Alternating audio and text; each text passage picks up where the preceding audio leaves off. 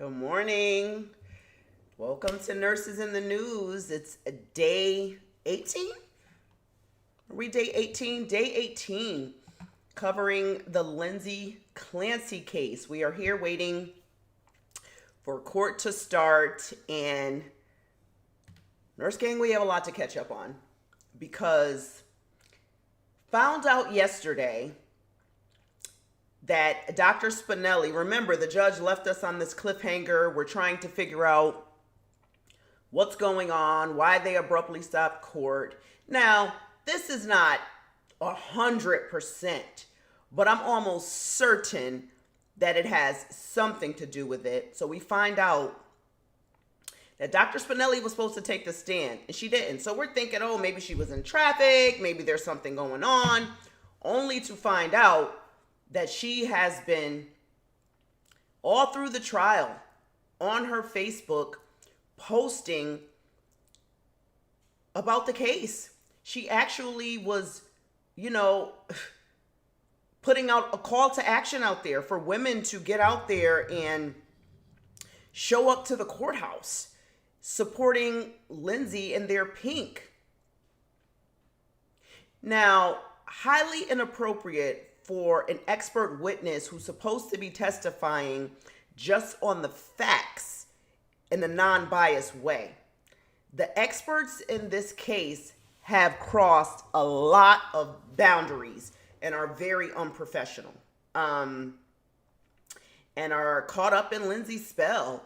I mean, she reposted videos of other creators saying how the prosecution was terrible, they're liars, the prosecution is here to get justice. Their job is solely to get justice for Cora, Dawson, and Callan. They are doing what they are supposed to do. And the fact that they're being turned into the villains in this story here, and not the woman sitting across them who they're trying to prosecute for murdering her 3 children, is a very scary place to be in. But yes, Dr. Spinelli had all these posts. I mean, she had a post with when the medical examiner was talking about, what happened to the kids. She called the medical examiner sadistic. I'm like, these are the facts. This is what happened when she received the body. How is it sadistic what the person you're about to testify for did? So when I saw that, I was just like utterly shocked. So it doesn't look like she's going to be called as a witness because they said they only had 1 witness left, but we will see. We will see what's happening, but highly inappropriate.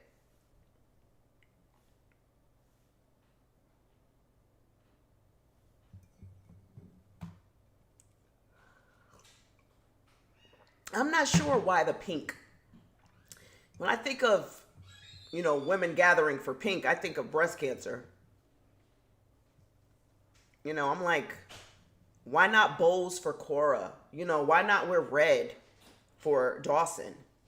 Like, I don't understand.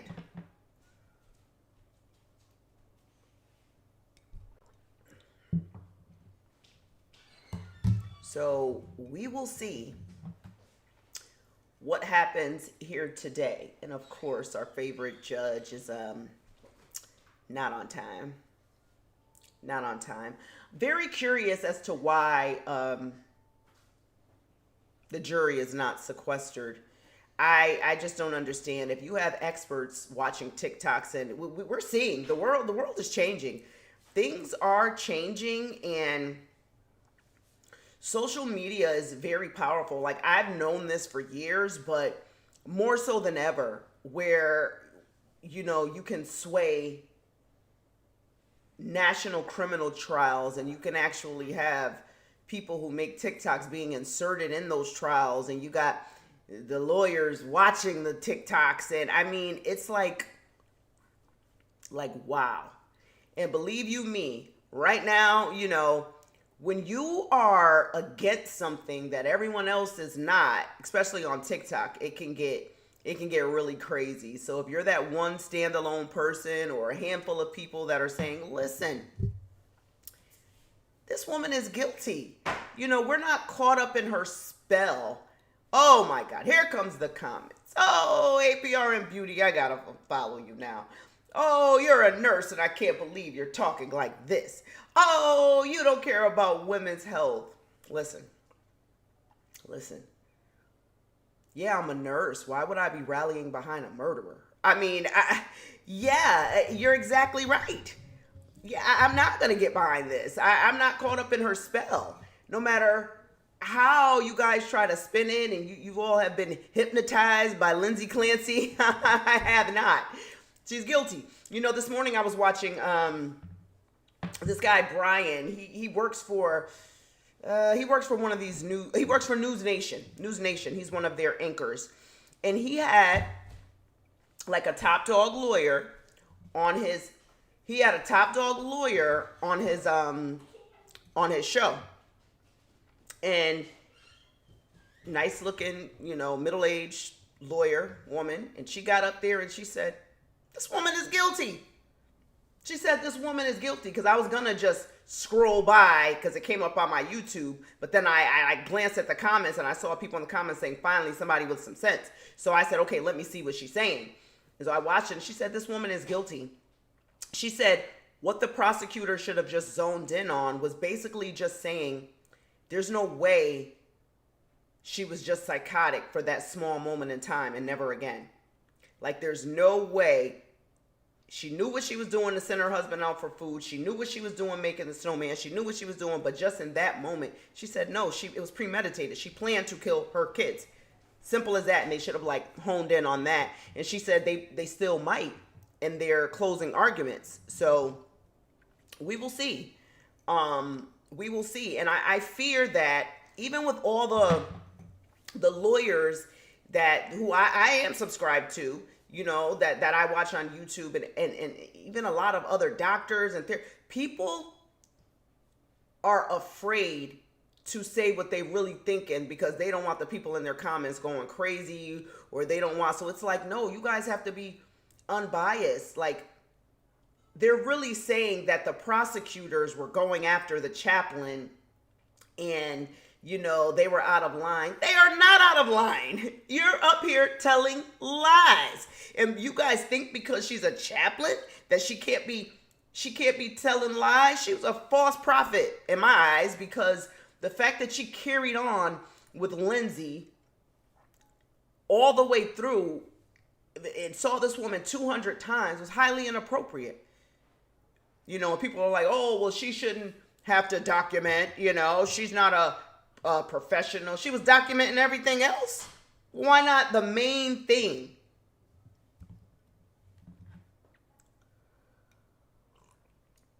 They are very much in line. And I could see that,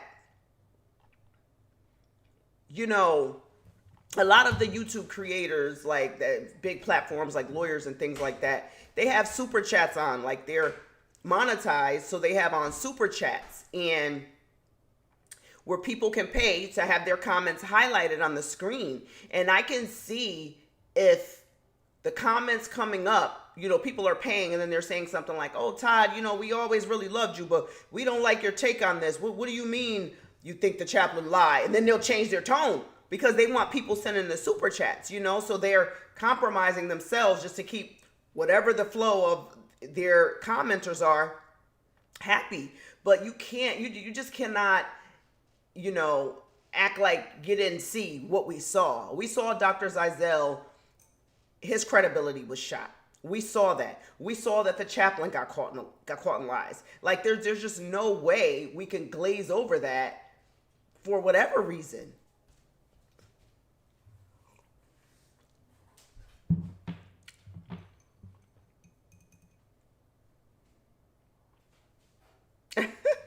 Yeah, TikTok will have you anxious a little bit if you know what I mean? And this is the reason why I have safeguards on social media. Like, when I first started in this thing, and I started getting like attacked sometimes, and it's hundreds of thousands of people like I said, like I didn't know how to handle it, and I was very anxious, and I was stressed out one time. They tried to cancel me one time, and they had my TikTok. Yeah, TikTok used to allow people to mass report your account, and they would just take your account down. And I, at that time, was like at 175,000 followers, and I believe I said something about borderline personality and that they were difficult to treat.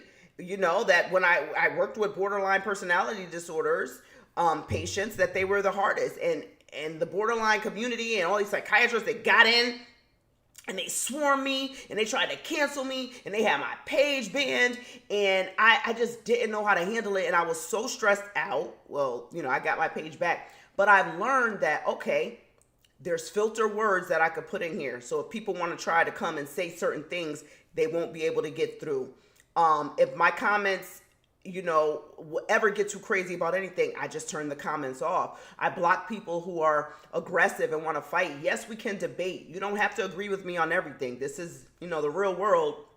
We're not going to agree on everything, but we can agree to disagree respectfully. You can say, hey, AprnBeauty, this is my opinion. So I've kind of built a platform of safe spaces, which is very rare on every platform. So I'm on TikTok. So it's pretty much safe spaces because I have filtered words. I block, so people kind of know we're not going to go crazy in my comments. I don't let commenters attack each other. Like I built safe spaces, but it took a long time to do that. So if my comments are off on a post, that means that it got too wild, and I don't want people like talking about it. So most of the posts about Lindsay Clancy you will see on IG and Facebook, the comments are off, right? Because people are coming that are not normally on my page, and they're just coming just for that. And it's like, no, I have a safe space here. I have mostly professionals here, and you have to control they're like, you want to control the narrative. Yeah, I have to have at least one. We got to have some safe spaces on crazy social media, and I have to control it that way. No, nurses we don't agree on everything. We just don't. But it's respectful, and people know they're gonna come in my comments. Nobody's gonna be attacking them or chasing them, and I pride myself on that, because if not, you'll go crazy. Like you'll get sucked in. So I try to really, any comments that are to the left, I delete them.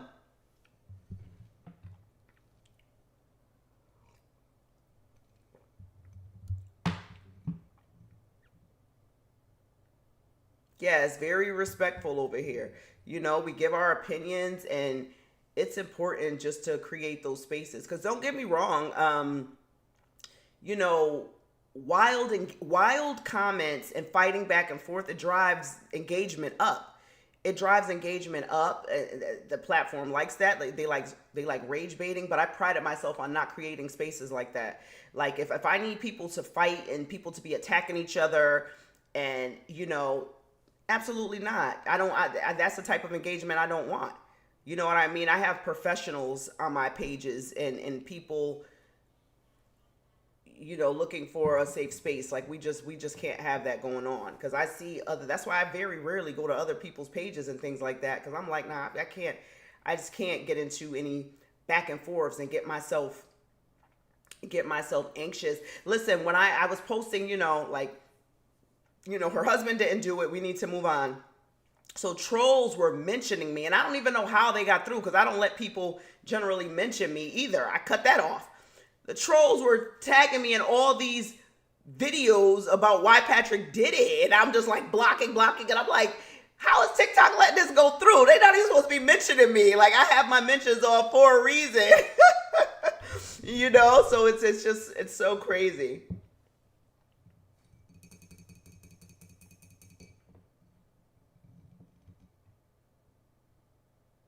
Yes, the kids are completely forgotten, and everyone's like, oh, Miss Little Bo Peep, because the prosecutor's wearing bows, but I think she's wearing the bows in remembrance of Cora.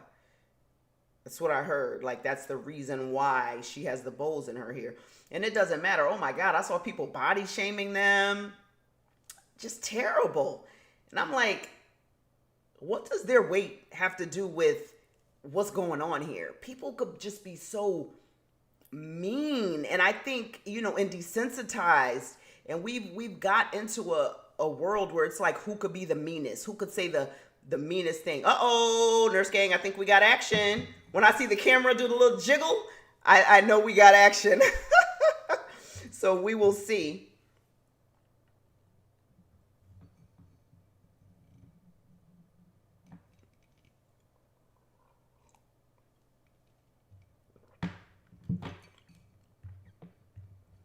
Yeah, I saw people with the, oh, did you see the Bratz doll? I just immediately take it off.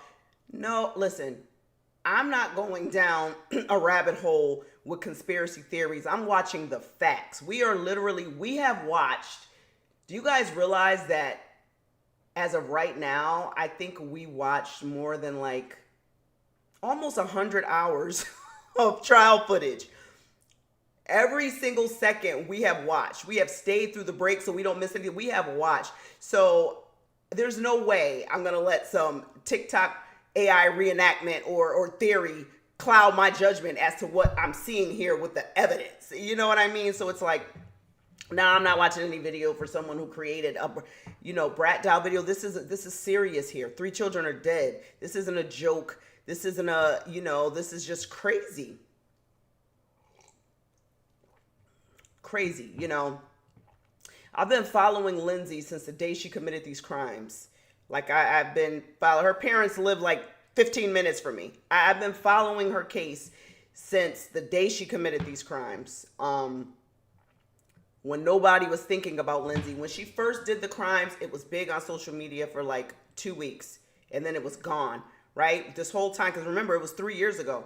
I followed her case the whole time. Her and Nicole Linton are the 2 nurses who I research extensively. I always check up, look through the court records to see when they're coming, when their next pretrial date is coming, when's Lindsay going to go to trial, when she was moved to Duxbury. So I've been following and posting updates on her for a very long time. If you look down my YouTube, you will see I made a whole YouTube video about her and Nicole Linton having the two biggest nurse trials in a very long time. I think the last one was probably maybe Charles Cullen. That was a big one. Lucy Letby was a big one, but she was kind of in the UK and they kind of do things different over there with the court. But so yeah, I have a whole playlist about those 2 because those were 2 big nurses in the news case. So I've been following her for a very long time. And now it just happens to be this phenomenon and all these women behind her and this whole thing. It's like, guys, she's been in prison doing this. She's been in the state forensic hospital for 3 years now. No one was thinking about her, but now it's like, and a lot of people, it's just clickbait, trying to get some money off the algorithm. But I've been following this woman when no one was paying attention, when the articles about her were just this big.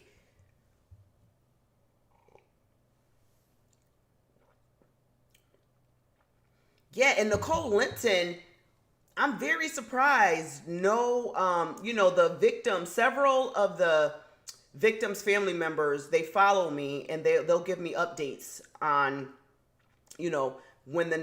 what happened in court, when the next court date is, pretrial, et cetera, things like that. So I have an end with keeping up on Nicole Linton, but who knows if her trial is going to be televised. And she's been sitting there for about 4 years. Because she did this before Lindsay, I believe. So she's been sitting there for about 4 years. And mental health is coming up in her trial. And look, I speak about these 2 cases because I'm like, this is going to change the way healthcare, first of all, they're nurses in the news, and that's, the name of my show. That's what I do. But it's going to change healthcare and nursing because look at Nicole Linton's case. She was suing, their families are suing the travel agency and suing Kaiser Permanente because they're saying, they should have known that this woman wasn't in her right mind, that she had a history of mental illness. And then they're suing AMN also. So the backlash to that is credentialing and background checks are taking a lot longer now. You know what I mean? Because of what happened there with Nicole Linton. And now AMN, I noticed they're doing a lot of companies because they want to kind of be in the back, right? Because they're getting sued. So they're giving them to like Genie Healthcare and little ones like that. So credentialing is going to take a lot longer. They're going to be maybe asking if you have some type of mental health history or things like that, because Nicole Linton had been arrested several times and put in mental health institutions, and that wasn't on her. Like, no one knew, except for her family. And then, she never got convicted, so it was off her arrest record. So her trial is going to be too with mental health. And I remember people saying about her, why? Because she left in the middle of her shift and did that. And I guess she was acting strange. It was in the court document. She was acting strange on the shift, telling her manager, these nurses are talking about me. They're, they watching me and things like that. And her manager was just kind of like, she didn't like act on it. And they said, well, why didn't the other nurses report? Why didn't you? Got to understand, especially ICU nurses, they are sitting there focused on their patient. They're not focused on what their coworker is doing and if she's out of it. They're sitting there focused on their one patient sitting right outside the room, charting in and out the room. They're not focused on what their coworker is doing. And then they're ICU nurses too. They're not assessing mental health. Now, had she been a psych nurse, we just sit there and we spend a lot of time with each other behind the nurses station if you're inpatient psych. And we listen to each other talk, we watch each other. So one of us would have picked up like, now wait a minute, she might be struggling and needs some help. But not ICU nurses. And nurses are just trying to survive themselves. You guys cannot put the blame on the nurses who were working with her that day. They're just trying to, get through their own shift, keep their own patients alive. Like, you can't, I think it's easy to judge when you're not sitting there in that situation. But the reality is, you're just not taking that on. It just doesn't work like that. Like, it just does not work like that.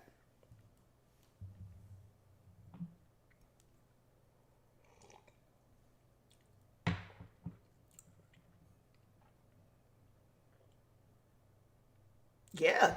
And unless you are a nurse working in healthcare, the lay people will be like, well, why didn't the manager, well, why didn't this, sometimes, if you are that nurse or you are somebody and you go reporting something, sometimes it could be seen as you're bullying somebody, you're targeting somebody. You know what I mean? You just never know. It's very, nurse work culture is very different. You have to step very lightly. Like, I do a lot of stories on nurses who, divert drugs, right? And they get arrested and they divert drugs and they have been taken from the hospital for months. And people say, well, didn't anybody else notice it? Well, why didn't they they might have, or they might not. They might have told. It might have been labeled, a bully, a troublemaker. Or they might have saw, but didn't want to get involved. Because they don't want to be labeled as that. It's not cut and dry. It's just not cut and dry. You just never know which way the chips are going to fall in nursing.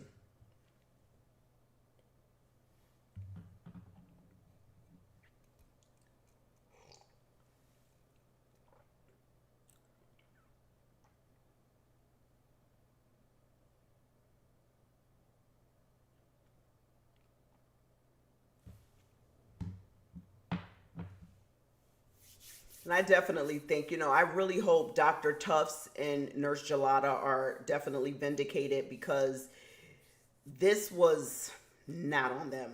This was not on them. And I hope there's enough here that, gets them vindicated. People were mad at that. Oh, no, they were terrible on the stand. Listen, imagine being a brand new doctor and now you want to stand and somebody's trying to blame the murder of 3 children on you. We don't know how any of us would be on the stand. Dr. Tufts just looked exhausted and defeated. She looked like she needed a blood transfusion. She was ghost white pale. She was eyes all dark. She was just like, and who knows what they are going through behind the scenes.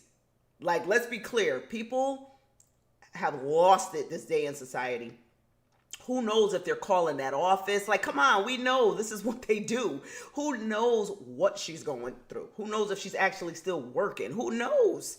You know what I mean? I guarantee you it didn't start and stop with this trial. that people are probably still harassing her.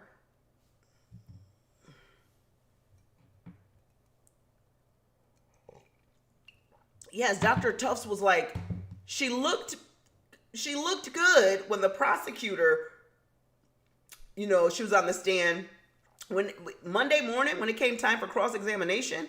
Okay, nurse gang, we got action. This court is now in session. Please be seated. Good morning, Your Honor. May I proceed? Yes, please. Your Honor, we have the matter of Commonwealth versus She is represented by Attorney Kevin Reddington. The Commonwealth is represented by Assistant District Attorney Jennifer Sprague and Assistant District Attorney Dawson. All right. Well, good morning, everyone. Good morning, counsel. Good morning, Ms. Clancy. All right. So can I see counsel sidebar, please? Look at it.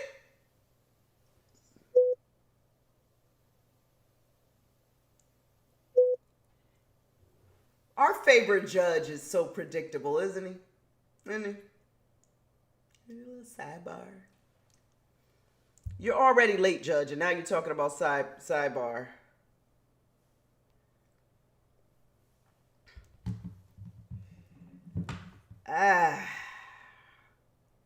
Promise you guys, over the weekend, I'm getting the other screen on, so I won't be looking down so much. We're working out the technology here. We are working out the technology.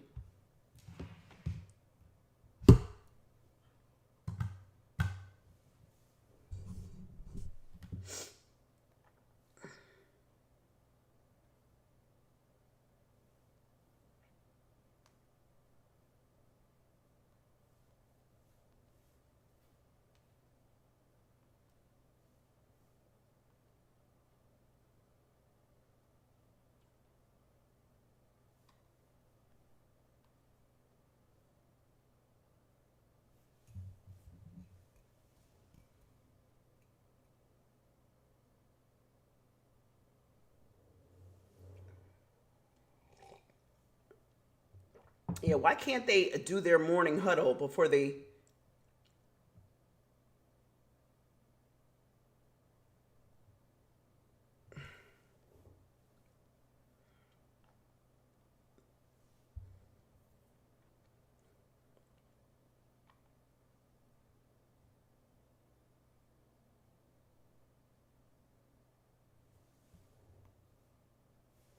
I'm so into you.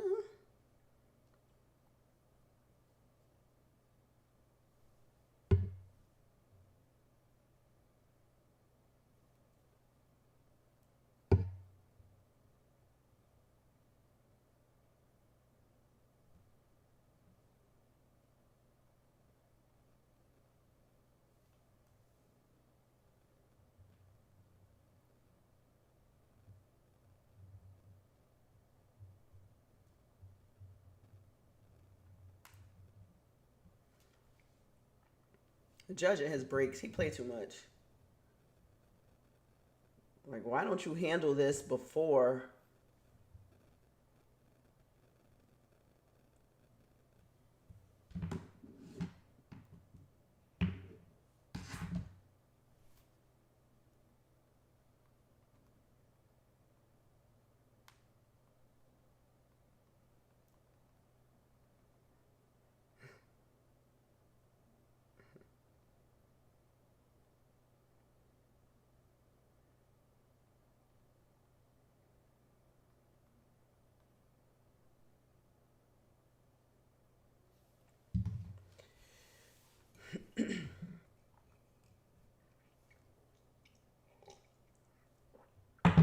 Judge, I hate to say this, but we were supposed to have a long day, but things come up. It's nothing. Don't try to speculate what it is, but we're gonna have to end it short. But we are on schedule, if not ahead of schedule. It's like, Judge, come on.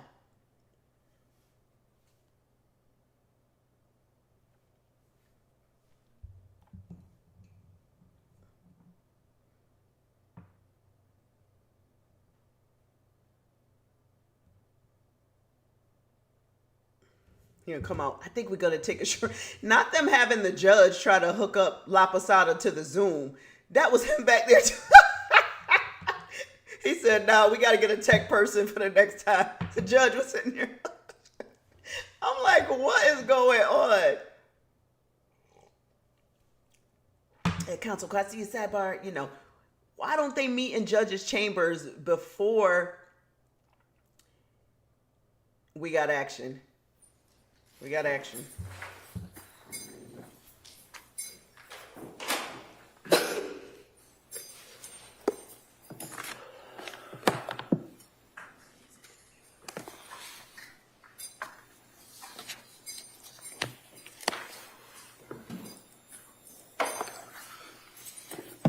Where's Attorney Reddington?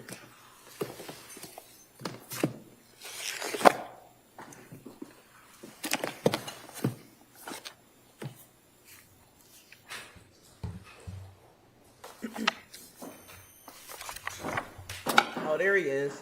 A little tan suit on.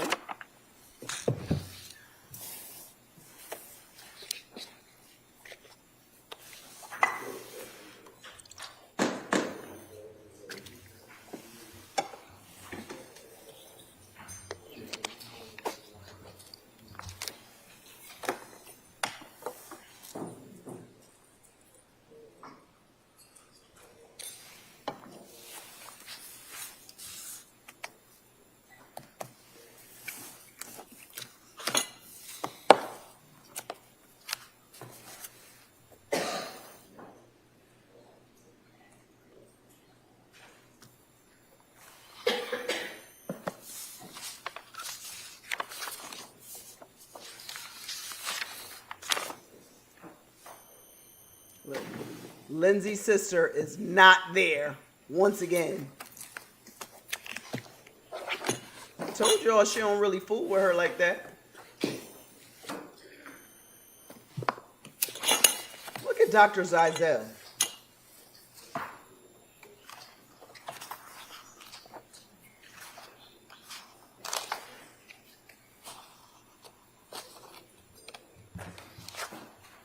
I think she was only there that, I could be wrong, but I think she was only there that one day when she testified.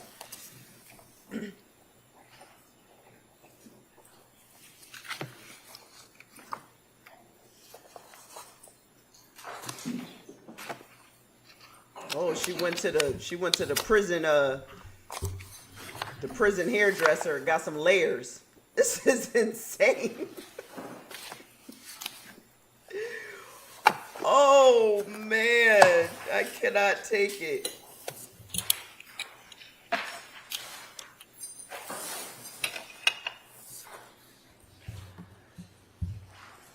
I'll say your honor, thank you. Okay.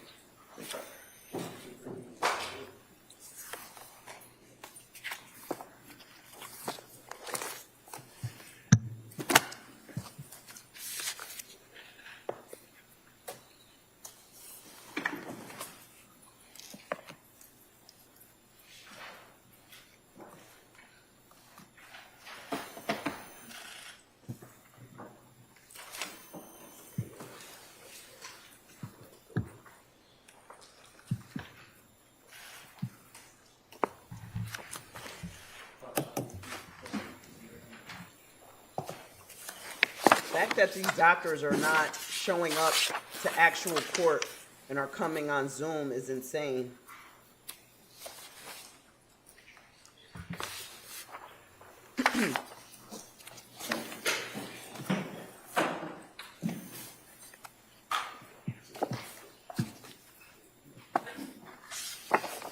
Your Honor, before the judges come out. Sure, hold on.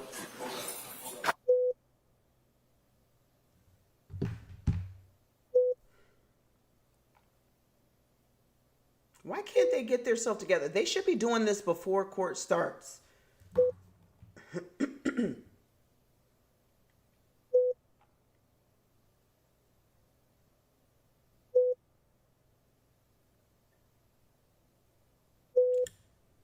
So who do we have coming up as a witness?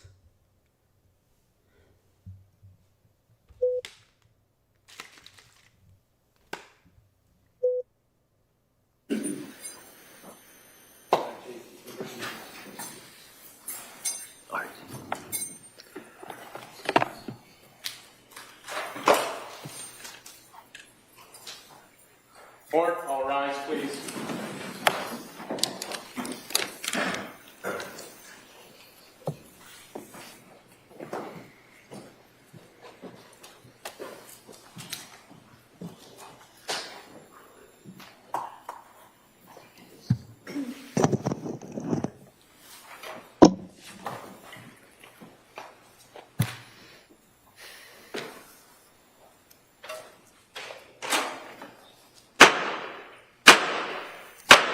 Hey, all persons having anything to do before the Honorable William Sullivan, Justice of the Superior Court, Dawson, Plymouth, within and for the Commonwealth. Draw near, give your attendance, and you shall be heard.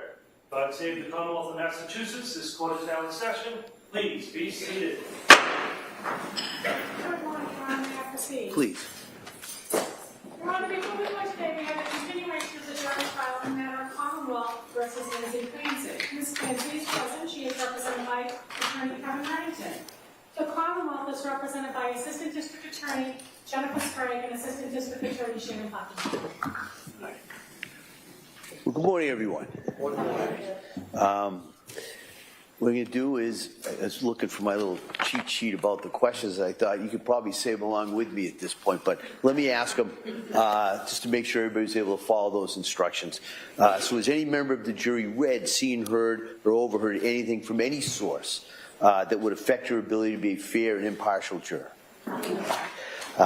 Next question, is there any other serious matter or concern bearing on your service as a juror? In this case, anybody needs to bring to my attention? Again, as always, thank you for following those instructions. Now, what the schedule for today is that I would expect a longer day, all right, similar to some of the days we had earlier this week. So what we're going to do is we're going to return to the defendant who's going to call their next witness, and that witness is going to be testifying by Zoom or over the monitors that you're going to have here. Just there was an earlier witness, I think, who had also testified that way. And so the delay we had coming in here was just setting that up. Should be all set. They kept me away from all the technology, so I think it should be working pretty well. And then at that point, we'll see what we'll deal with after this witness, and then we'll go on from there. Okay? All right. Thank you. Mr. Reddington? Thank you, Judge. I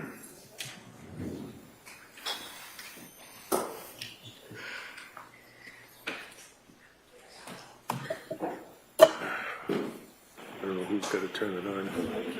Okay. Thank you. Could you please raise your right hand, sir?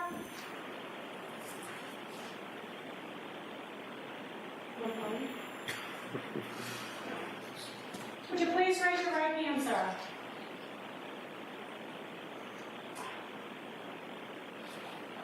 Do you solemnly swear that the testimony and the evidence you shall give to the court and the jury in the matter now pending between the Commonwealth and the defendant at the bar shall be the truth, the whole truth, and nothing but the truth, so help you God?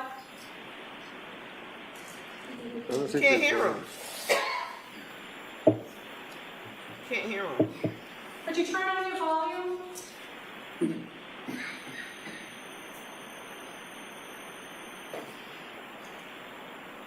This is ridiculous. You're muted. Why didn't they test this before court started? Okay, I think I've got it. But it's a little hard for me to hear you on your end. If you could keep your voices up, please. You want me to swear on him again? Yes, please. Please raise your right hand one more time. You solemnly swear that the testimony and the evidence you shall give to the court and the jury in the matter now pending between the Commonwealth and the defendant at the bar shall be the truth, the whole truth, and nothing but the truth, so help you God?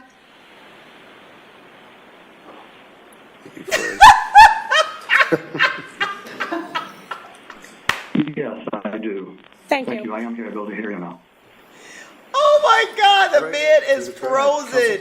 This is Good so morning, Doctor. Will you tell ridiculous. us your name in a loud voice so that we can all hear you and spell it for the record?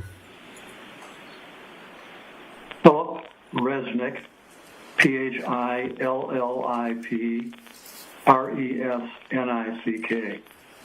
And where do you live, sir? Where do you live?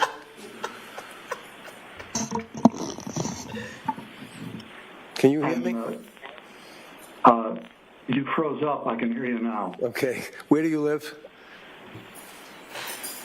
I live in the Cleveland, Ohio area. So this is a delay. Like if I ask a question, there's like a 2 or 3 second delay for your answer. So that's a little difficult, but we'll try to get through it. Can you tell us what you do for work, sir? Yes, I'm a forensic psychiatrist.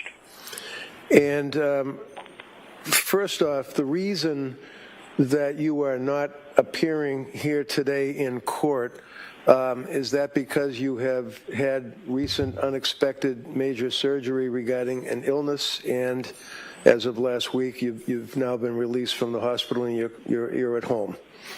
I was discharged from the hospital Tuesday night, and there was a recommendation that I not fly for the next few days. Okay, so you did intend and had tickets to come here and testify, but obviously the court has accommodated us with a Zoom.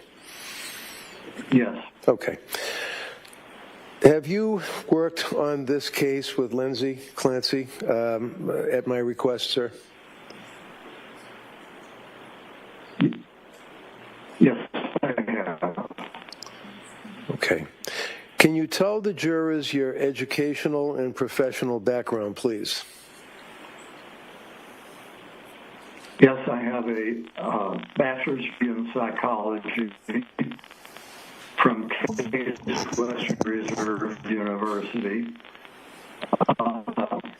No, it's really low and it's I graduated high school. There's no way the Hold court up should for a not second. have better. We're having technical difficulties. There's no way this should be Next to going counsel, on. here at the side, please. I'm sorry, but there's no way, with all the technology in the world, the court could not get this together.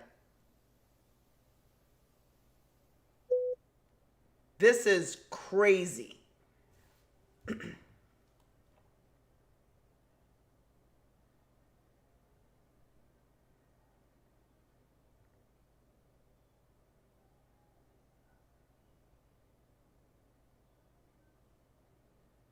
Yeah, why don't they just get him on a cell phone? But I mean, this is the new millennium. Technology is everywhere. How can this happen like this? Why didn't they test run this yesterday? Like, you can't, they should have came in earlier. You got to have some tech guys. There's no way this should be happening in a national court trial.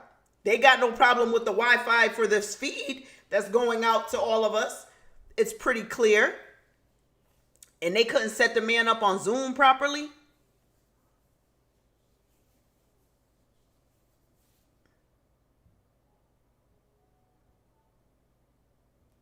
Dr. La Posada, she was clear. I mean, and Zoom is generally chill. I don't remember the last time I've been on some Zoom with somebody and it was a snap, crackle, and pop situation going on like that. I could Zoom or Google Meet right from my cell phone and it's good. Well, members of the jury, just like in the old days when you're watching TV, the little sign used to come up and say technical difficulties. That's where we are. So what we're going to do is we're going to take a short break and have people who know more about this than I do to kind of readdress this. This is a joke. To see if we can have a smoother presentation so you're able to follow and listen to the testimony without kind of being broken up and choppy. All right, so I'm going to ask you, well, I hope it's a short break, but that's the goal, is to get this in a manner that is easier for you to hear and absorb this information. So we're going to take a short break, I hope, and we'll see you in a couple of minutes. All right, thank you. All rise, please. Jurors exiting. They should have did this before court started. And I'm sorry, if Dr. Resnick just had surgery and just got out of the hospital, he should not be testifying here. He should be resting up. He's an older man. Like, sorry, Lindsay, this isn't, it just didn't work out.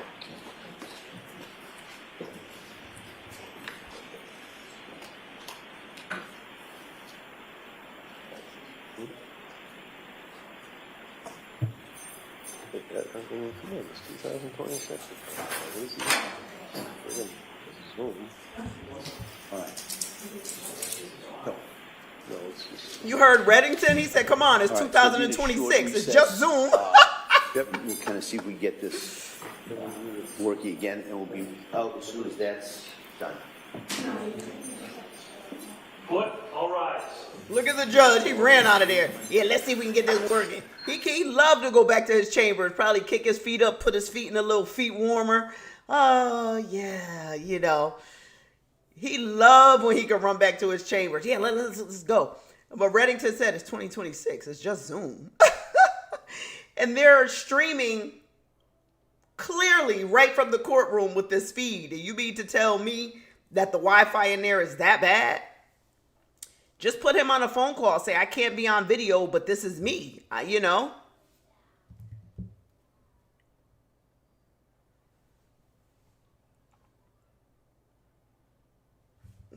Yeah, this is karma.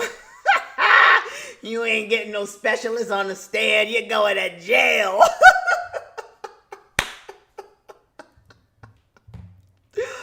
Oh, man.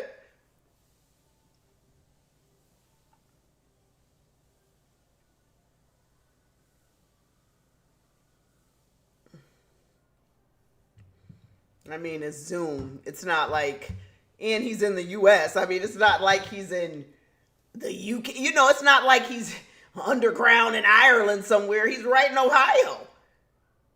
Like, Zoom is not usually choppy like this. And clearly the court has amazing Wi-Fi because they stream in the trial.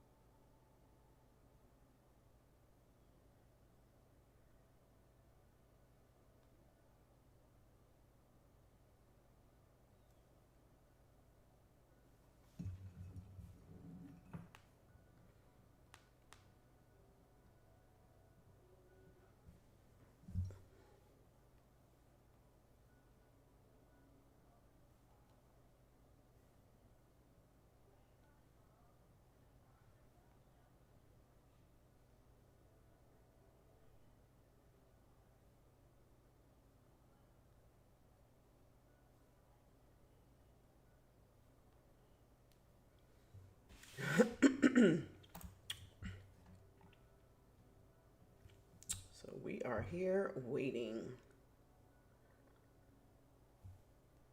for court to start back.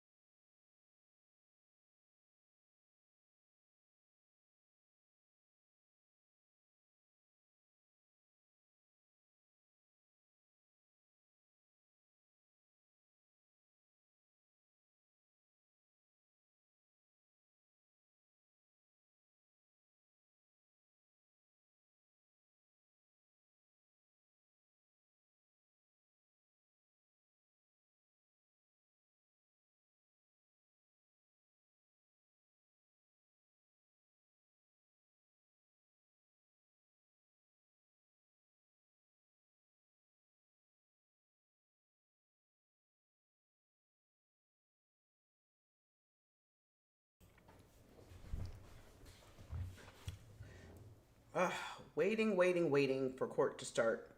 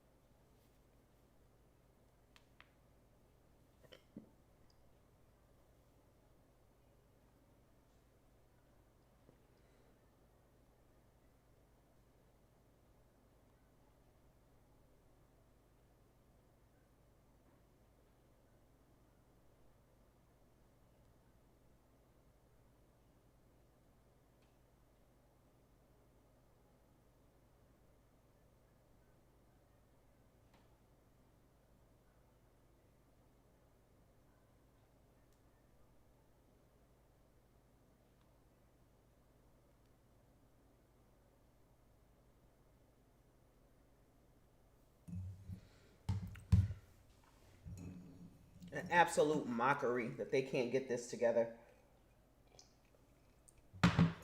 Like, seriously. I'm sure those jurors want to get back to their lives. This is just crazy. Crazy. Why didn't they have the tech people in there getting him set up early in the morning so he was ready to go? You don't wait for court to start and then start trying to fix technical difficulties. The fact that they even have technical difficulties is just Zoom. It ain't like he on the moon and they trying to, like, I don't get it.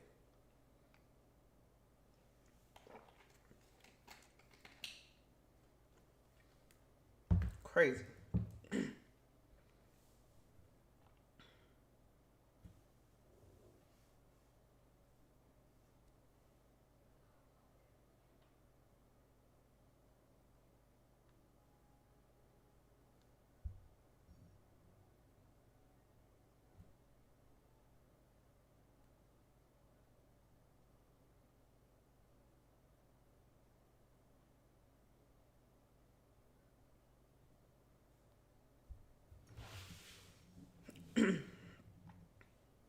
They're gonna be trying to fix that till 11. The judge gonna take his break.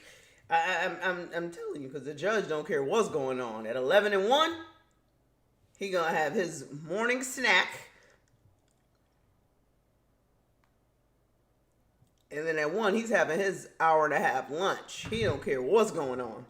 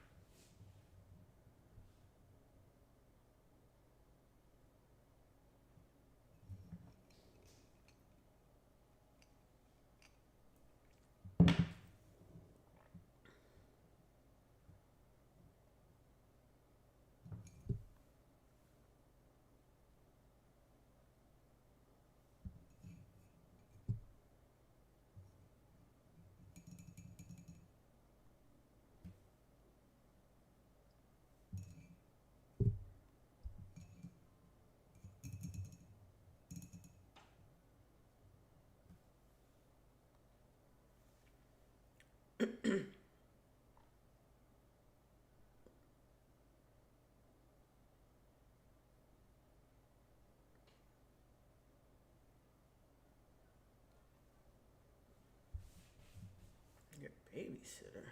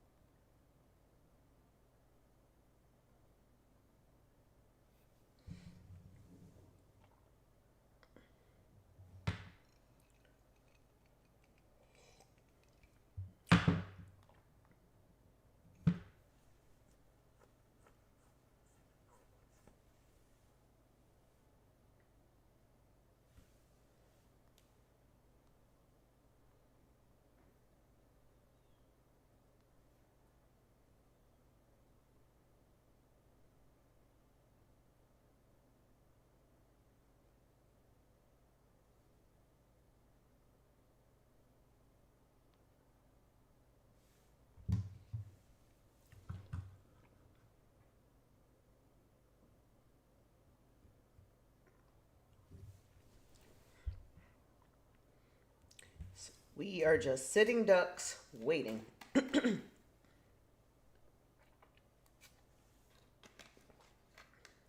Waiting.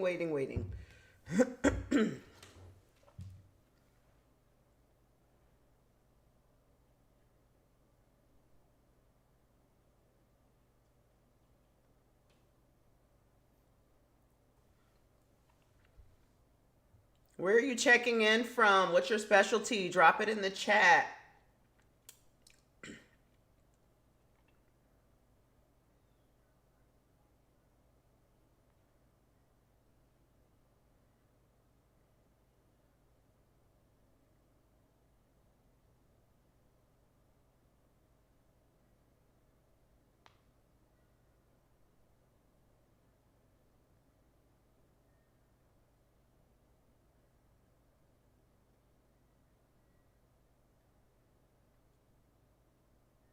Oh, wow. We got a CRNA in here.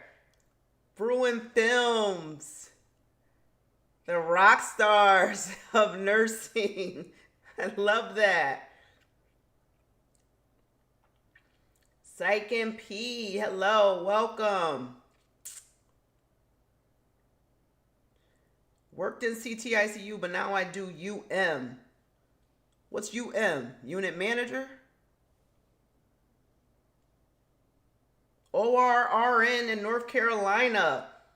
For the CRNA and the ORRN, what are we thinking about this incident that happened where the med error that just happened at Ascension St. Thomas, where they injected potassium instead of bupivacaine? I don't know if I'm saying that right. Pharmacy med mix-up. Patients paralyzed.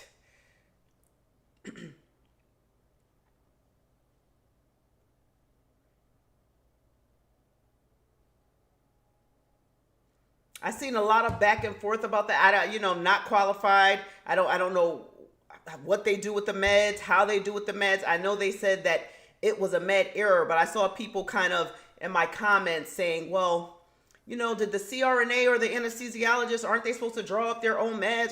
But I'm like, but if the meds are already coming from the pharmacy, it's already mixed. I don't know. I don't know how that works, but they say it was a pharmacy error. So just imagine the horror from either the anesthesiologist that did the epidural or the CRNA when they injected that. And it's totally not on them. If they,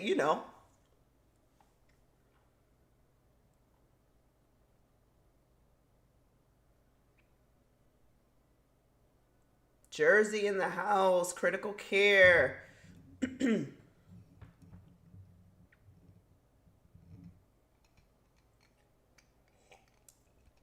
Yeah, I know. If it was a nurse, they would be being arrested. But the pharmacists, they're keeping it so tight, and Ascension St. Thomas doesn't really want to give any information, and that's absolutely ridiculous. Had that been a nurse, had it just been the CRNA standalone, the headline would have read, CRNA makes fatal, med error and paralyzes 4 patients, And oh my God, the docs would have had, the anesthesiologist would have had a field day with that. See, we told you. But now because it's the pharmacist, it's just like, we don't want to talk about what happened. No, we need to know what happened. Was this a mistake, or is it somebody going rogue in that pharmacy and did this on purpose? Like, you just never know.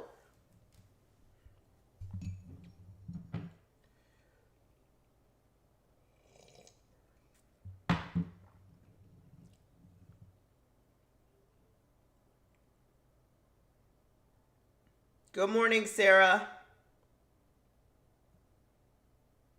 Guys, I have to look down to see the check. I told you guys my technical, the other monitor is not up yet.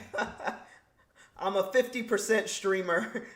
Over the weekend, the producer's going to get it all set up for me so I can have the other monitor on, but it's story for another day. And our trial is coming to an end, but I will still be here doing Nurses in the News every morning at 10 a.m. when this is over, and it'll all be set up. But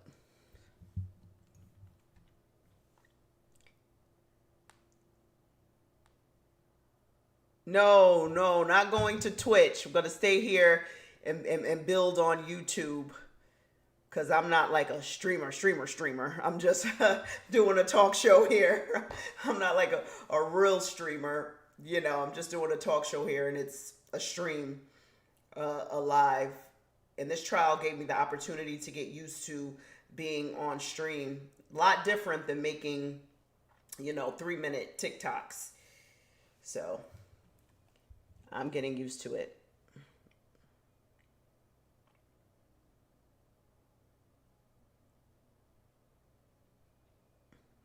I don't know. I don't think they've showed anybody I guess you would only know who's on the jury if you show up to if you're sitting there in the courtroom.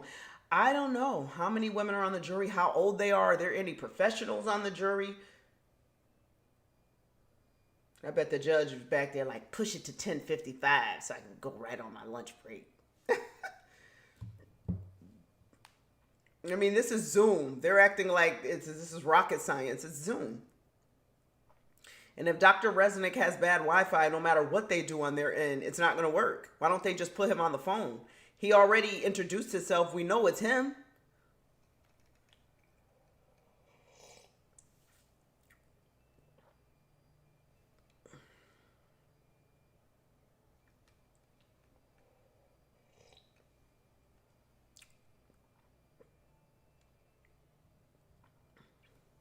I know that they had a very tough time picking the jury.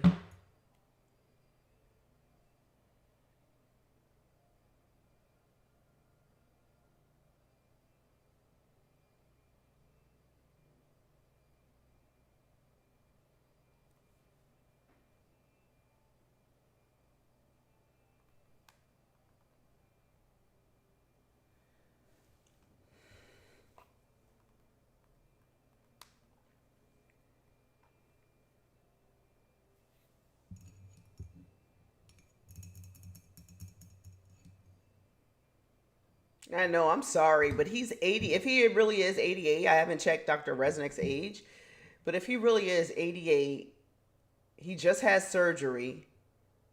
I mean, he probably has on pajama pants from the waist down and his socks, and he probably, just got his suit on. And no, I'm sorry. I had a medical, I had to have surgery. I cannot testify.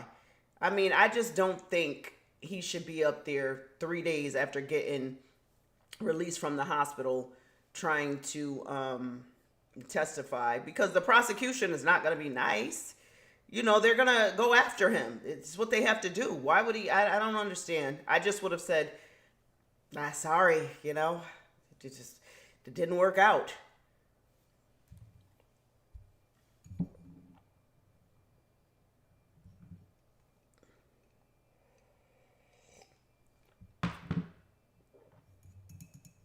I know, the grippy socks on the bottom from the hospital. He probably sitting there in his PJs like, all right, let me just get up and do this. It's only going to take like an hour of my time. But no, I'm sorry. I would have said, yeah, I'm not going to be able to do this. I just had surgery. I'm sorry. And Spinelli ruined it for him because she was online going crazy. So the judge probably said, she can't testify. So now it's like,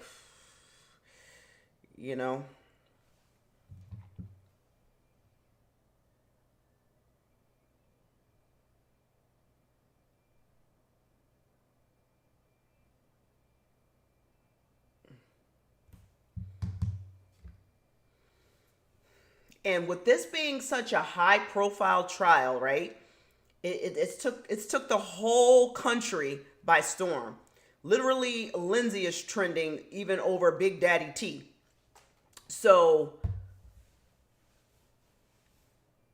the fact that out of all the experts that do testimony across the nation, nobody wanted to testify, really just a handful. He really couldn't get anybody else that was a top dog. That speaks volumes. And nobody wants a part of this. Nobody wants this shine.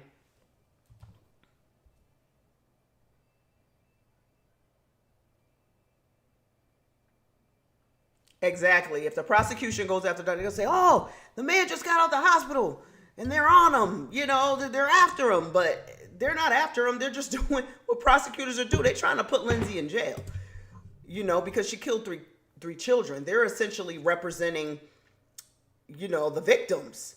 So people have totally forgot about them in this. They totally lost the plot.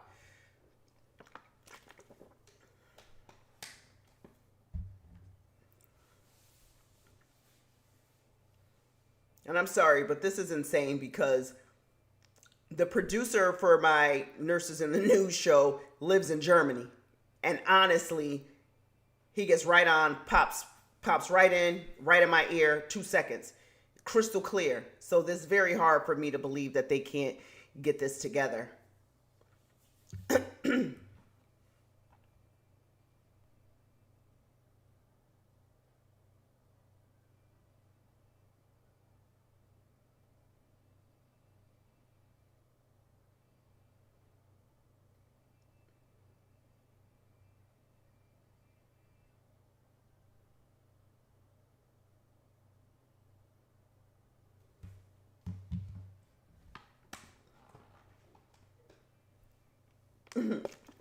Lindsay taking the stand would be crazy.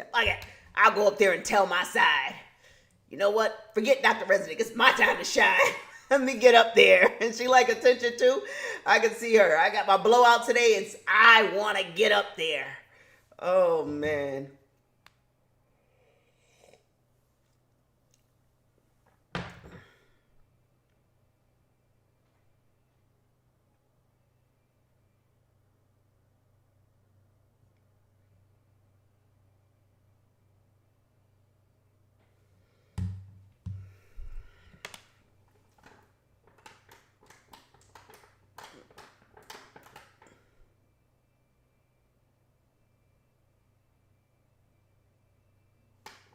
Crazy.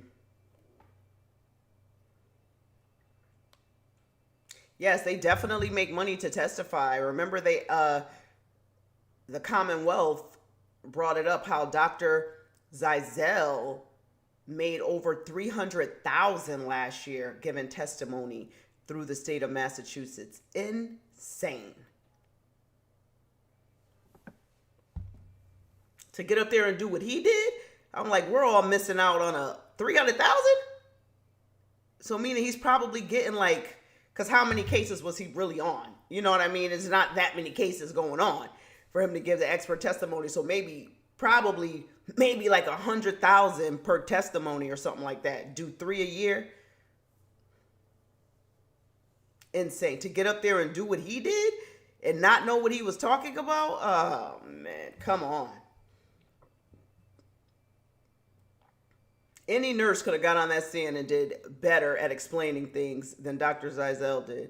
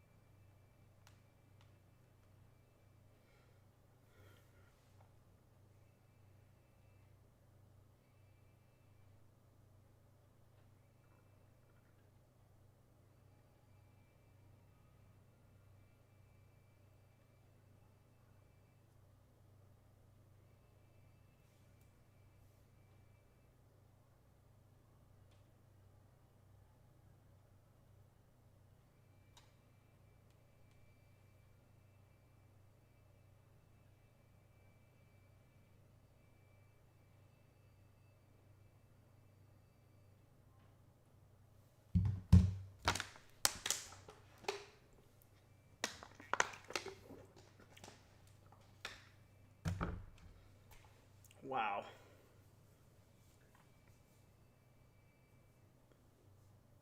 It's like they're stalling on this case. I don't know what's going on here, but this week has been just, I don't know. I don't know what they're doing.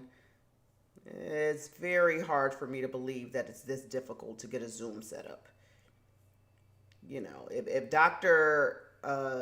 Resnick has bad Wi-Fi. Nothing they do on this end is going to help him out. Put him on the iPhone. You got to do what you have to just put him on the phone. He's already sworn in. We know it's him. We can hear his voice. So, you know, I mean, he's not the one on trial. Like, we don't need to actually see his face or see his facial expressions. The man just got out of the hospital. He's not. You know, just put him on the cell phone. That'll work clearly. Put it on speaker. Put the microphone right next to the cell phone. I don't understand.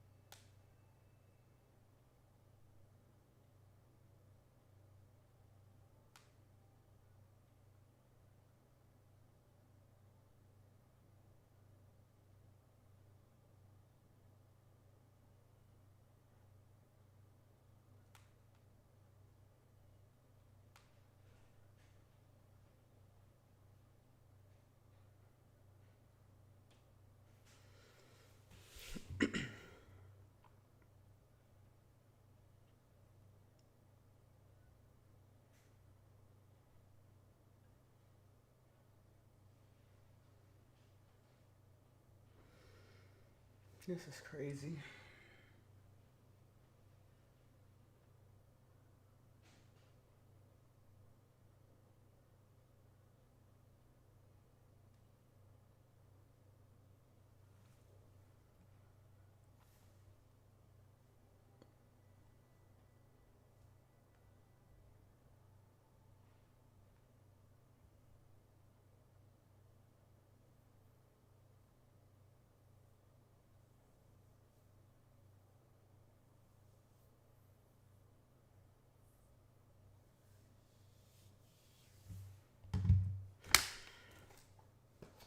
$30 to try to fix Zoom.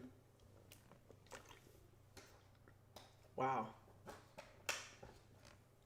This is crazy.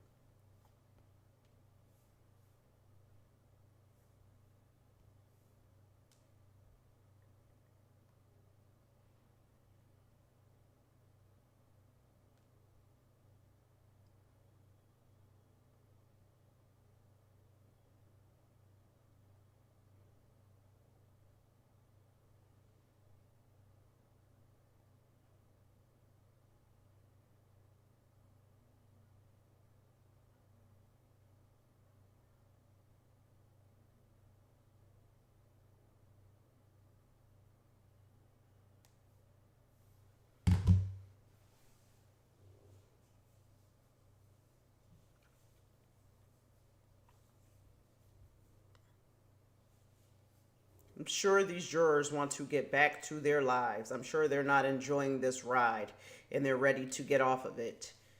And the judge just, I got to end court. I like, God, it looks like the courtroom's just out of control and he doesn't have, if you guys know somebody is coming on Zoom, If you guys know somebody is coming on Zoom, why not have this done earlier, especially since you've ended court early, it wasn't put together.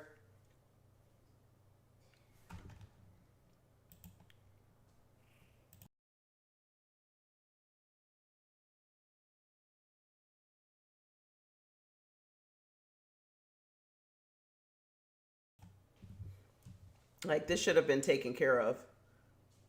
I feel like this week was like, it was short but impactful. Like, you know, like the witnesses, the defense put on, it was good for the prosecution, but the no concept of time and the constant breaks and the constant sidebar, I've never seen this going on in a courtroom. You can't get through one full testimony without him calling them to the side. If he's not calling them to the side, he's taking an hour and a half break. If he's not taking an hour, you know, it's just crazy. Morning break's supposed to be 15 minutes. It's 45 minutes. It's just crazy.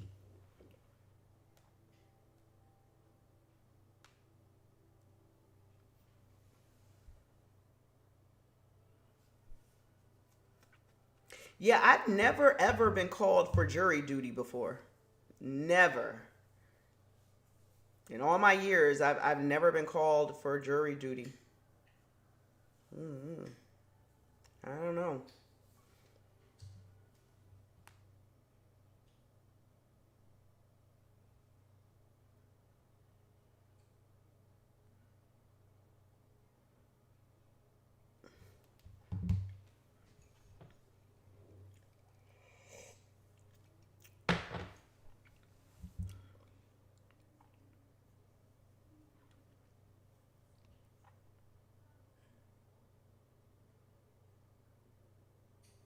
Yeah, I've seen that from a lot of the YouTubers too. Like, I'm new, I'm a baby to YouTube, so this is all new to me. So I'm kind of, you know, getting acclimated to the algorithm and how things work over here, and, you know, checking out other lawyers because they come up because, you know, I'm in the search for the trial. So I'm watching other lawyers and I'm like, everyone is just kind of like,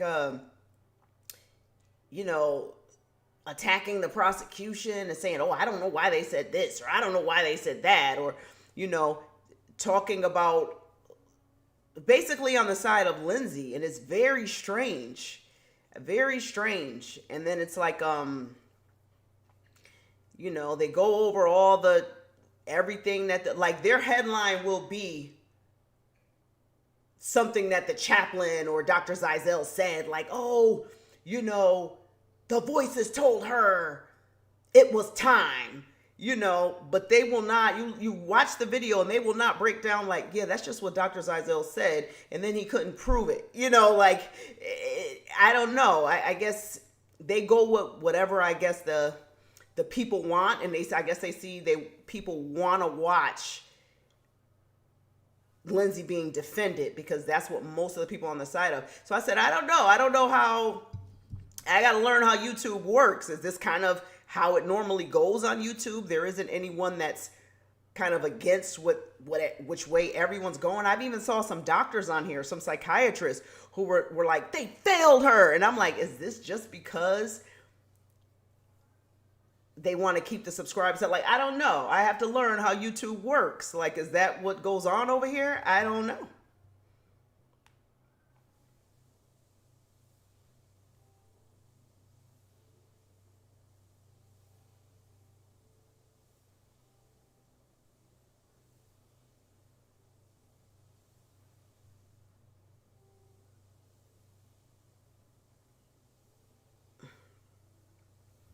And yeah, today we're waiting to see about the judge's instructions. What did he decide? Like, you know, they burnt an hour and 40 minutes because they started late. They don't come out on time. Like, I don't think the judge is showing a good, but he looks older. Shit, he probably on his way out. Like, I don't know. He probably about to retire. Maybe he doesn't care, you know, because you need to come out there on time. You need to be there. If court starts at 9, you should be out there at 9. You shouldn't come out 9:45 and then sidebar as soon as you come out. No respect for the time. You got to remember, the jury is, a lot of stuff we're seeing, the jury's not even seeing because they're back there waiting. And I'm telling you right now, it's too close to his break time. There's no way possible the judge isn't getting his break time. They're too close to his break time. Like, he's getting his break and he's taking his lunch. He don't care what's going on. Lawyers and judges, like, all the lawyers that I've had in my life, for whatever reason, always are serious about work-life balance. Don't call them after hours. They don't work on weekends. Like, they don't care what you're talking about, how your life's falling apart, what's important to you, how stressed you are. They be like, I'll speak to you when I'm in the office. Like, their work-life balance is real. Probably for us normal people. I don't know, but lawyers that handle, billionaires and stuff, they probably, could call them anytime. But I know, for regular people, they don't be bending over backwards like that. Won't be returning calls like that. That's how they kind of do. They don't stress themselves out.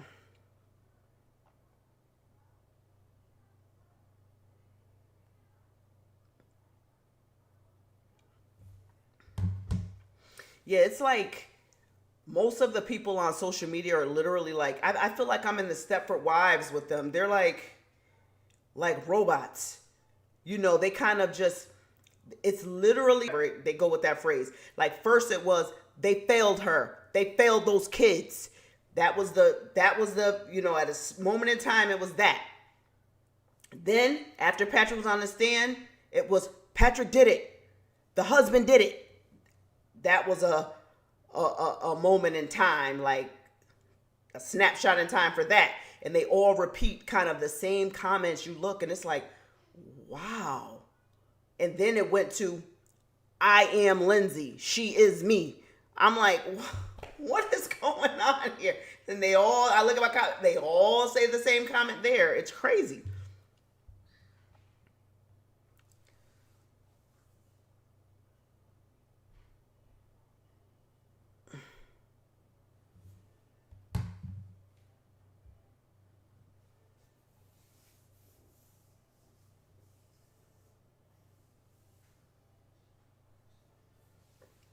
Wow, we're waiting almost 40 minutes.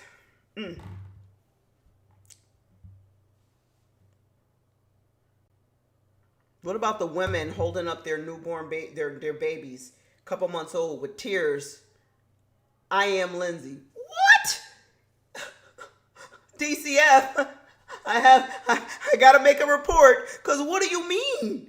You are Lindsay. She killed her kids. What are you talking about? Holding up your baby with a tear. I am Lindsay. Okay, get that baby away.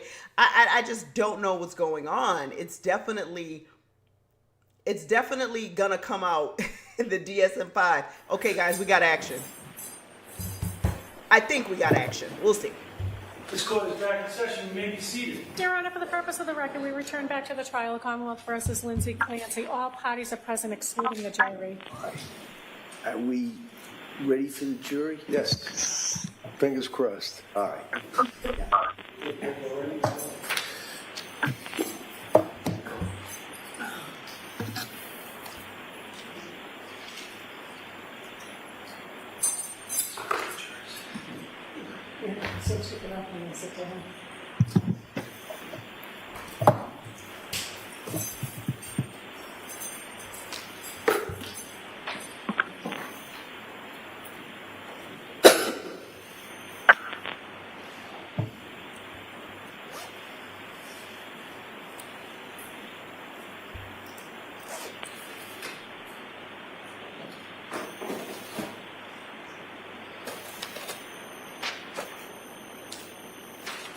I'm leaving.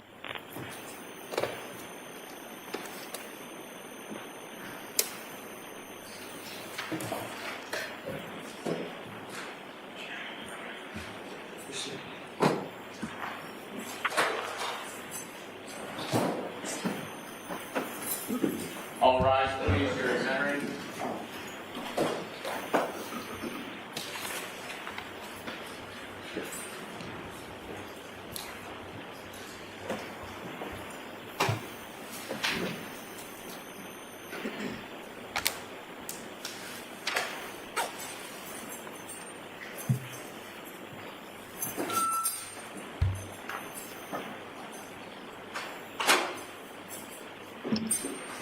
back in session. You may be seated.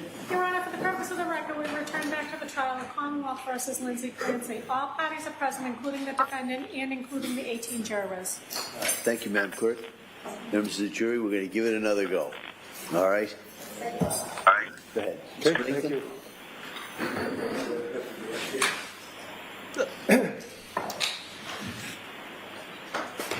All right, Doctor, can you hear me? Yes, yes. Excellent. Tell us again your name for the record, just and spell the last name. The last name is P-A-I-L-L-I-P-R-E-S-N-I-C-K. All right, and you're going to have to speak a little slower, only because of the, the microphone. Okay. Tell us your background, sir. I know you're a physician. Tell us your educational background and your work history. I am a forensic psychiatrist, and I received a bachelor's degree in psychology in 1959 and a medical degree in 1963, both from Case Western Reserve University in Cleveland, Ohio. I then had a 1-month internship in a military hospital in Texas, and then I came back to University Hospitals of Cleveland, where I completed my residency in psychiatry. And do you have? Go further? I'm sorry. Go ahead. But Yeah. Would you like me to? yeah, you can continue. I interrupted. I apologize. Yeah. I have remained at Case Western Reserve University as now a full professor, and I've also become interested in forensic psychiatry, that is, that aspect of psychiatry which relates to legal issues such as this case. And I initiated a fellowship in forensic psychiatry in 1979 and directed that for 40 years. I also served as director of the Court Psychiatric Clinic in Cleveland, Ohio for over 40 years. Doctor, do you have board certifications as well? Yes, I'm board certified in psychiatry, 1971, and board certified in forensic psychiatry, 1979. Did you also have added qualifications in forensic psychiatry in 2014, 2024, and recertifications? Yes.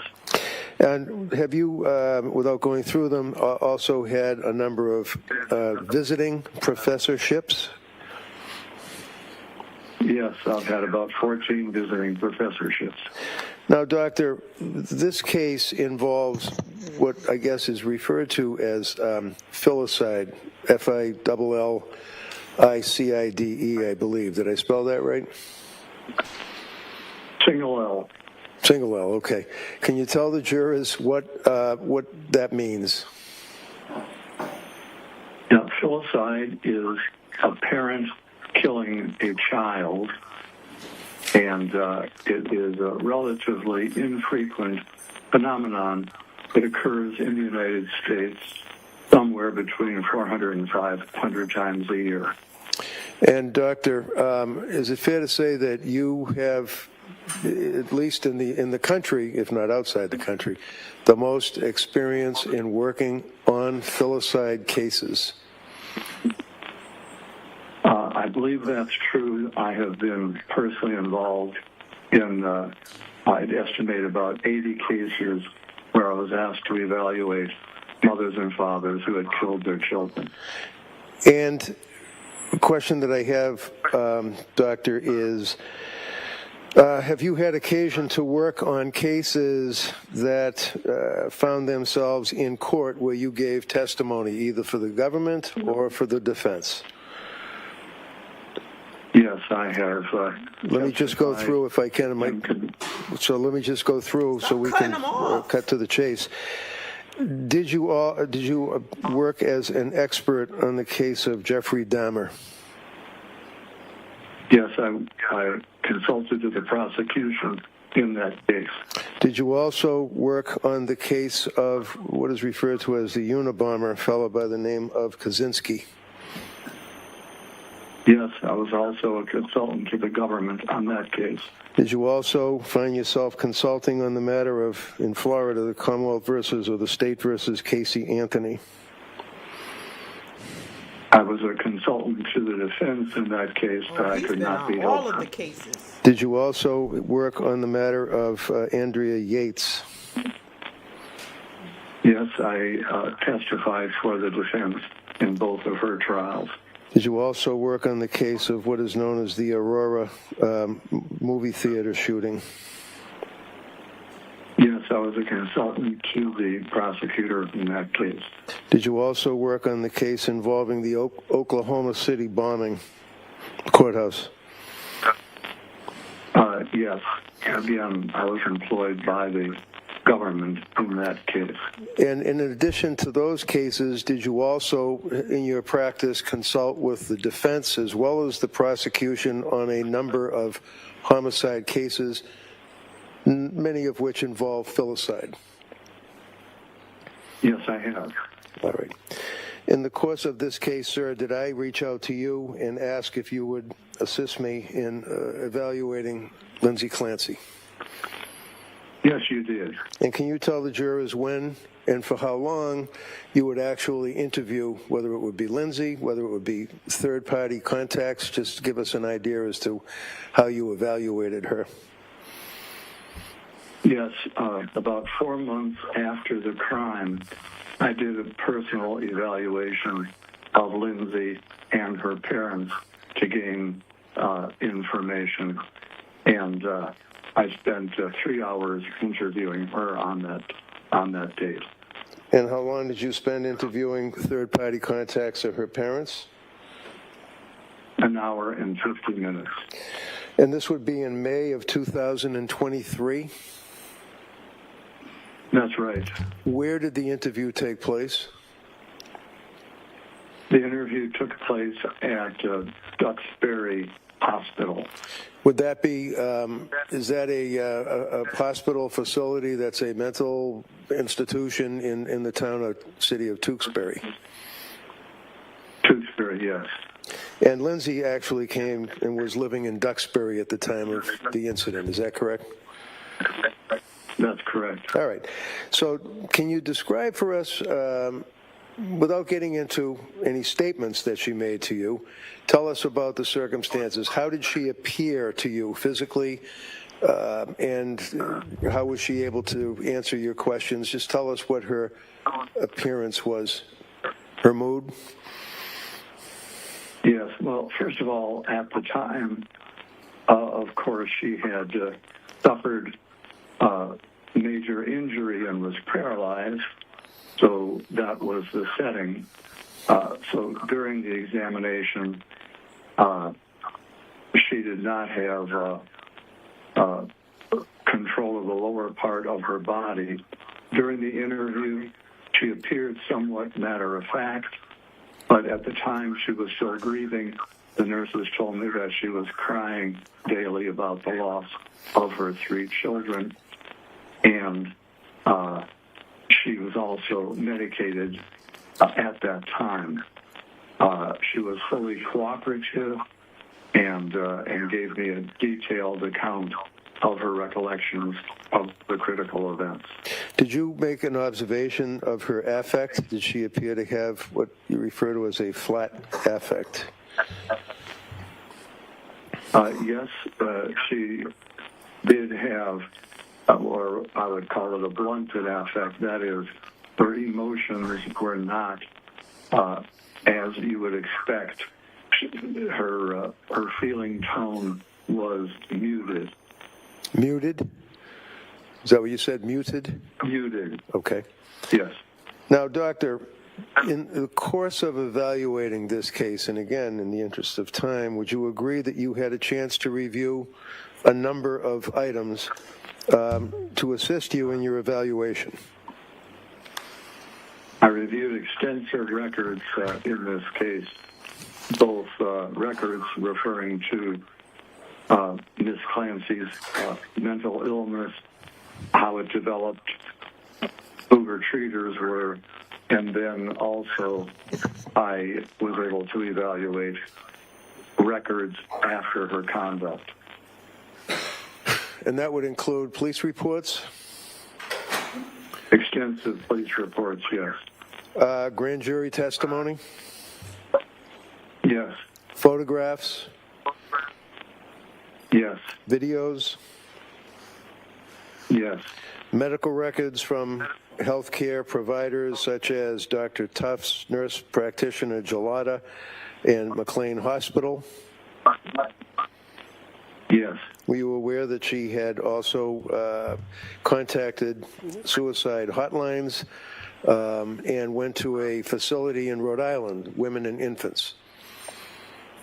Yes.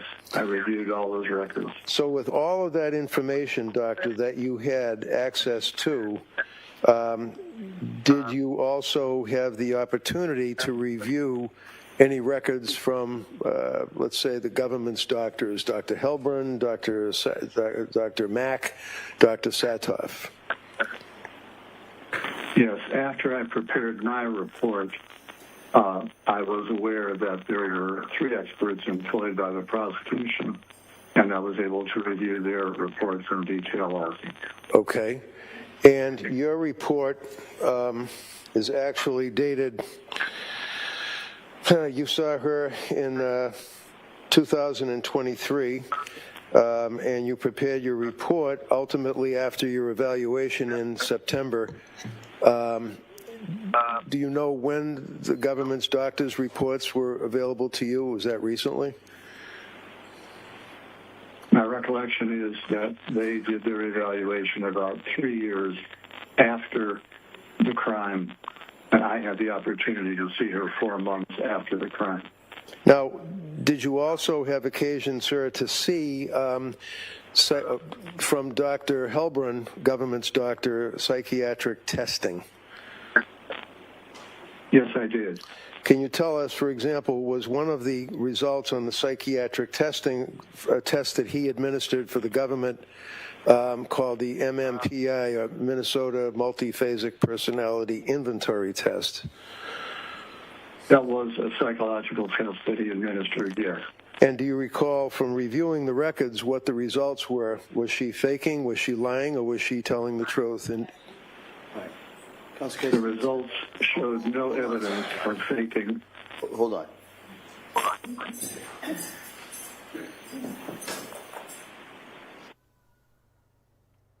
The judge gets on my damn nerves. Just tell him either a sustained or overruled. I got to call to the side and try to, he can't make a decision in his own court. It's annoying.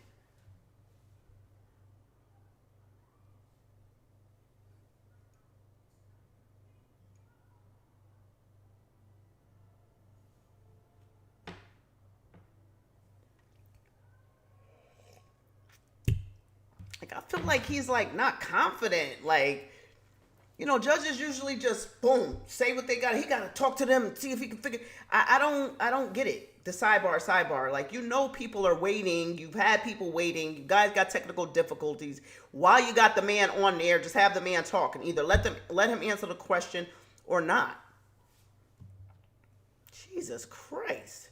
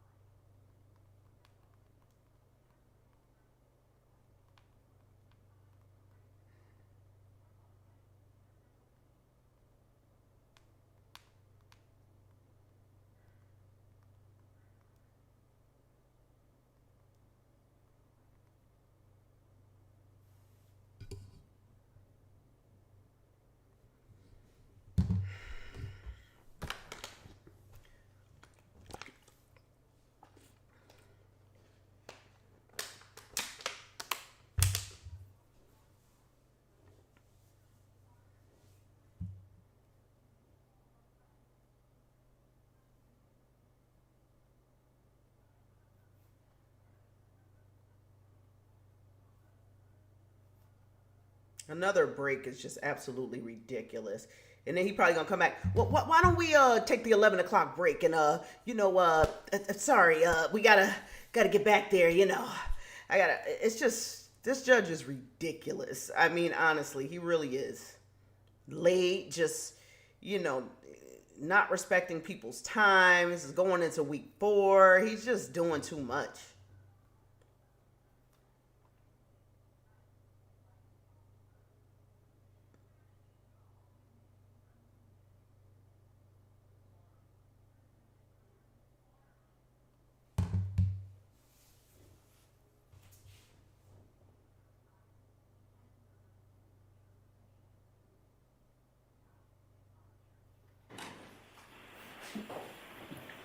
Let's see if he takes a break.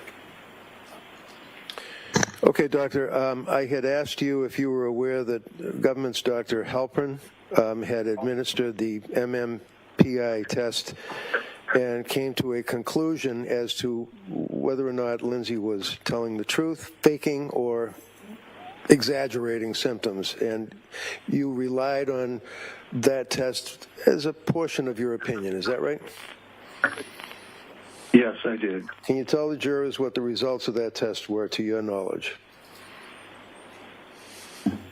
The summary, the results were that Lindsay Clancy had a tendency to minimize and did not have a tendency to exaggerate what she was saying in her own symptoms. Did it also indicate that she was not, I think the terminology is faking or lying in her answers, but in fact was being truthful as best she could be?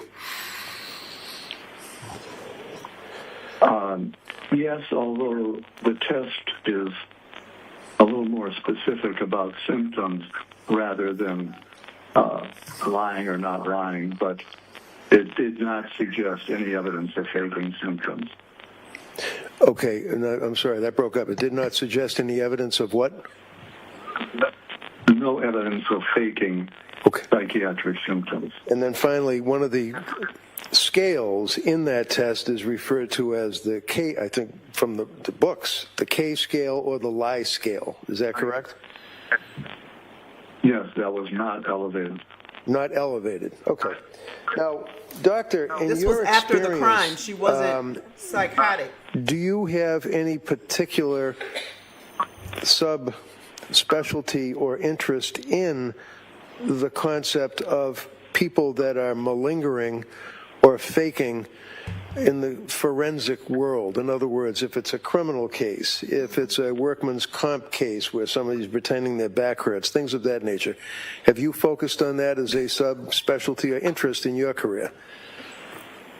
That has been a major interest. I've actually written 46 articles or book chapters in this area. The first was 1984, and over the course of that, of course, new research comes out. So when you write a new edition of a book chapter, it would incorporate new material. So even though the None of this matter because may this go is through 5 after editions the crime was committed. In a particular book, they are You need to know up her to state date, of mind when she and did the it. ones which were written earlier would no longer be the best basis for forming an opinion. Now, for example, when you reviewed Dr. Helbrin's report for the government, did he refer to your articles? He did refer to my research, yes. And was that updated research or was it old research that he referenced? He referenced older research. So can you tell us, Doctor, when you consider let me start over again. When you reviewed Lindsay's medical records, you also reviewed the psychopharmacology, in other words, the medications that Dr. Tufts and Gelada and all of these other doctors had prescribed to her during that period of time? Yes, I did. And have in mind your interview, the time that you spent with her directly reviewing all of the documents, all of the medical records, everything that we've talked about.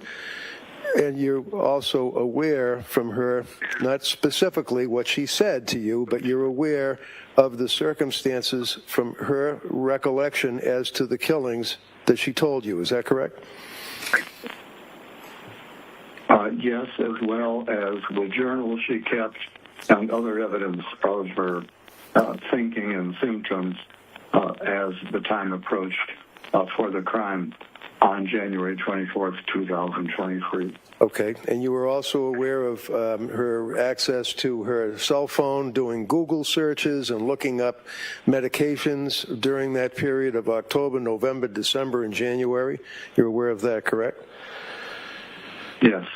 Okay, and can you tell the jurors, in your opinion, sir, with your years of experience in the issue of filicide, working for just the government on a number of cases and the defense, and your evaluation of Lindsay, can you tell this jury your opinion as to whether or not at the time of the killings that she was suffering from a disease or defect that impaired her ability to substantially appreciate and or conform her conduct to the requirements of the law?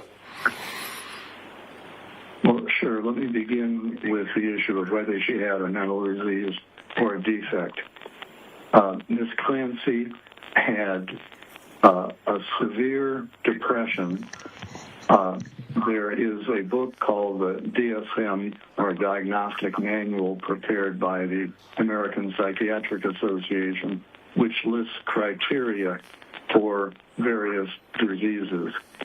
So in the diagnostic manual, for example, one needs to have 5 out of 9 symptoms to make a diagnosis of major depression.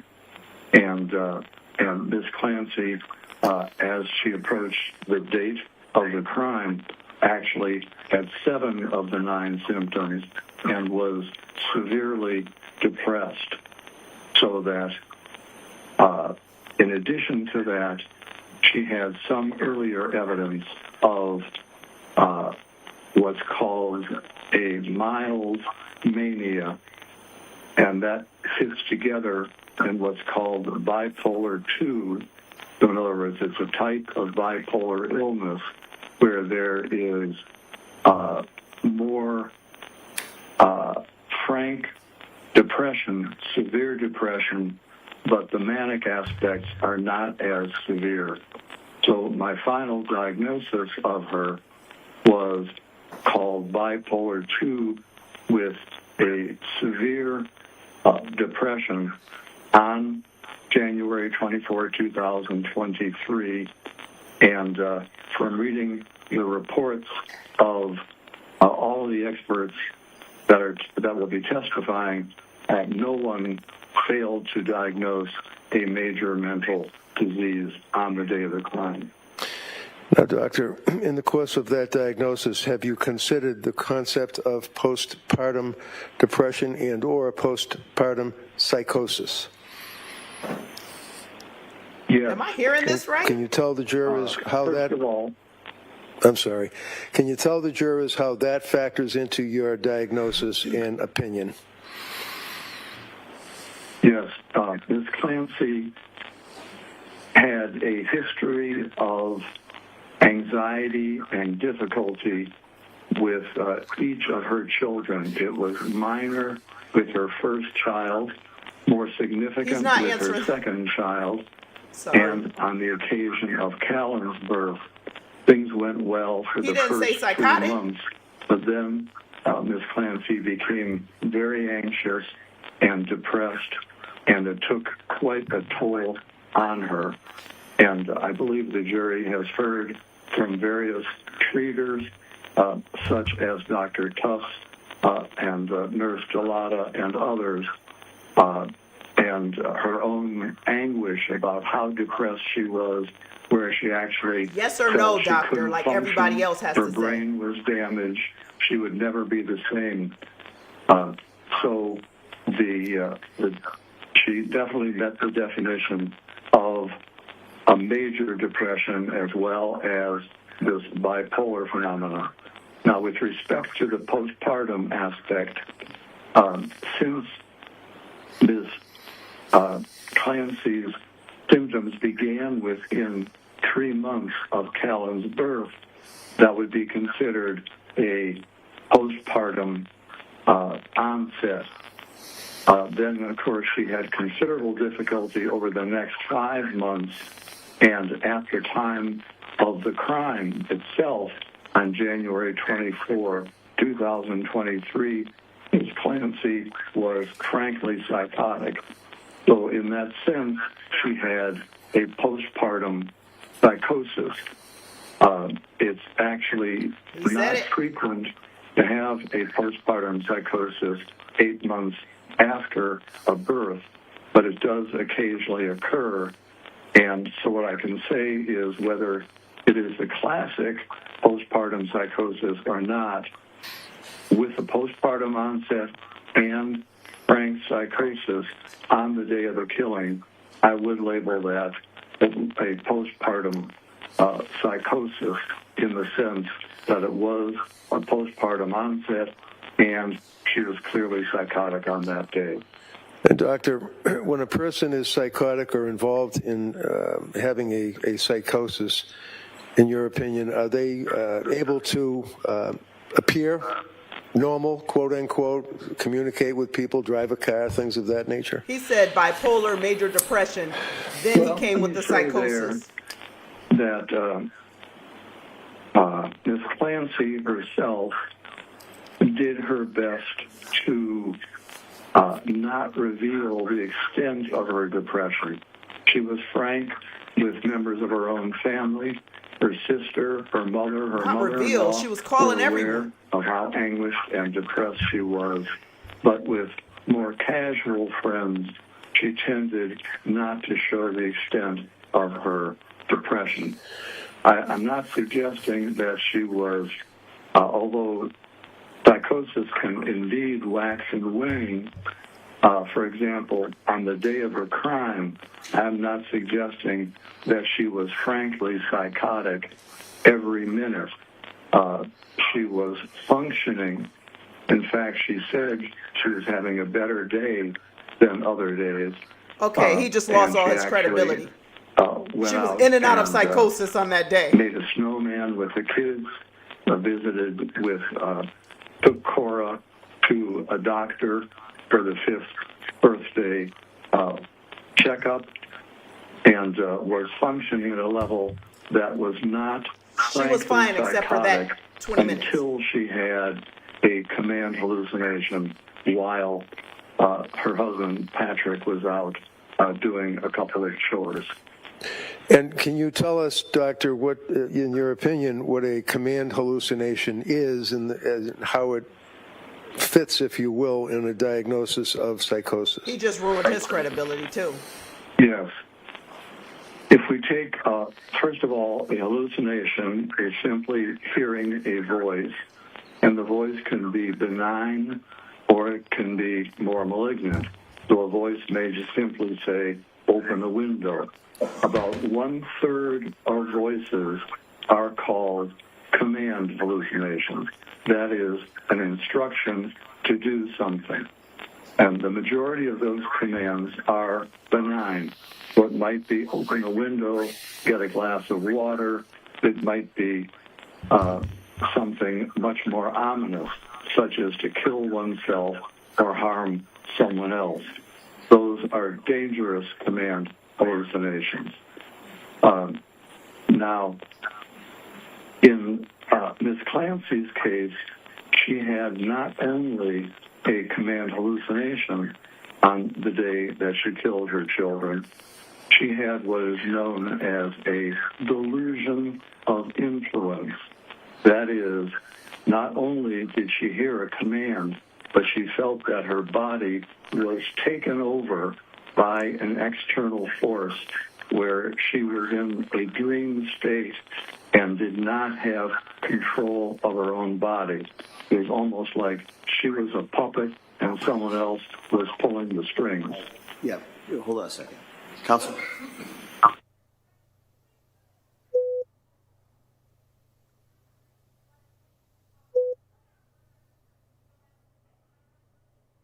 are we hearing this man just make up this whole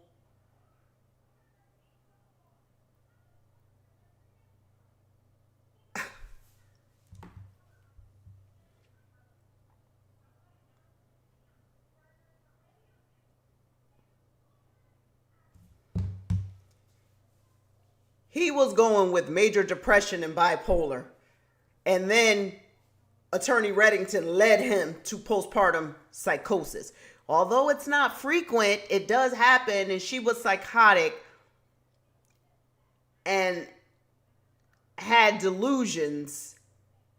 First command hallucinations, then delusions, just in that 30 minutes.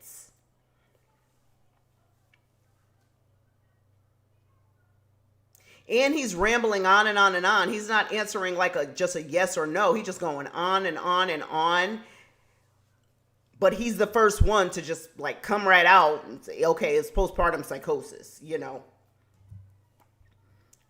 The judge is anxious. I want to give you an instruction at this point. I'm going to go into this also a little bit later when I give you the full instructions at the end of the case. But you are not to consider the defendant's statements to any psychiatrist or psychologist as establishing the truth of any facts that are contained in that sentence, in those statements, all right? The defendant's statements to any psychiatrist or psychologist for purposes of evaluation cannot be considered by you as evidence of premeditation, extreme atrocity or cruelty, or specific intent to kill. Such statements are admissible only as they relate to the basis for the doctor's opinion of the defendant's mental condition. All right, and I'll go into that a little bit later. Okay? Go ahead, Mr. Riggs.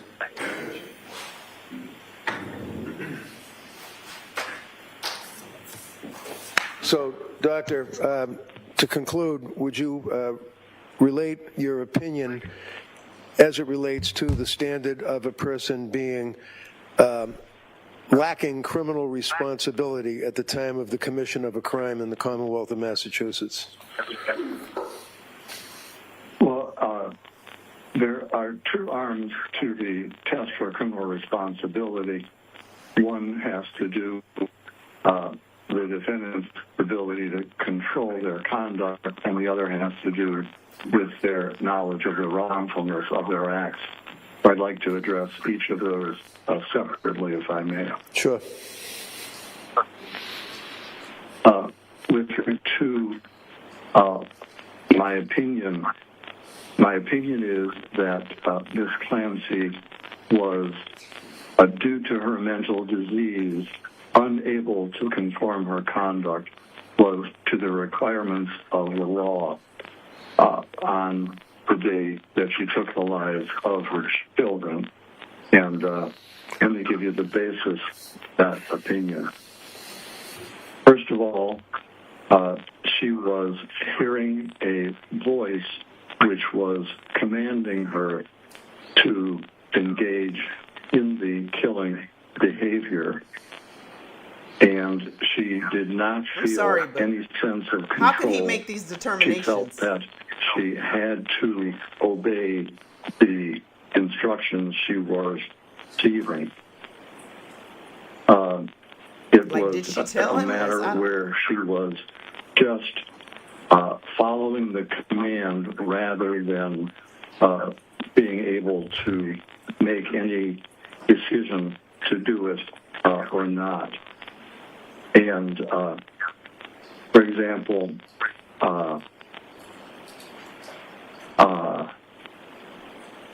to retire, Doc. Ms. Clancy. No, you can't say what you talk, Doctor. You can't. You cannot say what she told you. All right. Okay. All right. I will not do that. Let me just make sure I'm covering other aspects of this. The second evidence that she was lacking control is the fact that she made a severe suicide attempt, also based on the command hallucination that she heard that day, so that she not only cut her throat and jumped out of a window, she very much wanted to die. Now, in my research on women who kill their children, I've divided the motives into 5 categories, and I want to look at how Ms. Clancy did to those motives. So tell us the 5 categories. Yeah, the 5 categories are first, altruistic filicide. What does that Secondly, mean? What does that mean, altruistic filicide? Altruistic filicide occurs when a murder is committed out of love rather than hostility. It is an effort on a mother's part to do what is best for the child. They may believe the child is, they may have a delusional belief the child is about to be tortured in their delusional mind, and they take their life in doing what they believe is in the best interest of the children based on their delusional idea. Altruistic filicide also occurs when a mother may plan to take her own life, and in her psychotic thinking and severe depression, it is distorted, and she may believe that the child will be worse off if she remains alive. So, for example, in Ms. Clancy's case, she believed that, as the jury has already heard, she was obsessional about caring for her children. She consulted with others at work to try and do exactly what was right for her children, and she believed that if Ms. Clancy took her own life, her children would be in terrible shape, and in her mind, she believed that she would be doing her children a favor by having them go to heaven with her rather than remain on earth without her doing the mothering. Her mind was so distorted like that. Okay. So if you could just tell us the other titles of the other 4 types that you were referred to. Just tell it without getting into detail if they don't apply to Ms. Clancy. All right. The second category does apply to Ms. Clancy, and that is it's called acutely psychotic filicide. Okay. And this occurs when someone is frankly psychotic. They may have delusions or hallucinations. They're out of touch with reality, and rather than having any rational motive, they're simply acting on their psychotic beliefs. So those 2 both apply to Ms. Clancy. The other 3... Okay, go ahead. I'm sorry. Go ahead. No, that's all right. Just give us the other 3, the captions of them.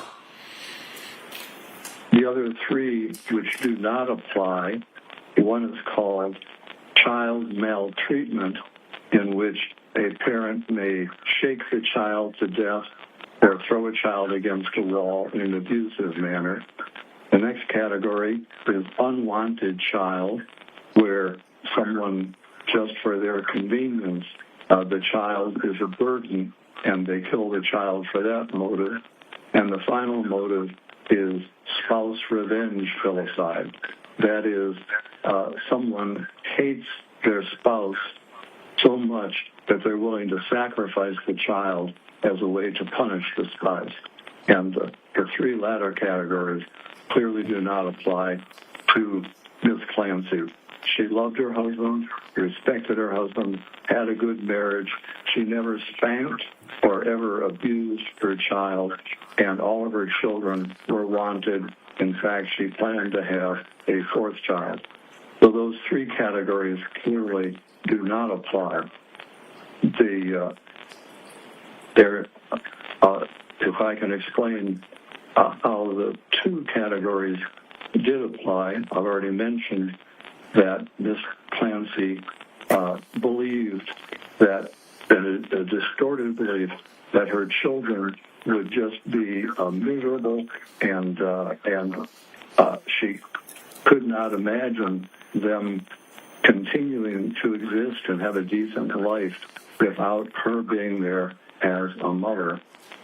And so in that sense, she did what she believed was morally right, even though she understood that ordinarily killing a child is against the law. She believed that she was doing what was right for her children with her distorted psychotic thinking about the children's need for her. And then with respect to the second category of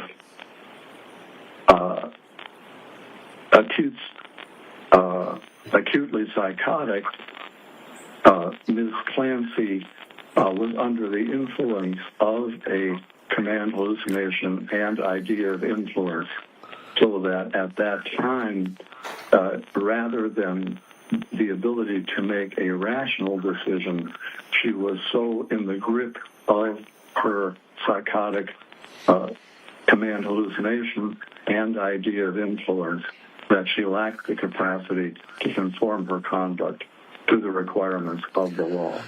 Okay. And, Doctor, pretty much finally, there's been some questions or allegations that Ms. Clancy did not provide information to her health care providers about her adverse effects of medication that she had been prescribed. Do you agree with that from your review of the medical records, or did she, in fact, tell her health care providers how she felt as a result of what she perceived to be the medications that were prescribed? It's my opinion of reasonable medical certainty that Ms. Clancy was actually a more sophisticated patient than most, and she was forthcoming in conveying her symptoms. The one area in which she was not fully revealing was the area of when she had an impulse to harm her children, and that was because she had a rational belief that her children may be taken away from her by a social service agency. She had an irrational belief that if she even entered a medical hospital, that her children would be taken away. So that is the one area in which she was not fully forthcoming.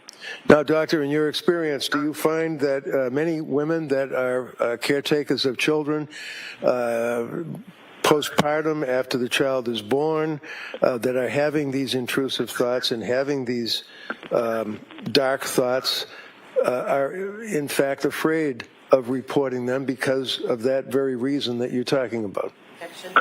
And sustained. Yes, as a matter of fact. You can't answer that. Phrase that. Okay. It's also been mentioned here a couple of times that she hasn't killed herself yet, even though she's in the Duxbury Hospital. Can you tell the jurors briefly, while she's in the Duxbury Hospital, what are the circumstances of her confinement and what type of care is being provided to her as it relates to whether or not she, or why she hasn't killed herself yet? He pissed me off. Well, Nancy, indeed, there is evidence of her going suicidality to such an extent that she is never allowed to be out of the presence of a staff member. Even when I conducted an examination of her and requested privacy, a staff member had to be present. So Nothing her Dr. ability Resnick said. to take her life in view He of made up this her whole social purpose services narrative. and observation is and she recognizes that, so that the reality is, no matter she does not want to live at any point, she has no choice but first to live at this time. Thank you very much, Doctor. You have to answer some questions from the DA. Your Honor, at this point, I would like to, because I'm looking at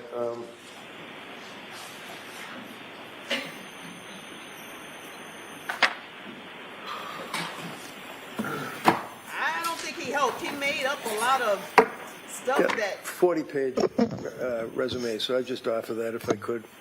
Any objection? No objection. Okay, that may be marked. I don't think he helped her case. He made up a lot of, she was scared of social services, and how do you know that? Honey? Yes, please. Go. Good morning, Dr. Resnick. Good morning. In addition to the evaluations that you do, is it true that you've also taught some courses to other forensic psychiatrists and psychologists about how to testify in cases like these? She needs to Yes, walk I up to have. the podium. And you teach them how to answer questions and how to dress and how to appear believable and trustworthy, correct? That's correct. And in one of your trainings, excuse me, Do's and Don'ts of Depositions by Dr. Philip Resnick, in your course description, you state information beyond the question should not be volunteered because it will open up new areas for questioning, provide ammunition for attacks, eliminate the opportunity for surprise, and information fails to get to the jury, correct? That's correct. So you teach other psychologists how to hold back information in the discovery process to surprise the other side. No, that's not it. And I'm not excited. Now, a woman who kills her child can have more than one motive, correct? Yes. And actually, the most common motive for women who kill their children is fatal maltreatment or child abuse, correct? That's correct. And in fact, most women who kill their kids don't do it due to mental illness, correct? That's correct. And in fact, there's a quote from you in an article, Child Murdered by Mothers, Patterns and Prevention, where you say, quote, more filicides occur due to fatal maltreatment than because of maternal psychiatric illness, correct? Correct. You also have written about parents having significant emotional devastation after killing their children, correct? Yes. And in fact, you've written in, it's a chapter 6 of Family Murder, Child Murder by Parents, in the Aftermath section, you've written, quote, these life events are likely to prolong the parent's depression. The anniversary of the children's deaths and exposure to things that remind the parent of it are likely to be upsetting, correct? Yes. Things like birthdays and holidays and the anniversary of the killings would all be something that would be upsetting, Smart. correct? She's smart. They sometimes are, yes. Now, you've written a lot about malingered psychosis, correct? Yes. And malingering psychosis, you can have a mental illness and your malingering could be exaggerating those symptoms or saying you have psychosis symptoms when you don't, correct? That's correct. And one of the things that you have written, and there's an article that you wrote called Faking It, you've written in here, quote, command auditory hallucinations are easy to fabricate. Persons experiencing genuine command hallucinations do not always obey the voices, especially if doing so would be dangerous, correct? That's correct. You've also given some points to other practitioners. If you, quote, if you suspect a person of malingered auditory hallucination, ask what he or she does to make the voices go away or diminish in intensity, correct? Yes. Because typically someone who hears a voice telling them to do something horrible like kill their child will try to resist that voice initially, correct? That there's variability. Some do and some don't. And in fact, the case you mentioned earlier, Andrea Yates, Miss Yates, in fact, committed herself to a hospital 5 times and tried to kill herself twice, all while trying to not kill her children, correct? Yes. She had heard voices for months and telling her to kill her children, and to resist those voices, she actually tried to kill herself, correct? Until she could no longer resist the voices, yes. Right. But she tried.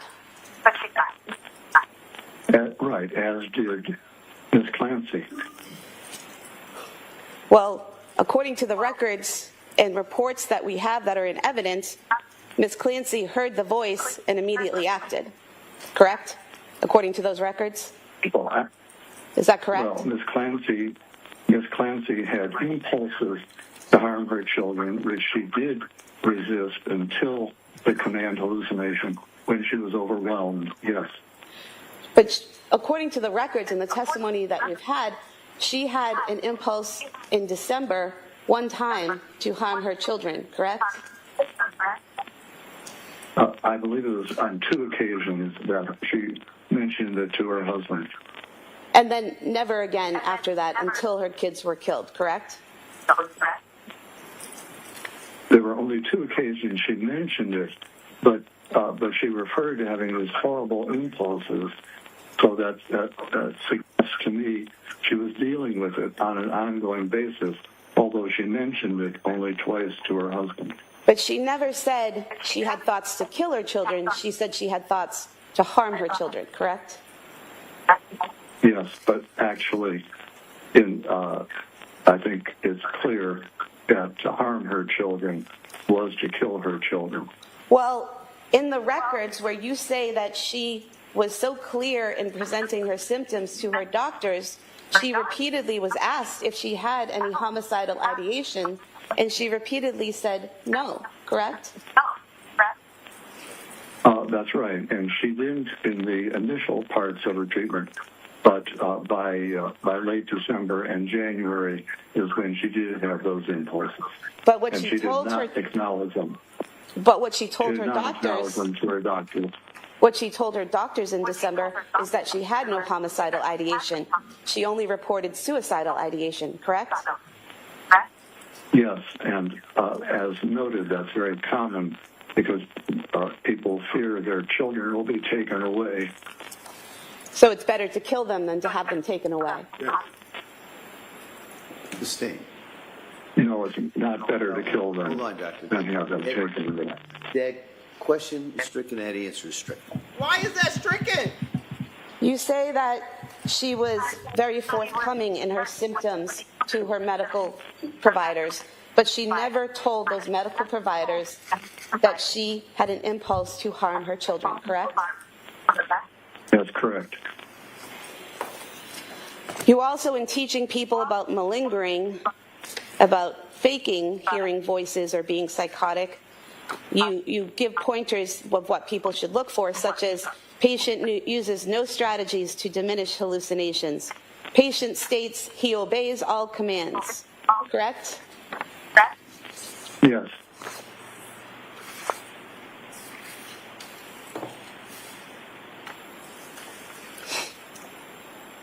You also, in a podcast, evidence entitled Identifying Malingering with Dr. Philip Resnick, you were asked about malingering, and you said, and asked about hearing voices, and you said, quote, so a common example I'll use in teaching is if you hear a voice out of the blue that says, kill your mother, your moral fiber would cause you to hesitate. But if you have concurrent delusion that your mother is an evil wizard, you're more likely to act on that command hallucination, correct? Correct. And there's no evidence in the records or in the testimony that we've had thus far that Ms. Clancy believed that her children were evil or that they were possessed or that there was any danger posed by them or to them by such forces, correct? Instead, Ms. Clancy Well, it's a yes or no question, Doctor. No, go ahead. You can answer that. Instead, Ms. Clancy had the psychotic, distorted belief that her children would be better off in heaven rather than being motherless. So that was her psychotic distortion, coupled with the command hallucination. So she met the exact requirement you're referring to. And you believe that that was her psychotic delusion that they would be better off without her, better off in heaven without her, because according to your report, you could figure out no rational, non-psychotic motive for her to kill her children, correct? Yes. And so just because you can't figure out a motive, or you don't know a motive, or the person doesn't tell you a motive, doesn't mean that there actually isn't a motive, correct? There was a motive. But that's not what I asked you. I did not ask you about Ms. Clancy. I said, just because someone tells you that they don't have a motive, or you can't figure out a motive, doesn't mean they didn't actually have a motive, correct? That's possible, yes. Look at Attorney Reddy. You also state in another article identifying malingering with Dr. Philip Resnick, you point out that the rapid resolution of symptoms with medication can be a red flag. Oh, that's correct. Were you aware from the Duxbury records that on page 1136 it says Ms. Clancy has been clinically stable since her admission. There have been no events of affective, cognitive, or behavioral instability since her admission, and that Ms. Clancy has not evidenced any challenges in accepting and conforming to the rules and standards. Did you review that Yes, note? I'm aware of that. Okay. Were you also aware on page 1168 that it says Ms. Clancy denies that she has ever experienced hallucinatory content prior to or since that event, referring to when she killed her children, correct? Yes. And you're aware on page 1170, it states Ms. Clancy presents with intact reality testing and no observable symptoms of psychosis. She is actively engaged in treatment. She is able to identify possible hopes for her future, including serving as an activist for postpartum psychosis awareness and participating in a wheelchair marathon. Were you aware of that? Yes. I move to submit these three sections as the next three exhibits. Any objection? No. All right. Are those part of the Duxbury records are already in? Yes. Okay, those may be admitted.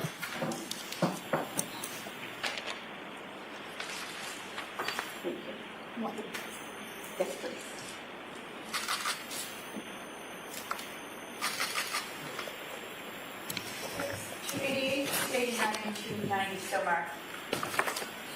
I fear she smoked him too.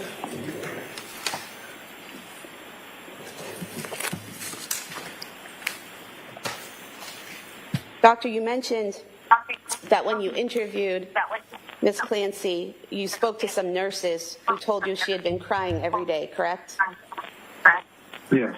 Are you aware that in the Duxbury records, in the one-to-one notes of people who watched her every minute of every day, there's no record of her crying every day?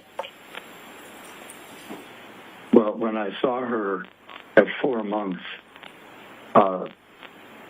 I'm not sure, was she already, how long had she been at Duxbury? Well, I'm not aware of that note, but my recollection is that she was observed crying. But there's no record of her crying at Duxbury every day, correct? I have no knowledge of it. And you mentioned that during the interview, not getting into anything that she said, but her affect, her expressions, her emotions, you said that they were flat and blunted, correct? Yes. Do you remember the portions of the video where she smiled and laughed?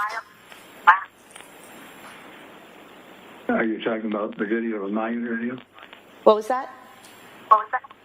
Are you talking about the videotape of my interview with her? Yes. Yes, at the end of the video, do you recall her smiling and laughing? So does that open up the video? This is affect and behavior. That's an issue we could talk about over here, and probably something best raised on cross. Okay. On redirect, I'm sorry. And just getting into her affect and behavior, doctor. Yes. Yeah, that's not inconsistent with her affect throughout the interview, especially, for example, in talking about Well, not getting into how what she delighted talked she about, was with doctor. I'm not asking anything about what she talked about, just her expressions and her affect. Now, you mentioned that the Commonwealth expert saw Miss Clancy 3 years after you examined her, correct? I said it was 3 years after the crime. Okay. And you're aware that the Commonwealth was not permitted to interview Miss Clancy until after defense had filed a notice of their defense and we'd been given permission by the court to have our experts interview her, correct? Yes. And you're aware that did not occur until approximately 2.5 years after the incident, correct? Yes. Now, you mentioned that postpartum psychosis doesn't typically happen 8 months after a child's born, correct? Yes. In fact, typically, it's within 4 weeks of a child being born, correct? Most often, yes. And you mentioned that her postpartum, Miss Clancy's postpartum symptoms began within that 3-month time frame of postpartum. Do symptoms have to occur within that 3-month period to be postpartum? Well, there's a wide range of definitions of postpartum. Some scholars in the area make it the whole first year, others 3 months, others 4 weeks. And in fact, her seeking help from a psychiatrist happened in September, which would have been 4 months after she gave birth, correct? Correct. You mentioned that Ms. Clancy was able to hide her symptoms of depression from her friends, that she was open with some people, but she was able to hide those symptoms from friends and other people she interacted with, correct? Yes, hide the depths of her depression. And so she was able to control and conform her behavior to situations in which she did not want to show people how she was feeling, correct? Sure, very common.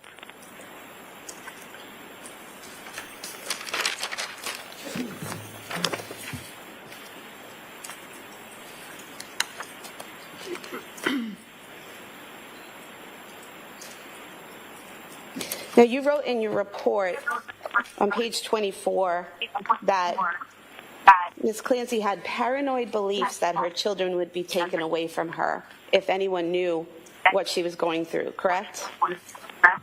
Yes. But that's actually a rational belief, is it not, that if someone knows you want to harm your children, they might be taken away? It can be rational, but it was more, it approached irrational in her case rather than rational.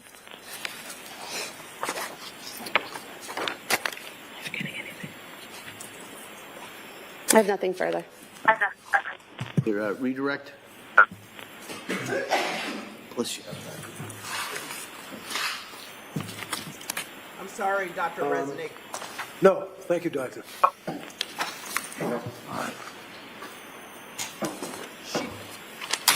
She tore his ass up too. I'm All right, sorry. so if we could turn off that.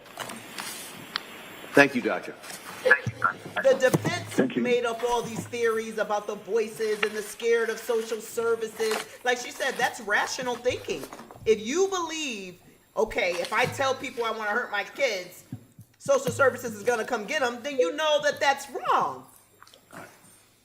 His witnesses hurt her case more than helped. I'm sorry. Dr. Resnick didn't All right. slam dunk this thing. Reagan. Your Honor, Lindsay Clancy rests her case. All right.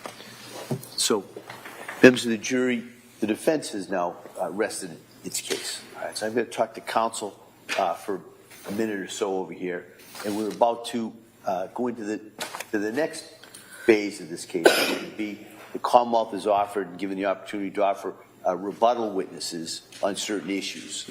And so I'm going to talk to counsel first, and I'll inquire of the Commonwealth if they wish to offer these rebuttal witnesses. Okay? So, counsel, can I see it sidebar?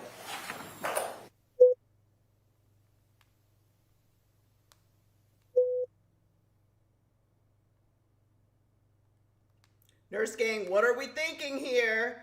I fear Dr. Resnick didn't land the plane, you know, and like the prosecution said, Andrea Yates was really sick. Andrea Yates was really sick. She was trying to go into those hospitals. She was scared of being alone with her kids. She was really psychotic. He didn't land the plane here for Lindsay Clancy. He wasn't some wow gotcha moment. He was rambling on and on and on with things that made no sense. You say she had this flat affect. She was crying all the time. The one-to-one records say she was never crying. Okay, they never reported that. I distinctly remember the nurses in the ICU talking about how she was when she first woke up. They never reported she was crying.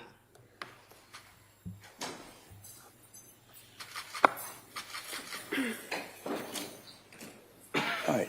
Attorney Sprague, does the Commonwealth wish to offer any rebuttal? Yes, Your Honor. All right. If you call your next witness, please.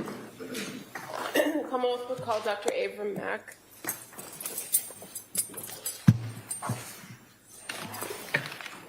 All right, the Commonwealth is calling someone.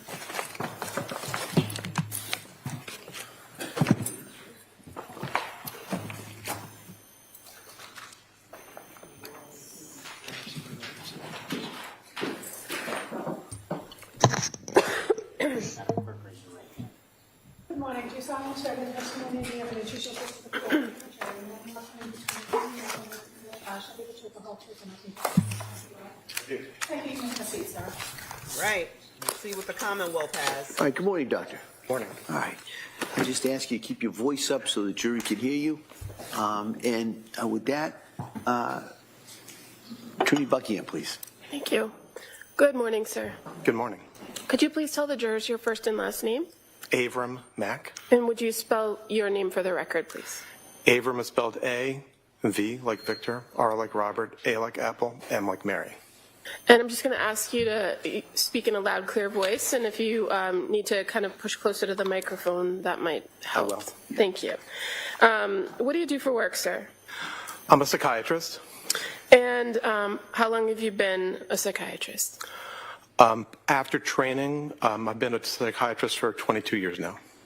And can you tell us a little bit about your educational background? Sure. I went to the University of Michigan College, Cornell University for medical school. I was here at the Brigham for residency in psychiatry.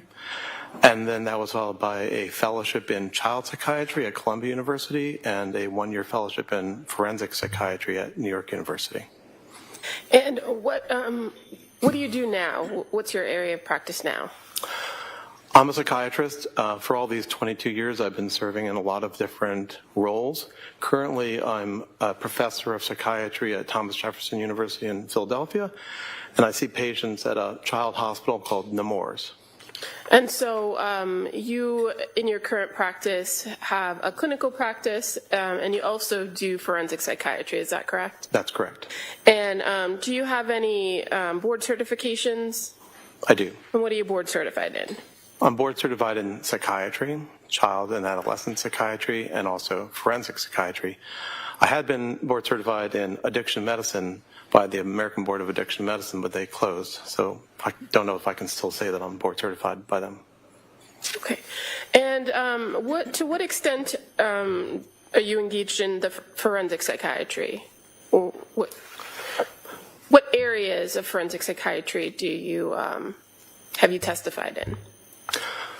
I've provided testimony in perhaps almost every area of forensic psychiatry, ranging from testamentary capacity of adults who engage in contracts, or appropriateness for adoption, or whether or not a person is competent, or if a person is criminally responsible. Now, in what areas of the country have you testified on those topics? Around the country. I'm not sure how many states I've testified in, but I've been engaged in reviews or investigations of cases in, I think, more than half the states. And what does it mean to conduct a forensic evaluation in psychiatry? Well, it can mean a lot of different things depending on the question that's being asked by a court or other authority. Sometimes there are statutes that you as the forensic psychiatrist need to try to answer a particular question that a statute requires.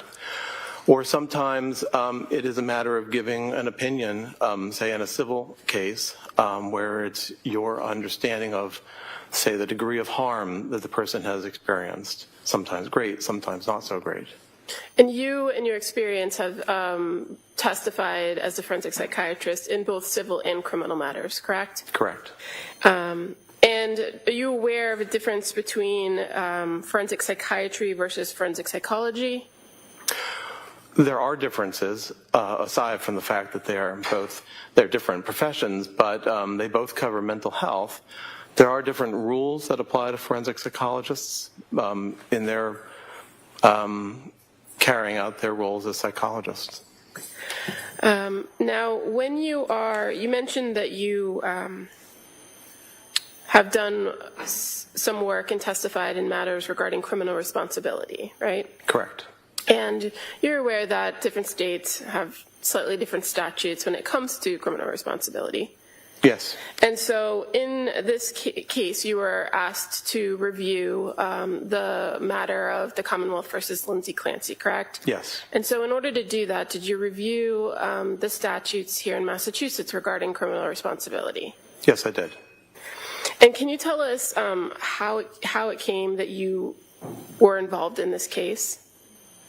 I was asked by the prosecutor's office to be involved as a psychiatrist reviewing the matter. And when you're asked or you're retained by either side in a case, a defense or a prosecution, what is the goal of the evaluation? Are you just trying to advocate for the side who hired you, or are you conducting an independent evaluation of the evidence? Overall. You can answer.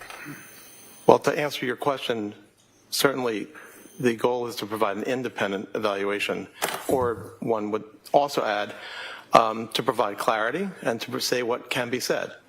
In criminal matters, sometimes it's a very certain question that it's either a yes or a no. In other matters, it's not always necessarily a strict yes or no. Now, in criminal matters where you were asked to conduct these independent evaluations, how do you approach it? What kind of information do you seek, or would you prefer to have in order to conduct the evaluation? Well, generally one starts with the statute and then tries to gather or review what information exists to understand the mental state of the person, if that's pertaining to the particular statutory question, and to understand the mental history and the mental state of the individual, and to see if that can be applied to the questions at hand. And so what types of records are you generally looking at when conducting a forensic evaluation for something like criminal responsibility? Well, one would certainly want to review psychiatric records if they exist. Ideally also to have examined the individual and to gather information, not only historical information from the individual, but to do, in that sense, an examination in real time. And that provides you the information, what we call a mental status examination. Okay. Other records are also important: medical records, educational records, and other records that describe the individual. And when we're talking about a criminal case, fair to say you review the entire criminal file too, right? Yes. And when you're doing these evaluations and creating a database of this particular information, are there any limitations to your opinion or evaluation? I'm not sure how you mean that. Well, when you have these evaluations that you're conducting, namely for criminal responsibility, do those evaluations, are they limited based on the information that you have? Meaning, if you don't have everything at the time you do your evaluation, is there kind of a caveat to your opinion? Well, when I write an opinion or state an opinion, it is based on the totality of the information that I have. If additional information comes along, I am open to receiving that and integrating that into my understanding of the totality. Now, when you interview the individual in these evaluations, the purpose of the interview or purpose of your contact with them is not to provide treatment, correct? Correct. And the opinion that you reach ultimately is based on the defendant's mental state, correct? To the extent that impacts the question, yes. Okay. Well, when we're talking about criminal responsibility, you'd agree that's the kind of the central issue, is the person's mental state at the time of the alleged offense, correct? That's correct. Okay. So in Massachusetts here, with the question of criminal responsibility, are you aware of what the standard is? Yes. And what is it? Okay, so set Well, the stage. it uses particular language based on a common concept throughout the country called the McNaughton standard. And I could read to you the specifics of the language, but effectively it refers to two pieces. Well, actually starts with three. One is, did the person have a mental disorder at the time of the event? And then secondly, the two prongs speak to specifics about the mental state at the time. One being, and I would want to refer to the actual statute. Well, if we can, maybe we break that down for the jury. Yeah. So the first part of this for criminal responsibility is the question of, does the person suffer from a mental disease or defect, correct? Correct. Objection to the leading. Let's see if he knows. Yeah, if you just ask him. I can rephrase He's aware, that. and if you want to refresh his memory, you can. Well, you've Judge. already testified been the first leading part all of the his analysis, and I think you used the terminology mental disorder. Yes, I did. And you're aware that a mental disorder is a clinical term. Yes. I'm sorry, I didn't hear that. I apologize. What was that? A mental disorder is a clinical term. Okay. The terminology mental disease or defect, are you aware that's a legal term? Okay. Okay. Well, so when you are conducting evaluations for criminal responsibility, Is that an answer? Yes. Said, I'm okay. sorry. Yes. Yeah, all right. when you're conducting an evaluation for criminal responsibility and you're trying to determine whether a person suffers from a mental disease or defect, do you look to mental disorders to see if that meets criteria? I would evaluate if the person has ever had a psychiatric or a mental disorder. And what kinds of tools do you have available to you to do that? Well, there are two tools. One is gathering of historical information, and the other is the information you gather from actually seeing the person face to face. And as a psychiatrist, that's something you do in your clinical practice all the time, right? Correct. Because one of the main things you're going to do is look to try to diagnose an individual. Correct. And so how do you go about determining that if a person has a mental disorder? In psychiatry, we make diagnoses in a descriptive manner. We look to see ways in which the individual has symptoms or signs of mental disorders or mental defects or psychiatric disorders. So in particular, one will start with trying to gather as much information as possible about what are the things that bother the individual. That may be their mood, that might be things that they get anxious about, that may be abnormal movements that they make. And that will also be aligned with understanding their medical condition, any medications that they take, any substances that they use. There's an array of information, sets of information that one gathers in that portion where you ask questions. But effectively, you're asking questions about symptoms. And one is trying to understand not just symptoms, but the degree of impairment that symptoms might be causing an individual. Okay. And do you work with any sort of tools that help you identify particular characteristics of symptoms associated with disorders in your field? Well, at times, individuals use scales or tests, which can be psychological tests or scales that ask particular questions. Or other times, you might use tests that are biological tests, like the person's brain waves, called an EEG, or laboratory tests. When you're talking about diagnosing an individual for any particular mental disorder, are there specific criteria for different types of disorders? Yes, there are. And is there a source that you use as a psychiatrist in order to identify the criteria for different disorders?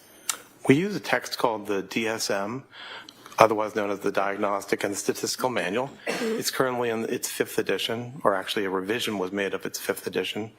And so that text, which is created and vetted by a large number of professionals, provides criteria for the different disorders, and these are known as operational criteria.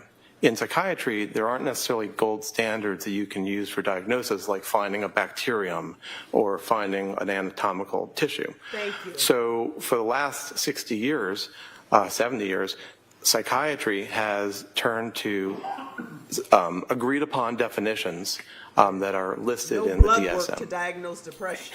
And you said it's not the end-all be-all, right, of diagnosing. You use your training and experience as well, but it's a tool that you use. Well, it is they are the criteria that one uses to make the diagnosis. It is not a guidebook for how to gather that information. It's not a how-to, but it is the standard. Okay. So now going back to the legal standard here in Massachusetts, so one part is the disorder, right? And you said there's a second part. Right, so the second part are particular criteria about the person's state at the time of the event. So one of them is they both utilize the verb to have retained, retained substantial capacity to know the act was wrong or against the law, and the other being retain substantial capacity to control or conform one's behaviors to the law. Okay. And so when you're talking about criminal responsibility here in Massachusetts, is it fair to say you're looking at the person's conduct and their condition at the time of the offense? That's right. And the information that you're gathering in this overall evaluation, getting history and kind of looking at the person as a whole, is that helpful to understand the person's diagnosis when you're being asked this particular question? Yes. Okay. But ultimately, you're rendering an opinion of the person at the time of the offense. That's correct. So in this particular case, you were provided a series of records and information regarding the defendant, Lindsay Clancy, correct? Yes. And can you just give us a general overview of the sources of information you had available to you? Generally speaking, there was the criminal file, as you mentioned before. And then in terms of medical or psychiatric records, there was the records from the hospital that she's at right now, the hospital that she was at right before, called Spalding, the hospital that she was at before that, which was Brigham and Women's. In addition, there was the medical records from outpatient treaters, and there was also the records from her admission to McLean Hospital. So overall, there were outpatient records, there were inpatient records. For the most part, those all correlated with her own care. Additionally, we received the pediatric records for some of the victims in this matter. And as I mentioned before, the criminal file. Okay. And in addition to the records related to the defendant herself, we also provided some other reports to review. I was. By other psychiatrists and psychologists? Yes. Now, you mentioned that one of the things that's useful in these evaluations is an interview with the person themselves, right? Yes. And did you engage in an interview with the defendant? I did. And when did that occur? I interviewed her on April 10th and April 12th of this year. And that's of this year in 2026? Correct. And what were your observations of her when you first met with her on April 10th? Can you describe her demeanor? Generally, she was friendly and cooperative. When you begin an interview with an individual that you're evaluating, do you conduct what's referred to as a mental status exam? Well, the mental status exam happens all the while that you're interacting with somebody. You're always observing for aspects of their emotions, how they speak, their mood, and so forth.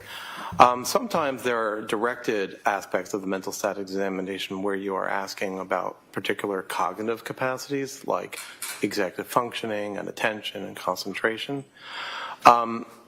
But the gathering of information about the person's mood, for example, or their thought process, that happens throughout the entire portion. Okay, and so over the course of the time that you met with the defendant, were you able to make observations of, for instance, whether she maintained eye contact with you when speaking?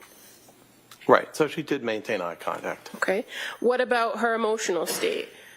So overall, if we go through the various components, like what's called her affect, which is her emotional expression or her mood, generally speaking, there were not many abnormalities in her presentation, and I can go through them. They include the way in which she speaks, that is to say the rapidity of speech, if the speech is made in sort of regular intervals between words. In terms of thought, does the person, and in this case, did Ms. Clancy make goal-directed ideas? Was there a particular content of the ideas? So generally speaking, for all the components of the mental status examination, there were not really abnormalities. I would say at some points she seemed distressed by some topics. I believe tearful at one point. But otherwise, nothing remarkable on mental status examination. Sir, you're going all and over the place. in these evaluations, when you're interviewing the individuals, are you also kind of taking account of their physical presentation? Yes. And obviously, when you met with her in April of 2026, you were able to observe her physical condition, right? Yes. And what were your observations of her physical condition? Well, she's utilizing a wheelchair. Generally speaking, there were not necessarily abnormal movements that I observed. She seemed comfortable physically. Did you find that she was able to kind of navigate her situation herself?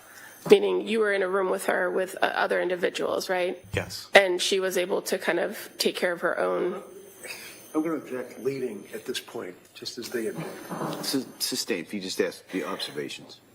What did you observe her do as far as moving herself around the room?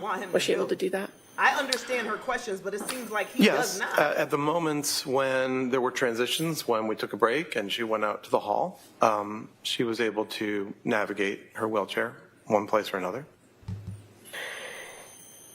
And when you spoke with her on April 10th and April 12th, were you able to kind of have a conversation with her about her level of functioning at the Duxbury? Yes. And did she tell you anything about what her general day looked like? She described her general day. She described basically her existence there at Duxbury. Okay. And did she indicate to you whether she engaged with other patients, or did she spend her day mostly in bed, or what did she say about that? Mostly she described she stays in bed or on her own. I don't think she described interacting with patients very much. There were a couple of ways in which she did interact with staff, at least. There was a therapist that she described working with. She did describe having had a physical therapist at a certain point. I'm not sure if I remember if she still was getting physical therapy. She stated she wasn't very interested in the physical therapy that she was getting there. She wasn't interested in the food there. She described having visitors at a not infrequent basis, and that sometimes she was able to eat food or drinks that were brought in by them. And who were her visitors, if you recall? Family members mostly, as well as, I believe, both, and I'm not sure if they were specifically from the Brigham or Mass General, but or any place in particular, but I believe religious figures, chaplain or priest from some organizations. And her having told you that she kind of has visitors, were you able to corroborate that in reviewing records that she had visitors? Yes. And were you able to corroborate, or were you able to identify in the records that she did interact with staff and patients at the hospital, according to the records? To some degree, yes. And you said that she had indicated to you that the food wasn't appealing at the hospital. And did you have the chance to observe her consuming her own snacks or beverages? Beverages, yes. Now, did she indicate to you her level of attention to hygiene and grooming while at Tewksbury? She did. She described that she wasn't very interested in her own hygiene or grooming. And were you able to later in the conversation speak with her about her ability to take care of her own daily activities like grooming? For instance, showering. Was she able to do that on her own? Showering is embarrassing. It requires staff to help her. And that's one way in which she would rather not. It may also be that she described a lack of interest, so it's both components. When you observed her, did she appear to be disheveled or not properly groomed in your meetings on April 10th and 12th? No, she appeared groomed sufficiently, and I believe her hair was combed and she was wearing neat clothing.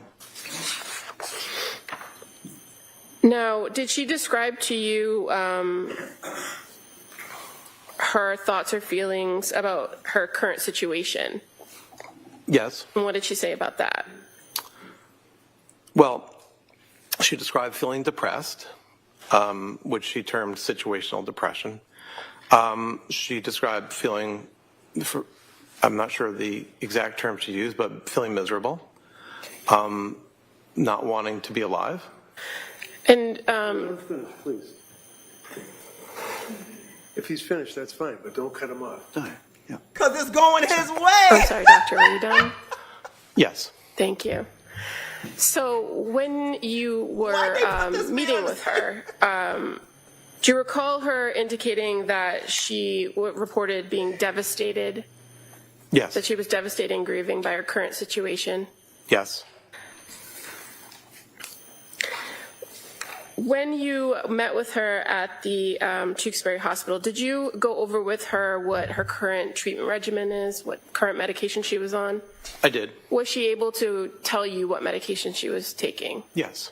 And were you able to confirm that with the records, that that was an accurate report? Yes. So what medications, when you met with her in April 2026, was she currently on? Well, in terms of psychiatric medications, the main medication of note is olanzapine. I believe that there were several medications being used for her physical needs. One that helps with her bladder, one that helps with movement of the GI system. Well, let's just kind of focus on the psychiatric medications, right? Because Why they that's put of this your man on the interest here. stand? You I mentioned don't get it. olanzapine. What's the common or the brand name That's for that? Zyprexa. It's called Zyprexa. And what is it used to treat? Originally, it was created to be an antipsychotic medication, so to treat psychosis. Okay. And are you aware that it's prescribed to Ms. Clancy for bipolar? Yes, it is also used for mania. It is also sometimes used. The question was bipolar. Yeah, the question, if you could just listen to the question. The prosecution should have question, skipped on and this then witness. He's if not helping their Commonwealth case. or the He's other all side over the wants to place. add to the answer, they'll ask you, okay? Go ahead. So I think my question was, are you aware that the Zyprexa is prescribed for bipolar? So bipolar is a disorder. Yes, bipolar is a disorder of mania, which is, I'm sorry, why I was mentioning at that point. And what was the dosage of Zyprexa that she was on, if you recall? I believe it was 2.5 milligrams. They could have And in skipped out on your this guy. experience, He's is not that a helping. significant dosage? No, it's a small dose. Are you aware of any other psychiatric medications that she's prescribed at Tewksbury? I believe she's also taking trazodone. Okay. How about Wellbutrin. Is that ring a bell? Yes, Wellbutrin is an antidepressant medication. Okay. And clonidine, does that sound familiar? Yes, clonidine is a medication that's sometimes used for anxiety or to help people go to sleep. And are you familiar with the Propranolol for propranolol? anxiety. Propranolol is also a medication. It also is sometimes used to help with anxiety. And as far as the dosage of medication that she's on, based on your review of the records, are those high doses, low doses? Overall, they're on the lower side of dosages. And you indicated briefly in your testimony that she had reported to you that she believes to have situational depression. Yes. Did you have a conversation with her about the diagnosis from Duxbury? There were times that she, if you're asking about bipolar disorder, at one point she made the statement that she wasn't convinced that she has bipolar or has had bipolar disorder. She described situational depression in terms of feeling depressed about the several stressors that she experiences today. And what are those stressors? Well, the remorse and sadness about the events that this case is about, her separation or estrangement from her then husband, her being separated from the world, her physical injury. Do you recall her actually using the term remorse, or is that just your description of the conversation you had? That's my summarization right here. Okay. Now, when you were meeting with her, did you talk to her about past medication regimens that she had been on prior to the current regimen of the Zyprexa and Wellbutrin? Yes. And so are you aware that she had previously been prescribed at some point lithium? Yes. And is that something that would be important to you to know when you were conducting your own evaluation for diagnosis of whether somebody was on lithium? It might help, but in psychiatry we don't make diagnoses based on medication response. And when it came to the report of the lithium, fair to say it was not something that was trialed for a very long period of time. Yes, and let me correct that.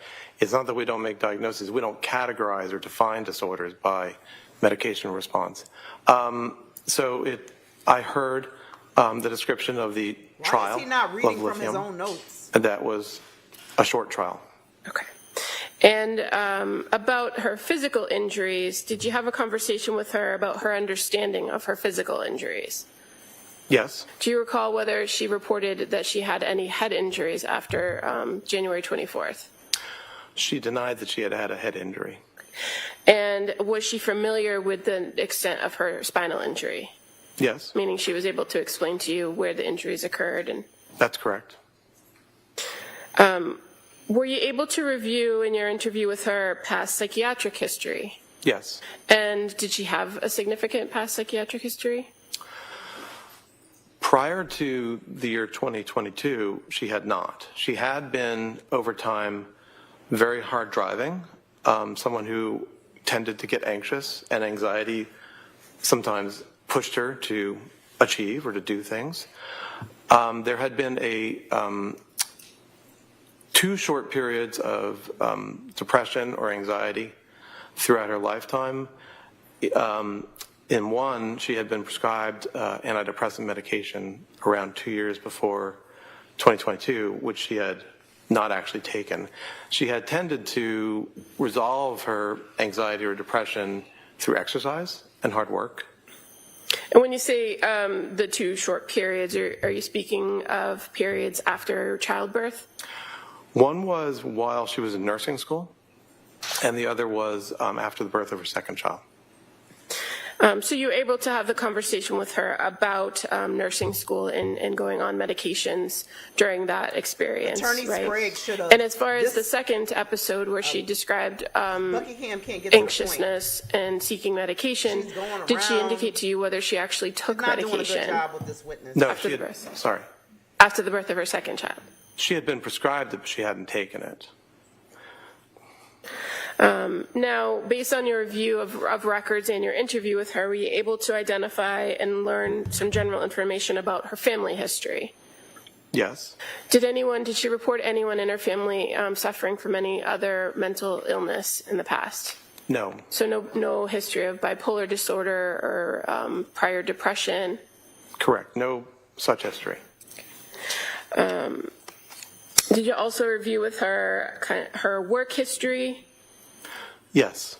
And did you talk to her about whether there were any adverse events in her past that affected her? That is something I asked about. And also I was able to look at her records to try to elicit if there were any particular adverse events in her life. Did you find any? No. Evidence of any? And you said that prior to 2022, there hadn't been, or there was minimal psychiatric history. Did you look at and talk to her about the period of 2022 from approximately September leading up to the events of January 24th, 2023? Yes, I did. So as far as going through that time period, you were able to review her medication history during that time? Yes. And fair to say there was a significant amount of medications that you looked at as far as what she was taking and what it was prescribed for? Correct. Did anything stand out to you in the timeline of her medication history that was significant in this case? Well, she was initially prescribed medication in September of 2022.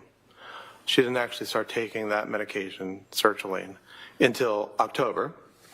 There were several different medications that were prescribed. It is not clear that she actually took every medication that was ever prescribed or that she necessarily took it more than 1 or 2 times. There was a period of trial on a second antidepressant called Prozac. There were various medications used to help her to sleep. And then there was a several-week period of taking a medication called Seroquel or quetiapine. Are you familiar with that medication in your practice? I am. And is it fair to say that that medication has multiple functions, like most psychiatric medications? When you reviewed her history, what was the initial dose that she was prescribed for it? Just 25 milligrams. And what is a 25 milligram dose of Seroquel? What is that generally prescribed for? Well, it's often prescribed these days to help individuals to sleep. But Seroquel is also, like Zyprexa, a antipsychotic medication. It can be used to help people to sleep. It can be used to help psychosis. It can be used to help the treatment of depression. Okay. And as far as your review of the medication timeline for this defendant with the Seroquel, would the amount of time that she took the Seroquel have had any lasting effects biologically on her brain or her body? There's no known effect that one would have from the amount of time that she took it. There could have been temporary effects, which could have been affecting her functioning or her psychological reaction to her functioning. But there's no known biological long-term effect. So when you say that they could have some effect, are we talking about symptoms or negative symptoms maybe? So Seroquel might affect a person's ability to think straight. We talked earlier about cognition, the ability to pay attention, to concentrate, to have memory. And Seroquel can negatively affect your cognitive functioning, although it is expected that that will eventually go away when you stop taking the medication. And is Seroquel a type of medication that lingers in a person's system? Not substantially. There are some medications that do linger, like diazepam or Valium. which is another medication that she was later prescribed. All medications are, on a relative basis. So diazepam will stay in your body They didn't ask much you that. longer Just stick than, to say, the questions. lorazepam, a different benzodiazepine. Okay, but as far as the Seroquel goes, once a person stops taking it, is it fair to say that the symptoms or Why any did negative they put symptoms this that man they on have this would eventually stand? resolve themselves? Yes. He's confusing. And you're aware of the medications, the last reported medications that the defendant was on right before the events of January 24th? I am. And what were those? Melatonin, lorazepam, trazodone, and an antidepressant medication called amitriptyline. And as far as the amitriptyline, you're aware of what the dosage was?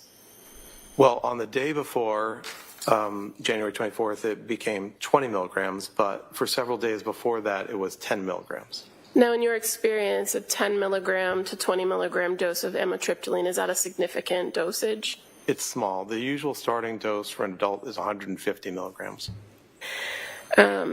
Are you aware of what the chief complaints or problems that the defendant had been reporting at the time when these medications were all being prescribed to her in 2022? Well, it's a several-month period, but it started in September of 2022 with complaints of anxiety and depression. And fair to say, in reviewing all the records and with your conversation, that sleep also was a main issue or a complaint? Yes, that's right. And in some of the medications that you reviewed, is sleep, could the medications themselves affect a person's sleep? Yes, certainly can. Now, as far as past diagnosis of this defendant, you were able to review overall in all the records that were available to you what different providers had given as far as past diagnoses, correct? Yes. And as far as your overall evaluation in determining criminal responsibility, where you have to answer first that question of mental disease or defect, do you rely on those prior diagnoses or do you come to your own conclusions? I come to my own conclusions. Are the fact that there were past diagnoses something that you consider? Yes, especially to the extent that they highlighted the basis for those prior diagnoses. I don't necessarily have to agree with the diagnoses, but I'm interested in what was observed in terms of coming to those diagnoses. And when you're doing these types of evaluations for criminal responsibility, why do you not rely on a past diagnosis? Why do you come to your own conclusion? Well, that's part of being an independent evaluator, where in your mind you're able to collate the information and make your own diagnosis. As far as kind of before we move on to your actual diagnosis, in addition to the interview that you had with the defendant over those 2 days, reviewing all the records, did you attempt to speak with what are called collaterals? I did not. Okay. Is that something that you sometimes do in these evaluations? Sometimes. Fair to say in this particular case, you did have a significant amount of information from people that were close to the defendant, right? That was my view, yes. And after speaking with the defendant, did she identify to you some people that maybe you could talk to? I don't remember who she said, but I think she suggested perhaps her husband or then husband. But you yourself didn't have an interview with Patrick Clancy, did you? No. But you were able to review his grand jury testimony and interviews he's given with the police in the past, right? Yes, I did. And CPS.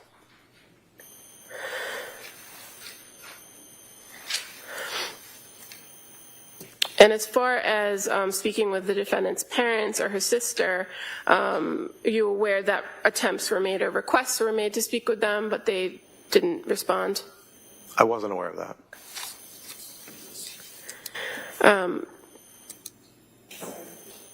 I was not.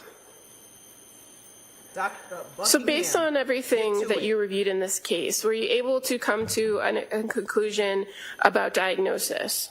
Yes, I did. And at the time that you conducted this evaluation, what is your opinion about diagnosis? my opinion about her diagnosis in the span from 2022 to 2023 is that she suffered from what's called a major depressive episode. That probably is a part of what's called a major depressive disorder, but the important point about it is the major depressive episode.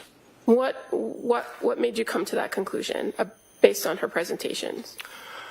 The information about her feelings and the progression of her illness highlighted that it was best represented by a major depressive episode. It's a condition defined in DSM-5 where an individual displays problems with mood, problems with feeling pleasure, feelings of guilt or worthlessness, problems with appetite, problems with sleep, preoccupation with death or suicide, poor concentration, poor energy, perhaps also what's called psychomotor agitation or retardation. So one doesn't necessarily need to show all of those, but as it is in the DSM criteria sets, one needs to have a certain threshold. And her history and her description of her experience, in my view, matched a major depressive episode. Okay. And you indicated that it was kind of a progressive thing from the fall into January of 2023, right? Yes. And in addition to the low mood, were you able to identify that she presented with anxiety at various points? Yes, very much. And did you also make observations of obsessive thinking? Yes, obsessive thinking is a kind of anxiety where you repeatedly think about a topic, maybe that you're asking, what if? And it's the kind of form of anxiety that you frequently see in an anxiety disorder called generalized anxiety disorder. I think it's possible she also had generalized anxiety disorder, but that is sort of secondary to the major depressive episode. Okay. Now, in the time closest to January 24th of 2023, did you take a look at what her presentation or what her mental state was then, based on all the information that you had available to you? Yes, I did. Did you identify whether she was ever presenting in a manic state or a hypomanic state? Throughout the period from 2022 to 2023, no. There was never indication of any element of mania or hypomania. So just to kind of make it kind of clear to the jury here, when you talk about major depressive disorder, that's a identified disorder in the DSM, right? Yes. And when we use terminology like mania, right, what is mania? So mania is a mood state, just like major depressive episode is a mood state. And these are the sort of building blocks of the mood disorders, bipolar disorders and major depressive disorder. So just like major depressive episode, mania is defined in the DSM, where with a certain time threshold, in this case for mania, 7 days, where you consistently have at least 4 of the following symptoms, you would be called being in a manic state. So that includes distractibility, a type of thinking called flight of ideas, grandiosity, excessive goal-directed behavior, pressured speech or some abnormality of speech, a reduced degree of need for sleep, and also the 7th would be an engagement in activities that have a high potential that are pleasurable but have a high potential for painful consequences. So mania requires 7 days of that, most of the day, every day, and you need 4 over 7 days. Hypomania is a lesser type of mania, and you need only 3 over a 4-day period. In both cases, as it is for major depressive episode, you also need to demonstrate that the person is impaired in a clinically significant way. That is to say, they have clinically significant impairment or distress. So these are the building blocks for the mood conditions that we're talking about. And so when you say you looked at the defendant's condition from September through January, September 2022 through January 2023. Did you observe or did you find any evidence of mania or hypomania in what was reported was her conduct or her presentation? I could not find any example of behavior or thinking that corresponded with those elements of mania or hypomania. Now, what about in the days immediately after the incident, were there, you said you reviewed records from Brigham and Women's Hospital, correct? Correct. Did you identify or could you find any evidence of mania or hypomania during that time period? No. And in fact, there are actually some instances that would tell you that she was in those states, correct? Like her behavior? Yes, sustained. During the time period of immediately after the incident, what did you observe or did you observe in the records some activity at Brigham and Women's Hospital that would show that she had linear thinking and goal direction? Well, after she was removed from the medication called dexmedetomidine, which was sedating her and having her sleep intentionally. After that point, she awakened, the records indicate, and was able to think coherently with goal-directed thoughts.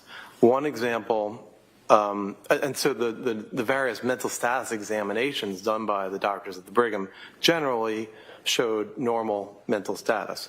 One particular portion of the record reviews their review of whether or not she had the ability to make a decision. In that case, a change to her health care proxy. And so the physicians there were able to examine her closely in order to understand that she did have decision-making capacity. And that's an example of something you reviewed in the record that was close in time to the incident itself, correct? Yes. And you also were able to review records from Jennifer Tufts from an appointment with the defendant the day before the incident occurred, correct? I did. And again, in those records, did you find anything that would have been suggestive of mania or hypomania? Not of mania or hypomania, no. What about psychosis? Did you observe any of that? I did not throughout the period in question.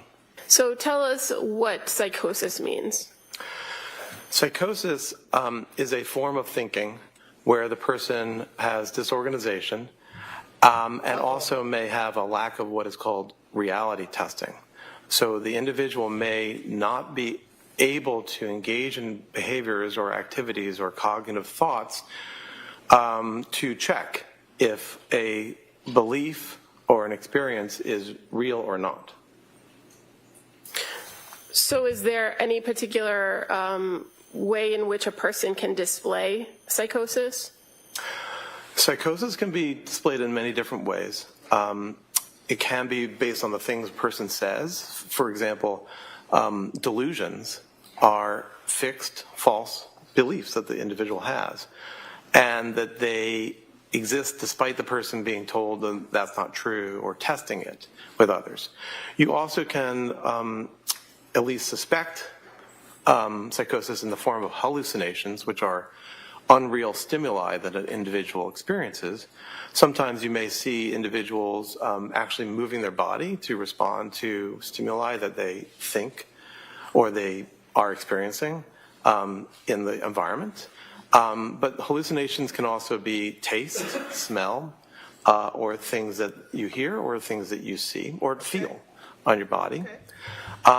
And there is a kind of psychosis that includes some of that, but also simply includes an individual's lack of ability to act in an organized manner. So a person in psychosis can sometimes do the normal things that they always do, right? It depends on what kind of psychosis and how bad the psychosis is or to what extent it is occurring. But individuals with, say, delusional disorder, which is a disorder where your problem is you have a delusion that is affecting your life, those individuals can mostly go about their lives in other areas, at least other areas that don't have to do with that particular false belief. What about with hallucinations? How does that manifest itself?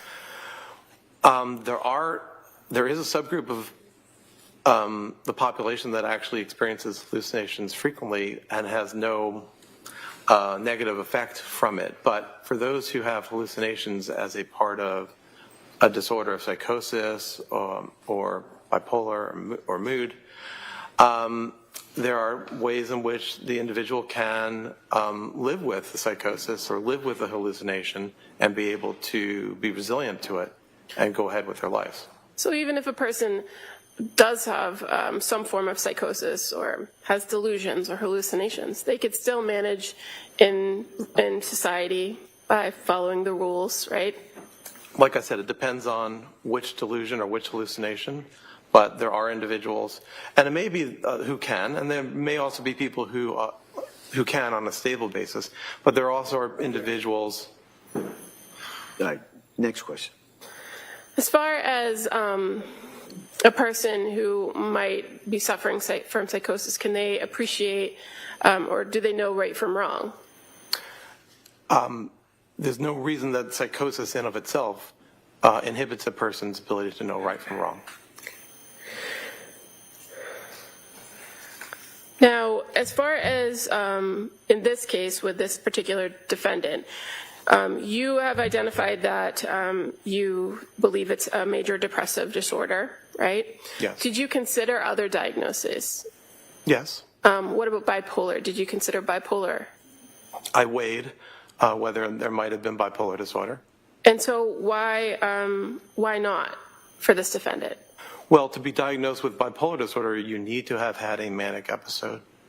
That's at least for bipolar type 1. For bipolar type 2, you need to have had a hypomanic episode. And there's no information in the available record that displays either of those. So you can't diagnose bipolar disorder. Did you consider the fact that this defendant, or that there's been some indication of postpartum for the defendant? Yes. And did that affect your opinions about diagnosis? As I said before, in psychiatry, we diagnose based on the symptoms that the individual presents with. So in the DSM, in our manner of diagnosing, when you have discerned what is the prominent symptom that the individual is suffering from, that becomes the disorder that carries your diagnosis. There are times that you can designate that it has occurred in the postpartum period. DSM states that would be within 4 weeks of birth.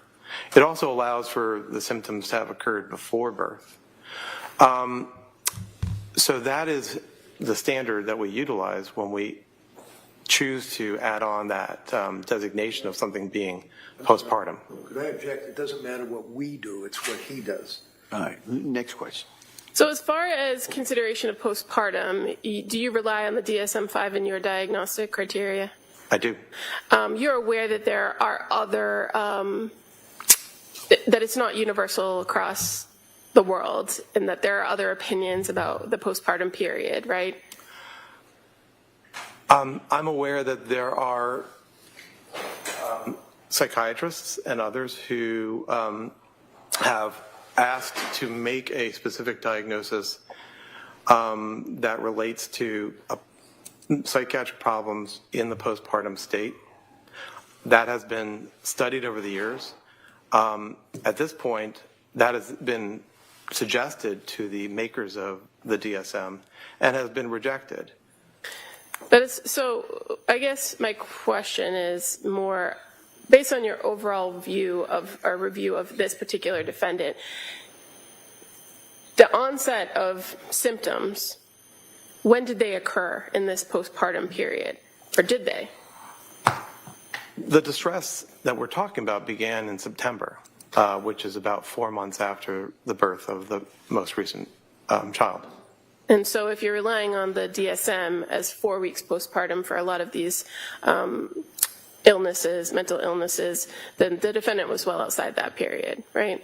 Correct. And as far as for the last child, when the killings occurred, that would have been 8 months after the postpartum period, correct? Roughly, yes. Now, in this case, you are aware of certain behaviors and thoughts that the defendant had that have been suggested as psychotic, correct? Yes. And did you consider those as potential psychotic features for this defendant? Yes. And so can you explain to us some of those potential features and what your opinion is about them? Right. Well, some of them were beliefs or concerns that Ms. Clancy had, which weren't necessarily psychotic. So one was the idea that in the midst of her distress and her impairment, that Child Protective Services or the Child Welfare Agency would act on, somehow take away her kids, to speak in a global way, but to somehow interact with her. I don't know that that's psychotic. Another is the idea that she was damaged permanently by the medications that she took. I can appreciate that she felt side effects and a degree of change from the medications that she took. So I don't know that that feeling or that belief is necessarily psychotic. So those are two that I would mention right off the bat. What about the idea that somebody could hear her thoughts? Did you look into that? There was one episode where she wasn't sure and asked her mother, I believe, the question, "Can you hear my thoughts?" And was told no. And so while there is a form of psychosis called thought broadcasting, that wasn't her belief. That wasn't her belief that she was engaging in thought broadcasting where she was putting her thoughts out into the world. As I read it, the question was not psychotic. The question was one that reflected the distress and the intrusive thoughts that she was having without it necessarily being psychotic. She engaged in reality testing when she asked, "Did you hear that?"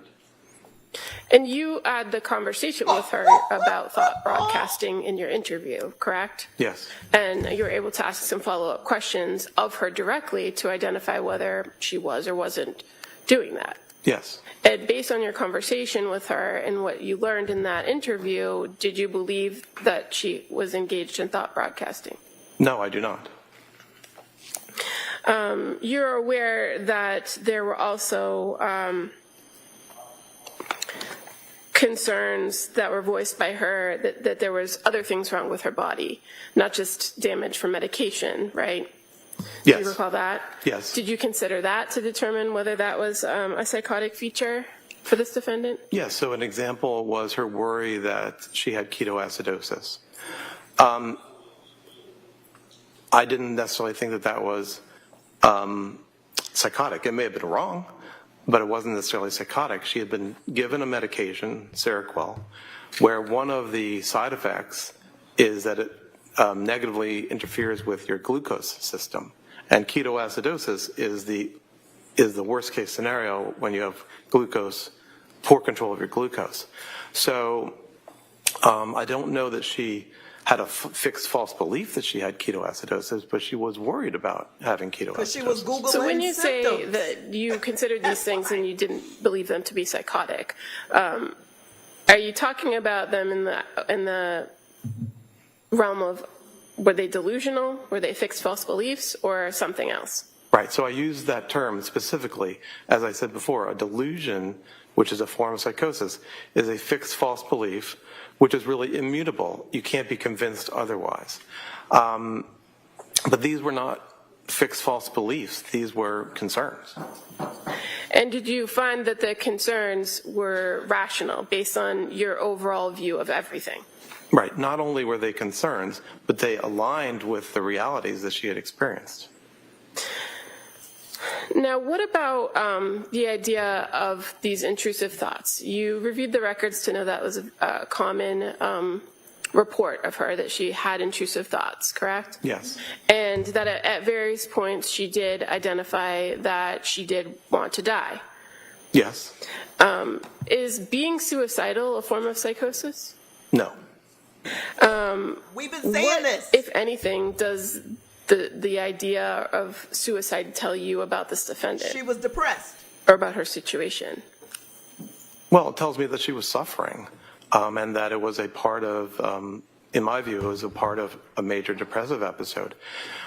10 to 15% of women in the postpartum period have depressive disorders, and it can be very serious, and it can lead to suicidality or the need for hospitalization or other interventions. So the records show in my interviews that I gathered information that she was suffering, and suicidality is a form of suffering. Now, when you're talking about suicidality, does it have to make sense why the person is suicidal? No, suicidality occurs, but it doesn't always make sense. Sometimes there might be places where one might say, well, why was that person suicidal? They had only good things in life, speaking hypothetically. But especially when an individual has depression, it just occurs. Now, when you're talking about people that have suicidal ideation, are there certain things known as protective factors? Yes. And did you identify in your review of this case in the records whether the defendant presented with any protective factors when it comes to suicidality? Well, are you asking, did Ms. Clancy identify protective factors? Yeah, at some point, is it fair to say she did identify protective factors? She did. And what were the protective factors? Mainly her mother and her children. No, Patrick. That is to say, she wanted to, her urges or her interest in suiciding was something that she chose not to do because of the worry that she would hurt them by suiciding. And your review of the records from McLean Hospital, fair to say that one of the reasons for discharge was that she herself identified that she wouldn't have commit the act because of her kids. That was one of the factors. When I make decisions to allow somebody to be discharged, it's an overall weighing of risk factors and protective factors. All right, Counsel, it's 1 o'clock. Why don't we take the afternoon recess at this point? Okay? All right. Thank you, Doc. So, members of the jury, we're going to take the afternoon recess. Work-life balance. As I always tell you, no research, writing, talking about this matter, and we'll have you back here approximately 2 o'clock. Okay? All rise, please, jurors. Next.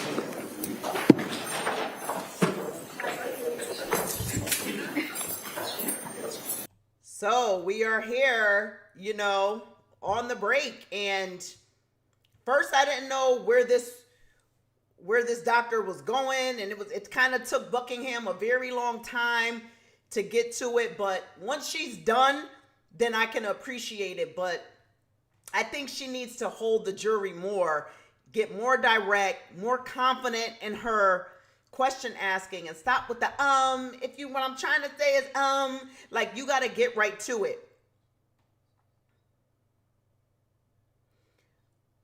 But I do appreciate that he's not biased. First I was like, why is he up? But then I had to stop myself. I do appreciate that he's not biased. So that shows that he's clearly just dealing with the facts. He doesn't favor one side or the yes, he's testifying for the prosecution, but he's not biased. And he was even, going on record saying that, she was suffering. Saying that she was suffering. Like that, she was suffering. Yeah, she was depressed. He said, major depression. But he said clearly what we've been saying here on Nurses in the News this whole time. Yeah, she could have had some depression, maybe, but none of this equals homicidal ideation. None of this equals she wasn't psychotic. She wasn't bipolar. She did not meet the criteria for any of those diagnoses. She knew what she was doing. Like he said, saying to her mother, can you hear my thoughts? Lindsay was Googling all these meds, all these symptoms. She was Googling psychosis. I'm pretty sure this is why she was spitting certain things out. Like, Googling Seroquel and, it could come up, you can get ketoacidosis, worst case scenario, from taking Seroquel. So I think I might have ketoacidosis. It's because she was Googling these symptoms. It was all a part of her plan. But one thing he just messed up on right here, right? He said she wasn't in the postpartum period, right? So based on the DSM and based on psychiatry, it's within the first 4 weeks. So she was way out of it. But here at the end, he just said, her depression, and she was in the postpartum period. I caught that. He did say that. Attorney Reddington's probably going to rip him up for that because he did just now go in and say, yeah, she was in postpartum. So, Buckingham is a crash landing, but she got to it. And I think she just was trying to set the stage. Like, this is kind of your qualified you. But I think him showing that he wasn't totally biased, like those defense's witnesses, was good. He was talking about her, her care, and she's worried about being seen from the waist down. So he was not biased. And he was like a little bit compassionate to the fact that she's in a chair and she can't bathe herself, things like that. So I think that's actually good. He's not showing that he's just up here he's just dealing with the facts. So turns out he might be a good witness. I think Sprague should be on these expert witnesses, the other attorney, because Buckingham has a hard time getting it out. She says a lot. You say a lot, you're unsure, once in a while but you gotta get to it. Like, you gotta get to it.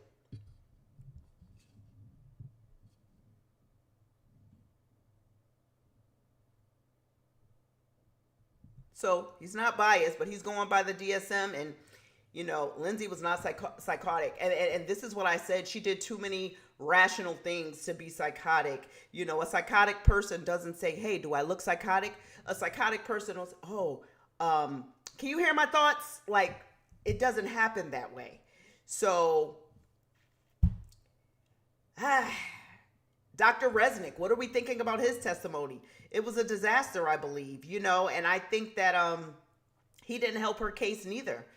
He said what he needed to say because that's what he was trying to say to help the defense. But I don't think he proved that she was psychotic. And he talked a lot about things that didn't even happen, that weren't even there. They came up with this theory about her worried about social services. She never told anybody during the course of before the, we're not talking about when she's trying to build a defense. We're talking about while it was going on. She never said anything about losing my nursing license or social services coming to get my kids ever. So Dr. Resnick and the other, they kind of just made up this whole kind of, talking about what she said or what she thought that no one else was actually treating her, heard. So I don't think, Dr. Resnick went into a lot about what happened and what he thought happened and what he thought she said or what she probably was feeling during that time. And it's all just, I know you're supposed to be giving expert opinion, but there's some facts here that you got to take into effect of what the evidence is saying, what the records are showing. He was doing a lot of talk. He should have been solely focused on when he, did his examination based on this. And he was going a lot of things that never happened. Nobody ever heard about this social services deal.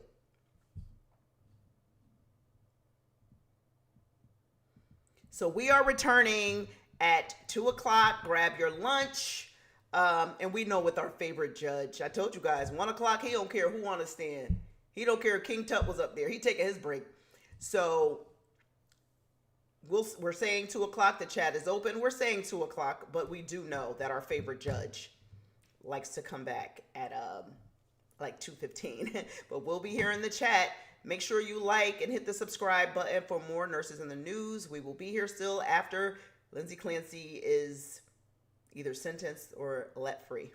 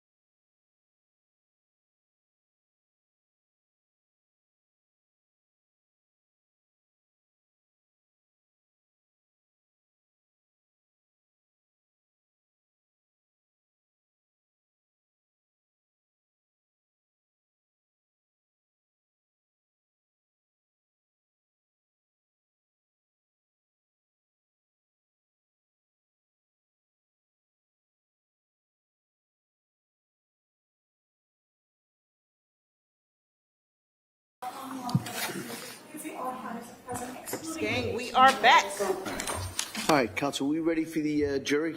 Yes. All right. Yeah. Let's go. We are back in action.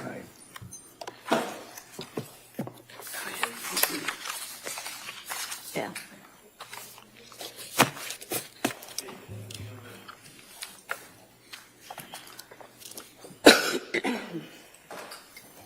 But it looked like the court cleared out.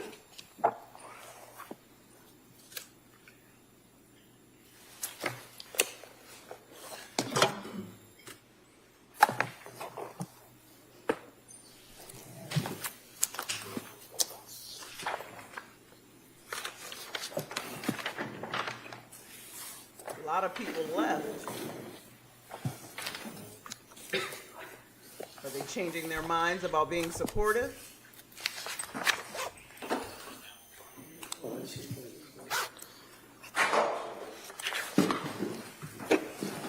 Court, all rise, please.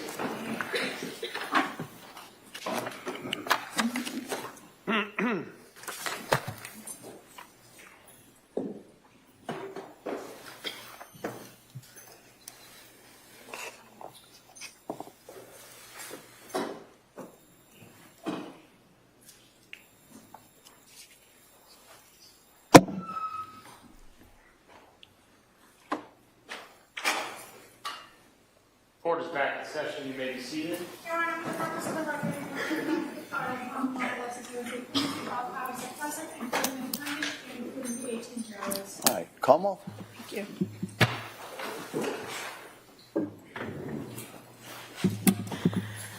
Dr. Mack, before we broke, we were talking about protective factors in suicide. Do you recall that? Yes, I do. Can you just explain to the jury what a protective factor is? Well, when a person is suicidal, they have risk factors and they have protective factors. Risk factors are those aspects of the individual that make it more likely that the person is going to act on their suicidal thoughts. And protective factors do the opposite. They are things that hold the person back from acting on their suicidal interests. And in this case, you're aware that the defendant had previously indicated that her kids and her mother were reasons why she didn't continue with the thoughts of suicide in the past, right? Well, objection is not the thoughts, it's the action. No, overruled. You can answer. I'm not sure if your question is that kept her from acting on suicidal interests or Right. ideation. I guess the important part I'm trying to piece together is it was her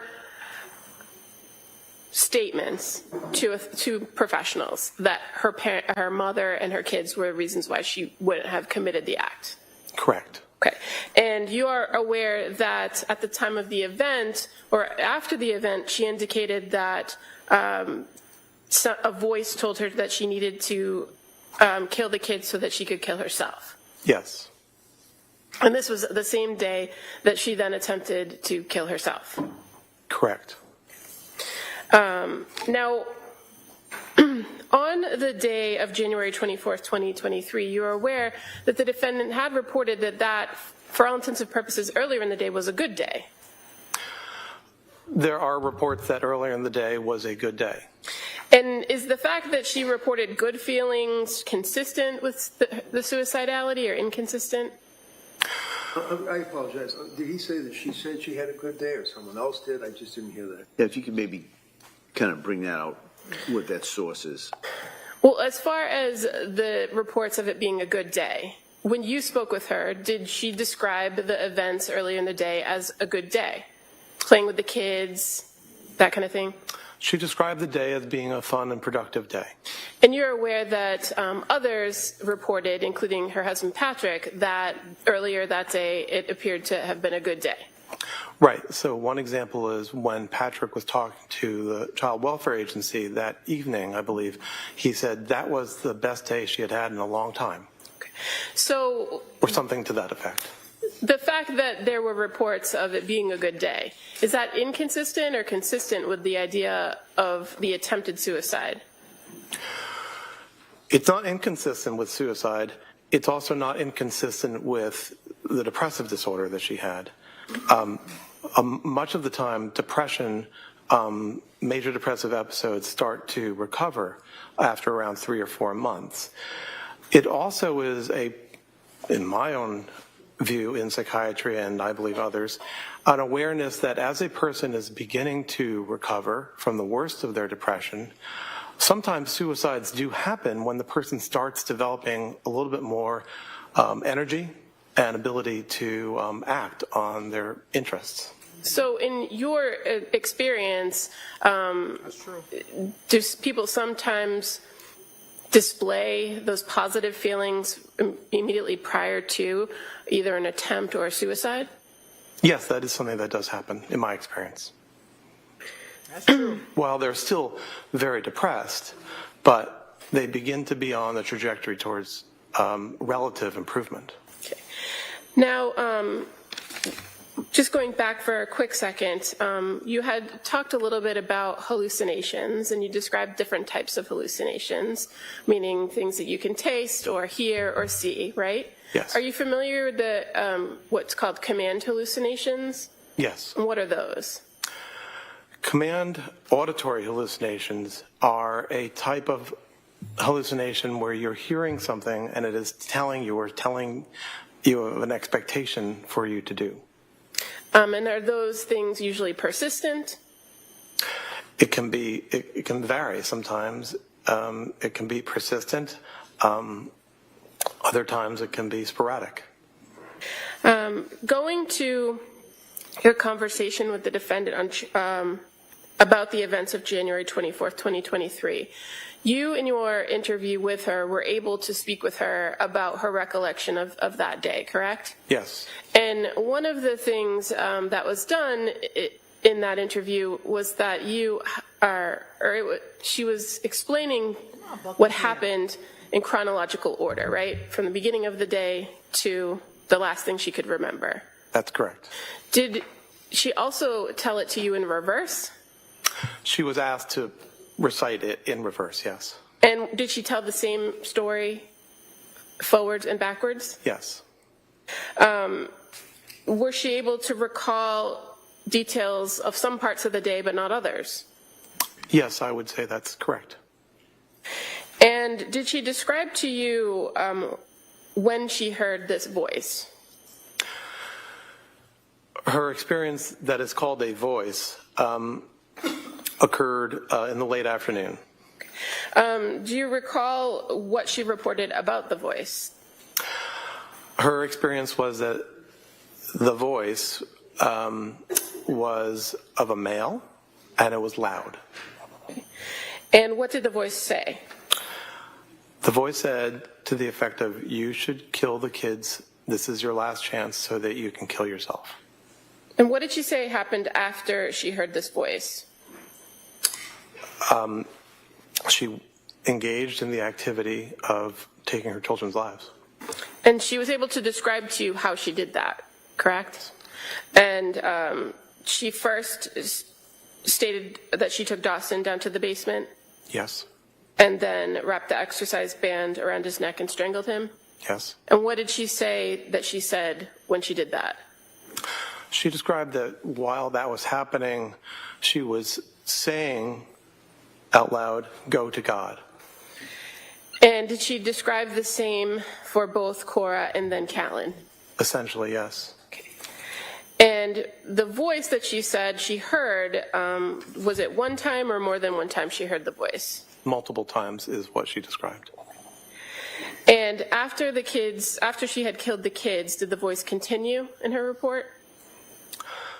I don't remember that it did. It may have, I don't remember.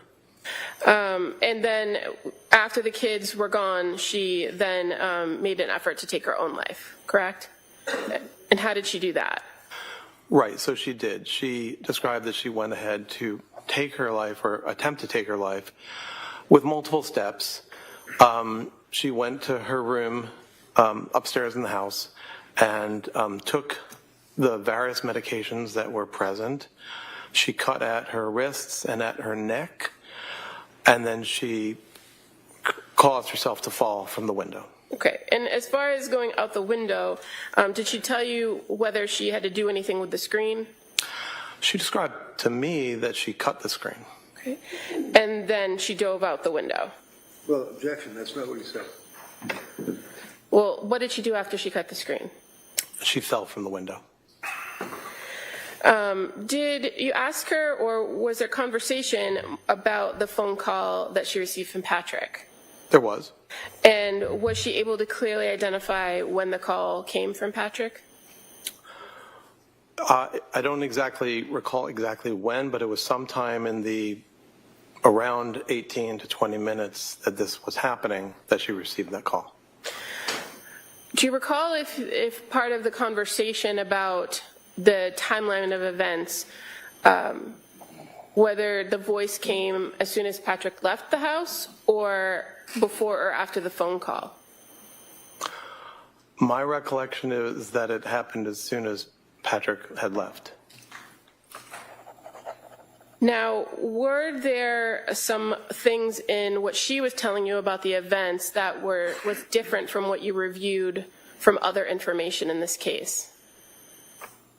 Can you say that again? Yeah, I'm just asking if you recall that there were things in the version that she told you in your interview that were different or not consistent with the information you knew about the case.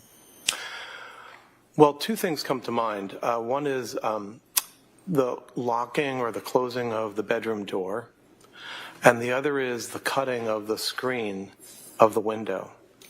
Okay, and as far as the locking or closing of the bedroom door, do you recall what she told you about that? She denied that she had done that. And so from the information you reviewed about reports from Patrick and everything else, did you know that the door had been locked? That was my understanding. And the second thing that you indicated about the screen, what information did you have about the screen that was different from what she reported to you? I believe there was a question as to whether the screen had been cut, perhaps with a sharp. And as far as the going out the window piece of it, you were aware that she didn't have any head injury, correct? Yes, I am. That she had the spinal injuries, the C1 injury, but no injuries to her head. Correct.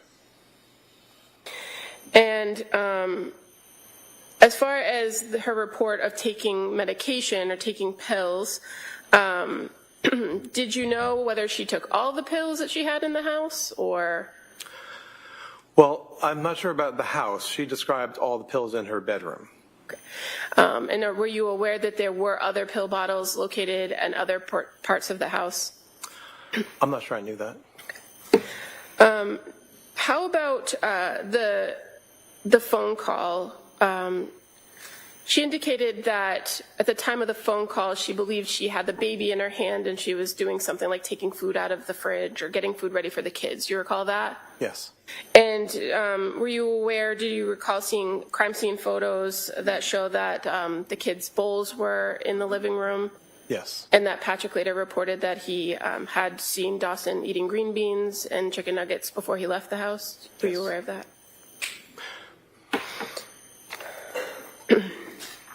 So, Dr. Mack, based on your review of this case, were you able to come to an opinion to a degree of medical certainty about whether this defendant was suffering from a mental disease or defect on January 24th of 2023?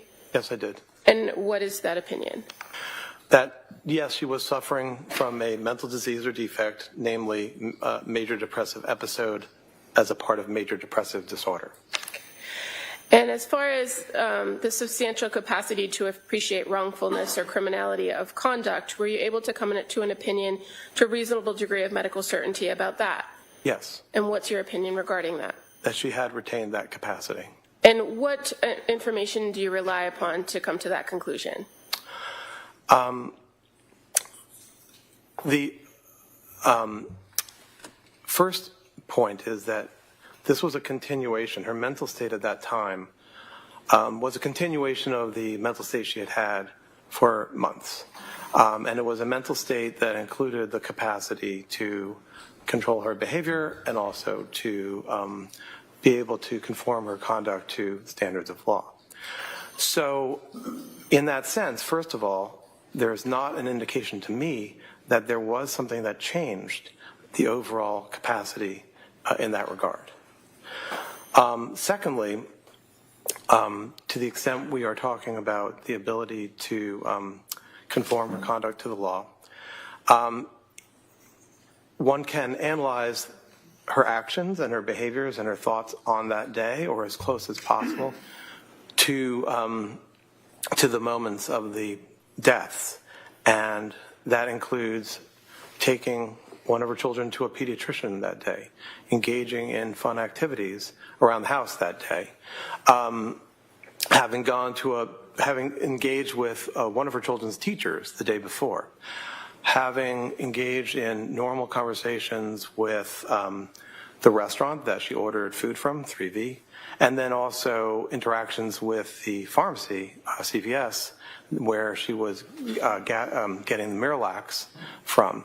So in all these places, there was the ability to act normally.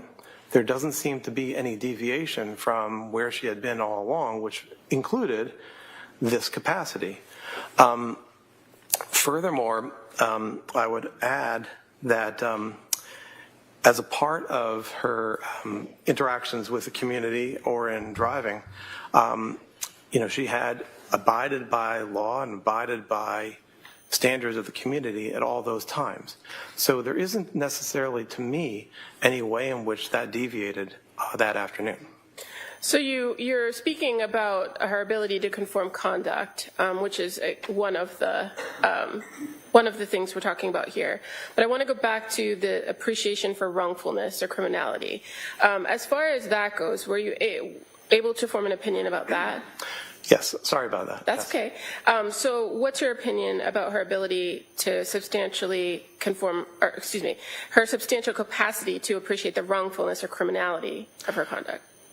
So I again would go to thinking about what had been her state of mind for at least the month prior, the several months prior, and in all that time, there wasn't any feature that indicated that she didn't have that capacity. But furthermore, when there were moments when she thought about harming the children, when she had the thoughts about that, she was aware in those moments beforehand that was wrong or against the law, and that she could be punished for such an act. You're referring to the December conversation with her husband and her mom? Yes, and her thoughts about the idea that if anyone knew what I was thinking, the children might be taken away from me. And also, did the fact that she hadn't had any significant medication changes during that time period, does that also inform your opinion about that? Well, as that aligns with what I was saying before about how, while depressed, her mental state was relatively stable. It was perhaps improving, I'm not sure about that, but it was stable. Move to strike that, he's not sure about it. All right. That answer is stricken. All right. So the fact that she hadn't undergone any more significant medical or medication changes, I should say, did that signify to you that she had been in the same kind of state she had in the months before? Yes. Okay. Now, what about the interaction with Dr. Tufts on January 23rd? Did anything about that suggest that there were any concerns or distress that would have changed her ability to appreciate wrongfulness of her conduct? No. In that interaction, she displayed normal thinking and the ability to think ahead and to navigate the world. And what about the statements that she referred to when she was killing the kids, the go to God? Does that inform your opinion? It does. And why? My understanding is that the sentiment, go to God, is a way of bestowing or thinking about the children as innocents and as ones who hadn't done wrong, while what she was doing was the opposite, was wrong, or could be construed as wrong. And so go to God not only was a hope for the children, but also a description of the situation. Okay, and what about the report from her that the voice was telling her, this is your last chance? Is that significant to identify whether she would have had some knowledge or known that it was something that was wrong? Well, to the extent that it was seen as her last chance, yes, because there was an awareness that it was something that would be disallowed by their father. And as far as after the incident, when she woke up at the Brigham and Women's Hospital, you're aware that she reported to the staff there that she was horrified, correct? Yes. And so the fact that she immediately afterwards identified that she was horrified, does that go to her capacity to appreciate the wrongfulness of her conduct? Yes. One can consider that her mental state, once she was removed from the dexmedetomidine, was similar to what it had been on January 24th. And in that regard, the feeling of horror, the feeling of shame that comes from being horrified indicates that she was aware that it had been the wrong thing to do. And then finally, just to go back to the substantial capacity to conform conduct, you've told us a little bit about that, about the fact that her condition hadn't really changed all that much. You outlined what she did that day. But is there anything else to consider, based on everything that you reviewed, that would indicate to you that she did maintain the substantial capacity to conform her conduct to the requirements of the law? I think that in the household, she was engaging this activity methodically, which highlights to me that there was an ability to conform her behavior to expectations of living in a household. What do you mean methodically? As I understand the deaths, they were done methodically, and I think you asked me about that earlier, one by one, in a way that was organized and that was intended to achieve a particular goal. Similarly, her attempt at suicide was organized and thoughtful in a sense that it included as many possible methods as possible. And as far as the killings of the children methodically, did she report to you in any way that she was given direction by this voice on how to complete the act and what exactly to do? No, she did not. And what about the call with Patrick? Is there anything about that indicates that she maintained some control or the ability to control herself, where she did engage in a short conversation with him? Well, that aligns with what we were talking about before in terms of being aware that he would disapprove or disallow this, and yet she didn't say anything. She didn't say help, or she didn't say, I'm having these thoughts, so it wasn't stated.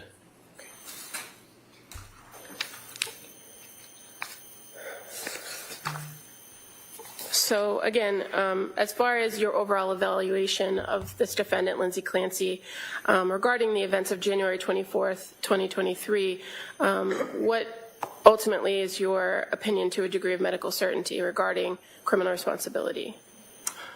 My opinion is that she retained the capacities that were required for having criminal responsibility for these actions. Thank you. Oh, and I would just like to admit Dr. Max CV as the next exhibit. Any objection? That may be admitted. 291.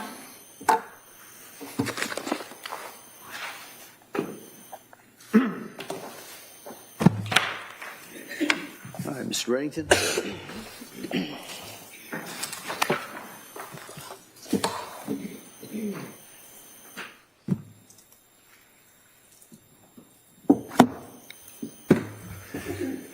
Dr. Mack, part of your evaluation would be an intent to investigate the person that you're being asked to evaluate for purposes of an opinion regarding criminal responsibility or lack thereof for the district attorney's office, correct? What do you mean by investigate? You don't know what investigate means? You want me to explain that to you? You might. You're a psychiatrist that's employed by the district attorneys, right? Retained by, yes. Oh, okay, so we're going to talk semantics. Isn't employed by, retained by, mean that you get money from it, right? I'm paid for my time, yes. Exactly. And normally I don't even go there. Every one of us are getting paid for our time. Jurors not so much, but nevertheless, you get paid for your time, right? Correct. I get paid for my time. The judge, Chrissy, Don, everybody gets paid for their time, right? I imagine, yes. So when you are retained by the district attorney's office, you are to evaluate an individual, right? Yes. And the individual in this case is Lindsay Clancy, correct? Yes. And you recognize her, do you not? I do. And you actually had a chance to meet with her and do your evaluation, right? Yes. And part of your evaluation, you had to investigate into who she was. For example, her education, what she did for work, friends, family, right? I asked her about her life, and I reviewed records to learn about her life, yes. Okay. So you're in a mental institution investigating or questioning a woman who's on medication, who is there because she's suicidal and under one-on-one 24/7 observation. Would you agree with that? Yes. And you get the history from her? Yes. So did you talk to any collateral contacts? No. So how is it that you can tell this jury what her life story is? Did you get it from her? I got it from her What to did the you extent think that, about her well, I'm education? sorry, So we shouldn't What- trust what the can you say chaplain your- said then, because she got it Never from mind her about too. the judge. What did she tell you about the education? Wait, listen. You look over there and listen to the question and answer the question. Can you say the question, Let him please? answer the question. What did she tell you about? I'm sorry. Right. Ask the question, What did she answer tell the you? question, and we'll go from there. What did she tell you about her education? She described her education in terms of judge being a is a hard little worker biased. through high school and college, and then going to nursing school. Okay, where'd she go to nursing school? I think the nursing school was through Partners Healthcare, I think at the MGH. And do you recall what the nature of the nursing She was? went to Quinnipiac and Well, she had always wanted to be a labor and delivery nurse, and she was able to achieve that. So she worked as a labor and delivery nurse That's my understanding, yes. for a period of time?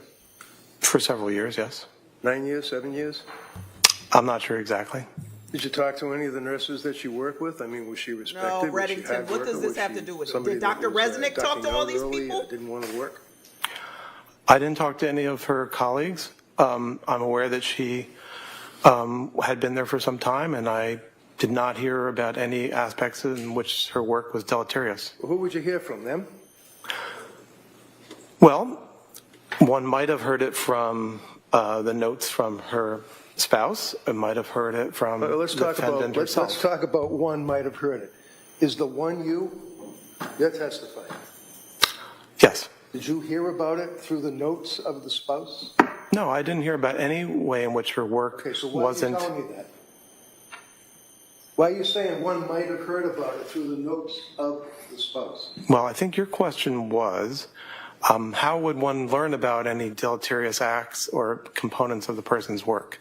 So I didn't hear about any way in which she wasn't working hard and retained as a nurse at an excellent institution. So basically, you don't know, is what you're telling me. You don't know what her reputation is. How did your Work experts ethic know? was, They you talked don't to her know. too to How come up do with you their know what her conclusions. This is not reputation right. in her work community was? You just don't know. Isn't that right? Combined with the records and also the report from Dr. Resnick, who described her own view of herself as being a hard worker, I don't know further than that. So, in addition Good. to I'm glad being a he said labor that. and delivery nurse at Mass General Hospital for a number of years, you knew that she obviously was married, right? Yes? And her husband was Patrick, right? Yes? You know how many years she was married, right? I do. How many? I don't know it offhand, but I believe I understand or knew the He doesn't date need when any of they were that to married, give her a which may have been diagnosis. 2013. She wasn't crazy. So the fact that she was married, you know, that did she want to have kids or did she find them to be a burden? She very much wanted to have children. And- She described that that was her lifelong interest. Okay. Had one child, Cora, right? I can't hear you. The first child was Cora, right? Yes. Did she have any delivery issues with Cora? Not that I recall. How about the second child? What was the second child's name? Dawson. And how old was Dawson at the time of the incident, as we say? I think he was around 4. And did she have any issues with his delivery? Do you mean the delivery or in the postpartum period? I mean the delivery. If I recall, I think she Attorney had a Reddington had tear, nothing. which is called an episiotomy, and that was something she was unhappy about. What does this have to do with the Did day of the she killings? have medication prescribed to her after Dawson? Do you mean psychiatric medication? Sure. At some point, I think she was prescribed an antidepressant medication in that period. What was it? I think it was sertraline. And do you know whether she took it? She has told us that she did not. And when she went home after having the baby, He's trying to just trip him up. she then came home to a little daughter, obviously Cora, had Dawson as an infant, correct? Yes. And was she living in a town, or where was she living when she had these two kids?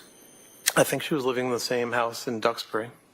She wasn't living in Weymouth? He might not know all about her She life. may It have has been. nothing Sorry, I to do don't with his know. evaluation. Just like So at some Resnick or point she any of moves the to others. Duxbury, she's with her husband, and she goes back to work, does she?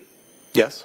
You didn't make any, in your investigation, you didn't come across any information that she didn't want to go back to work because she was lazy or just didn't want to work, right? No, I think she always wanted to work. Did she have anxiety about going back to work after Callan, the third child? After Callan? Yeah, Callan. It's Callan, C-A-L-L-E. Yes. Yes. She wanted to go back. As August and September arrived, she the was jury hopeful to sees go back through to work, this. but He doesn't she have to know became every anxious aspect about of her working. life.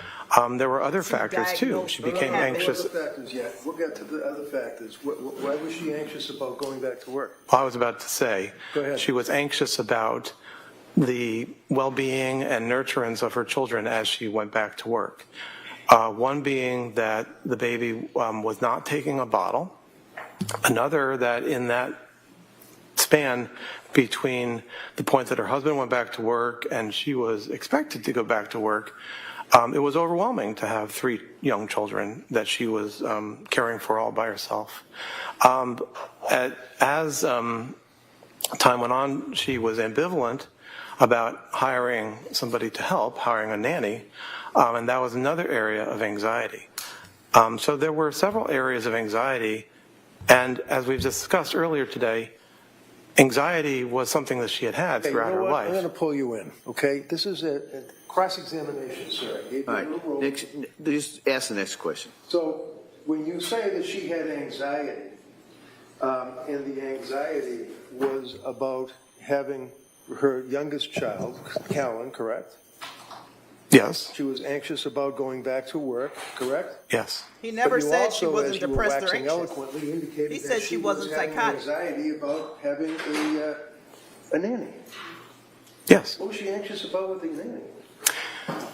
In my understanding, No, what is your understanding? Tell the jury what you investigated about her anxiety with the nanny. so through my evaluation, what I understood was that there was ambivalence about having a nanny, that is to say, having somebody who helped. There was some degree of wanting to be able to handle the children on her own. The other part of it is some ambivalence about other people other than herself, or perhaps her mother, caring for the children. Because I know that my evaluation discerned that she felt very positively about her ability to take care of her children, but also some ambivalence about other people taking care of the children. What time frame are we talking about? Summertime? Fall? The end of summer, late August, early September. Isn't it true that in the summer, she and Patrick and the kids felt that they were on top of the world, having a great summer, right? Well, that's what she said. That's her quote. Okay. And then come the fall, towards the end of September, that's when she started to have symptoms of anxiety, right? Yes, Up to this point in your investigation, you have a young woman who was a nurse for a number of years, we assume from your investigation, a good Nothing to do with her reputation being as a hard psychotic. worker, right? I can't hear you. I'm sorry. Yeah, one of the things that you had mentioned is that she was, how about exercise? Did she like to do exercise? Yes, in the past, exercise The was answer her. is yes, right? Yes? Can you repeat the question? Sure, I can repeat the question. I asked you, sir. I'm objecting because he's interrupting the witness and not letting him answer the The question called for a yes or no answer. All right? And so, go ahead. Go ahead. Can you state the question, please? Sure. You mentioned in direct examination for the DA that she was like to do exercise, correct? Yes. And would you consider a person who is an exercise aficionado, especially a woman who, for example, runs, let's say, a 5K or a 5-mile road race within about a couple of weeks after having a baby? Is that hyper-exercise? Is that hypomanic? Okay. In of itself, it's not hypomanic, no. How about if there's a string of exercise that is a little bit out of the norm, coupled with decluttering, removing personal property from the home, cleaning out the home, things of that nature? Would that be hypomanic in your opinion? Not in of itself, but are you talking, when you were asking about exercise, were you talking about in the period 2022 or 2020? 2022. Okay. After Callan. Okay? And I asked you about running the road race after Callan. Okay? You with me? Yes, I am. So would you suggest, sir, that that is something that one would at least anticipate, consider, or investigate as being this manic or hypomanic that you're talking about? No. Exactly. No. So, stay strong. by the way, one of the questions that you were That asked, doesn't sir, make is you that manic when because you you got exercise and clean out involved a with garage. investigating this case. Do you recall that from the DA? So Do you recall that from the DA? the term investigate, if it's okay, I'll use the term evaluate. When you got but, appointed or retained by the Right. DA? So, and your question is?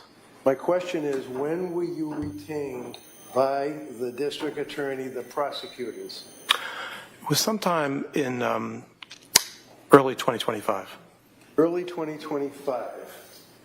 So like what, February, January? I think the reach out had occurred in maybe December of 2024, and I think that the retention was early in 2025. And what's a reach out? Well, the communication, the reaching out From? from the district attorney's office. Okay. And then when you were asked that question, you indicated that you had to wait for motion to be filed or something with the court. Do you recall answering that question? No.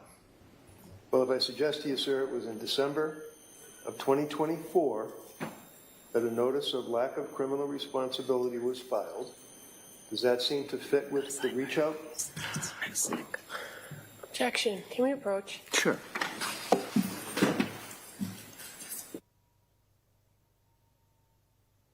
The judge is very biased. I mean, Dr. La Posada went on and on and on. Dr. Resnick went on and on and on. And, you know, anytime that they try to stop him, he's like, no, I'll allow it. Overruled. You know, and this guy can't even, he's trying to, Reddington know he has nothing. So he's trying to confuse him and he's trying to trap him. It doesn't matter about nursing school back in 2012. It doesn't matter about that. What matters was, did she know what she was doing on January 24th? And I am sorry, this witness, yes, he was long-winded a lot, but when it came to that diagnosis and his evaluation, he was spot on. She was not bipolar, and she knew exactly what she was doing. in that moment. She knew what she was doing was wrong. And Reddington's upset because it's his witnesses that put the theory out there about this social work taking the kids. We hadn't heard that until his witnesses started saying it. So if he's saying that she's out of her mind, so she's not a good historian, years later in the hospital, so she's not a good historian, so how did what she told the chaplain or what she told Zizelle, how is any of that valid? If she's a poor historian and you can't take what she says with a grain of salt. That's kind of what he's saying. Because they're the only ones that heard about this command voice. So if I was the prosecution, I would be coming back with, well, you said she's not a good historian, so how could we, you said it was hearsay that she told these other experts that she heard the voices. And if she couldn't 2 years later give this man a history or whatever the case may be and be credible, Attorney Reddington, stop.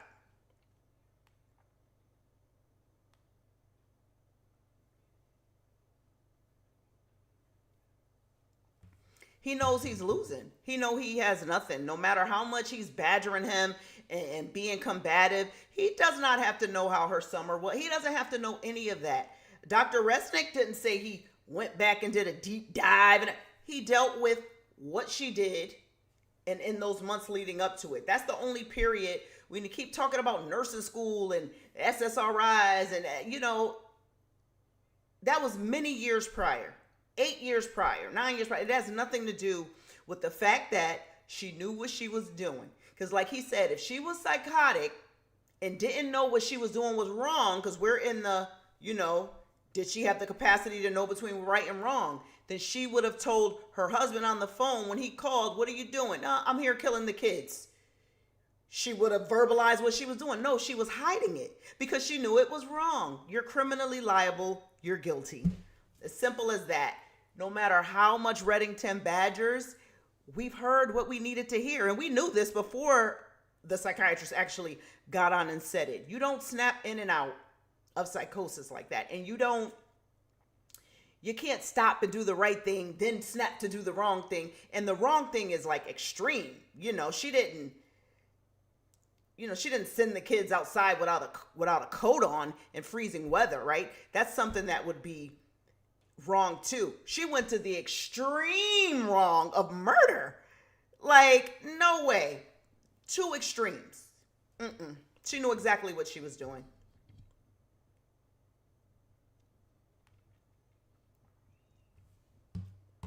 Mac is very clear. He got to it, but Mac, he talks too much though.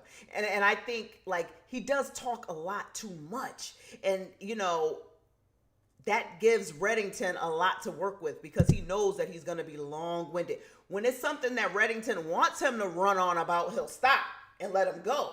But if it's something that he think might go left, not in his favor, he'll try to shut him up.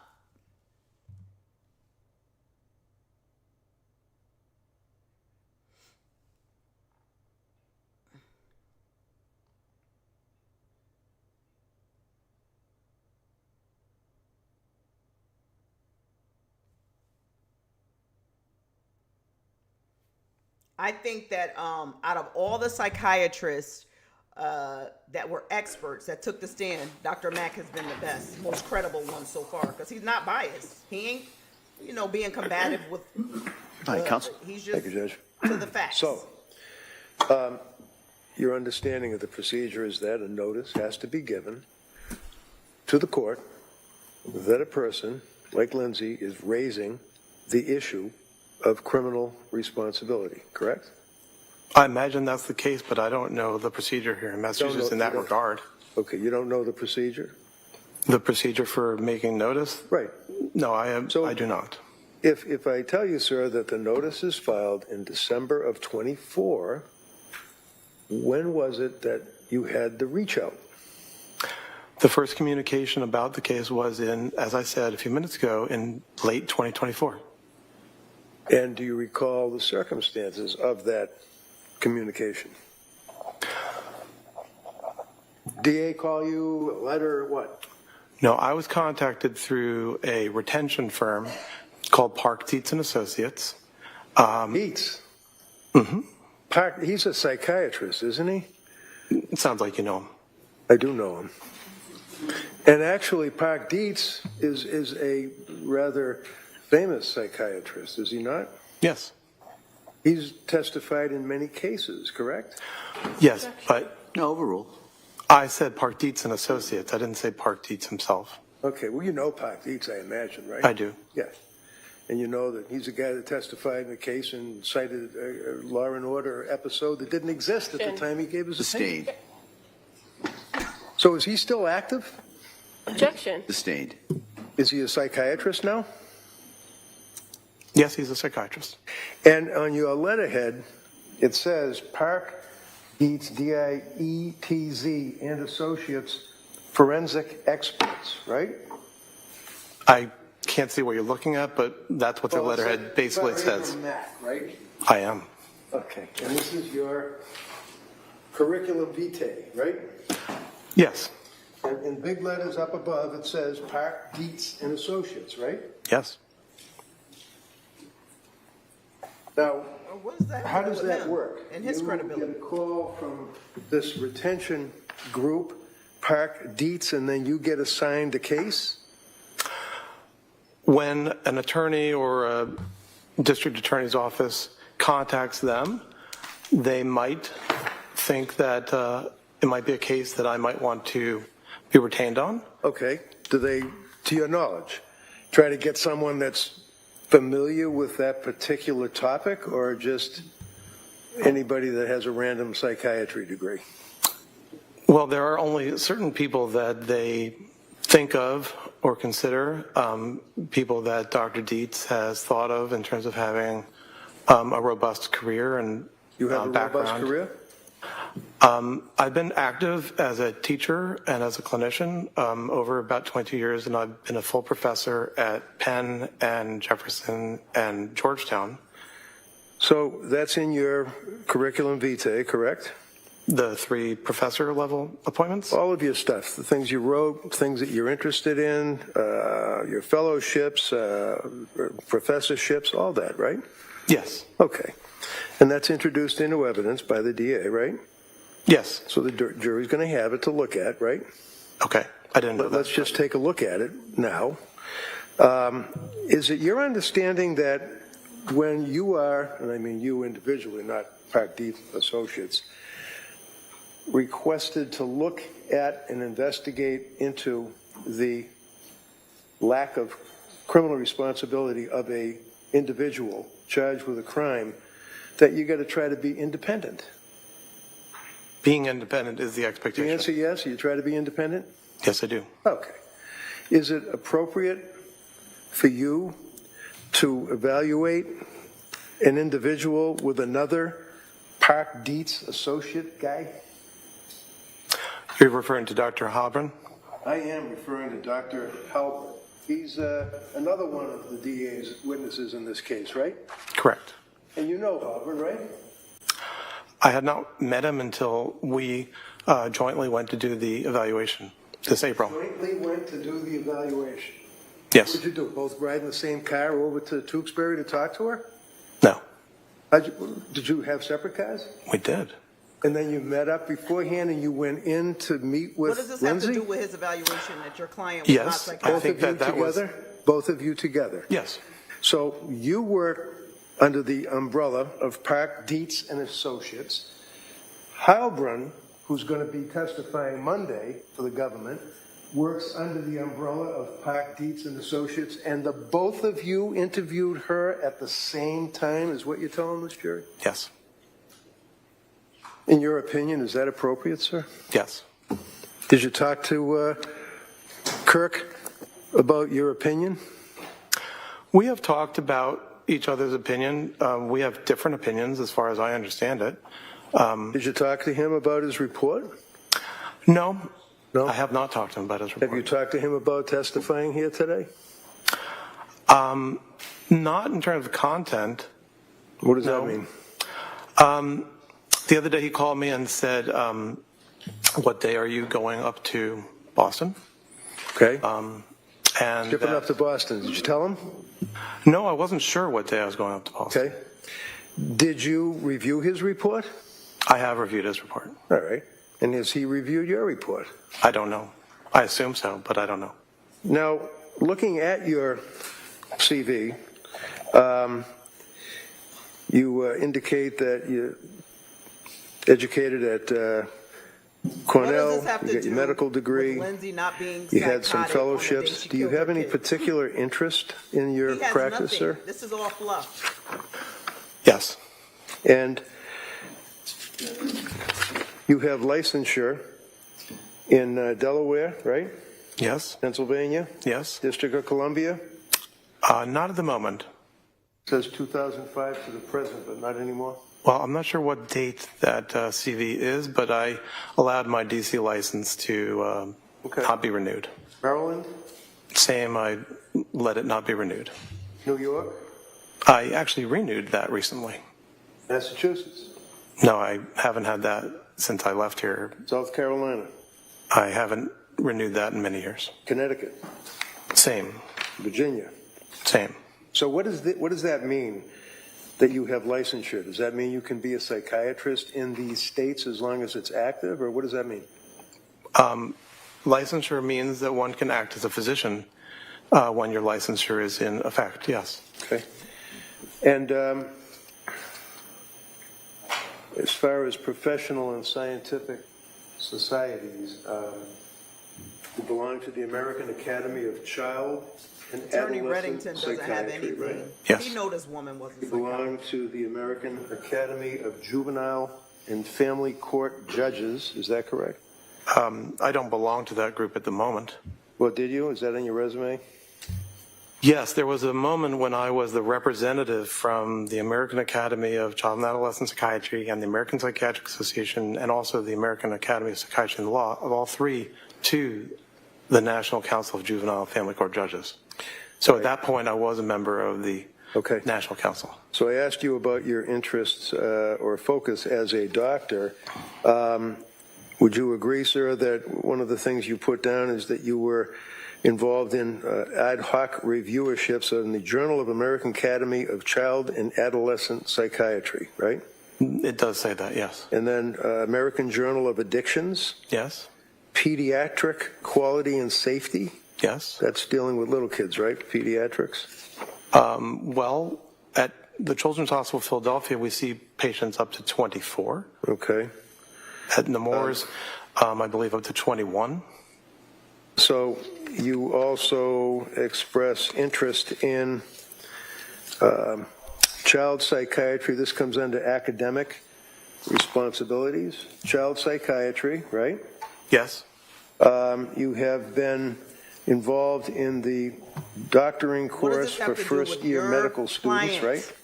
yes, Supervision of adult psychiatry residents, right? yes, Clinical evaluation, Department of Psychiatry, dealing with children and adolescents, right? I'm not sure that last one that you read, but Number 8 on no, but what does it say in its entirety? ongoing clinical education of PGY3 residents, Department of Psychiatry, Georgetown University Hospital, Institute for Children and Adolescents. Do you mean Regional Institute for Children and Adolescents? Resume, I don't know what it means. I'm just wanting to make sure I'm responding to your question. Do you have it with you? I mean, you can look The at it. Regional Institute for Children and Adolescents was a residential center in outside the Beltway where I served for 3 years. Okay, the focus nevertheless is on children and adolescents, right? Not at that time. Well, you mean when I was at Georgetown? I'm just looking at your resume. Okay. How about lecture of patient safety and quality improvement in child and adolescent mental health? Why don't That- they object? Why don't the judge tell him to Something that move you were on? involved with as a lecturer, sir? Like he be doing Yes, with the about patient prosecutor. safety and quality, yes. Answer is yes. Yes. Just make it quick. You were a lecturer on a morass returns adolescent cannabis, doubles lettuce, and other hallucinogen use, dealing with what, pediatrics, kids? Yes. Okay. You also did, under lectures by invitation, that you've been involved with lecturing on wither psychosis in adolescents, right? That was the title of a paper I gave, yes. So the answer is yes, right? The answer is I gave that paper, yes. Okay. Adolescents accused of murder or manslaughter, right? Yes. Okay. Does Attorney With the Reddington forget his psychosis, first adolescent witness, Dr. killers, Condi, a was couple of in years later, adolescent again, psychiatry? maybe an update, right? Right. Divorce for the clinician, right? Right. Divorce legal process in medical, social, and psychiatric sequelae, right? Right. Killer adolescents, drug school in the courts, right? Right. Jumping ahead, 2014, for example, you had the morass returns, adolescent cannabis and other hallucinogens, right? I imagine, yes, I don't know exactly which one you're looking at, but that's the title of a lecture that I was giving. Childhood development and psychopathology, right? Is an interest, right? It is an interest, yes. Childhood development, again, in psychopathology, lecture to the United States Department of Justice, right? Yes. Lecturing to the United States Department of Justice, Department of Immigration, right? Yes. Cognitive bias think tank is another one of the lectures that you gave. Is that correct? Well, it was a committee or a task force that I co-led about the prospect of diagnostic error when people have cognitive biases. And what's a cognitive bias? Just curious. So when you think about diagnoses, there's always a possibility that an individual is sort of guided to one diagnosis or another based on various forms of preconceptions or biases. So a major part of this concept of patient safety is to prevent misdiagnosis. And there are a lot of techniques that are used in medicine and in this case in pediatric hospitals and also in psychiatry to try to make sure that the users or the diagnosticians' biases don't creep into making the wrong diagnosis. Research publications, sir, dealing with neuropsychiatric systemic lupus, erythematosus age, and the neurodevelopment model. That's one of your research publications, right? Yes. Dealing with psychiatric classification from the ancients to DSM-4, psychiatric clinics of North America, right? Yes. Alcohol abuse is another research that you did? I've written or edited several textbooks on substance use disorders. Yes. Okay. So in addition to child and adolescent aspects of psychiatry, you're also interested in focusing in on alcohol abuse, substance-related disorders, alcohol abuse disorders, addictive disorders, treatment of addictive disorders, right? Those are some of the areas of interest, yes. Novel risk factors for central line associated bloodstream infections in critically ill children, right? Yes. And it goes on and on with a lot of your focuses on children, minors, probate court, correct? I don't know about probate court, but... Well, you've had occasion to do evaluations for probate court, haven't you? You'd have to remind me. There was a period when I was the physician leader of the state of Maryland's Office of Forensic Services. Right. So that's what you said on direct, so that's why I'm asking it. But how about the new tools in the toolbox?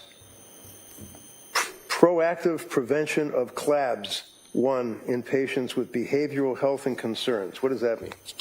Well, CLABSI, central line associated bloodstream infections, are something that is a major concern of all hospitals around the country, and preventing them from happening is not only the work of cleaning the apparatus that touches patients, but also we learned that when patients have psychiatric problems, they actually are at a greater risk of developing a central line associated bloodstream infection, which is a significant complication of being in the hospital.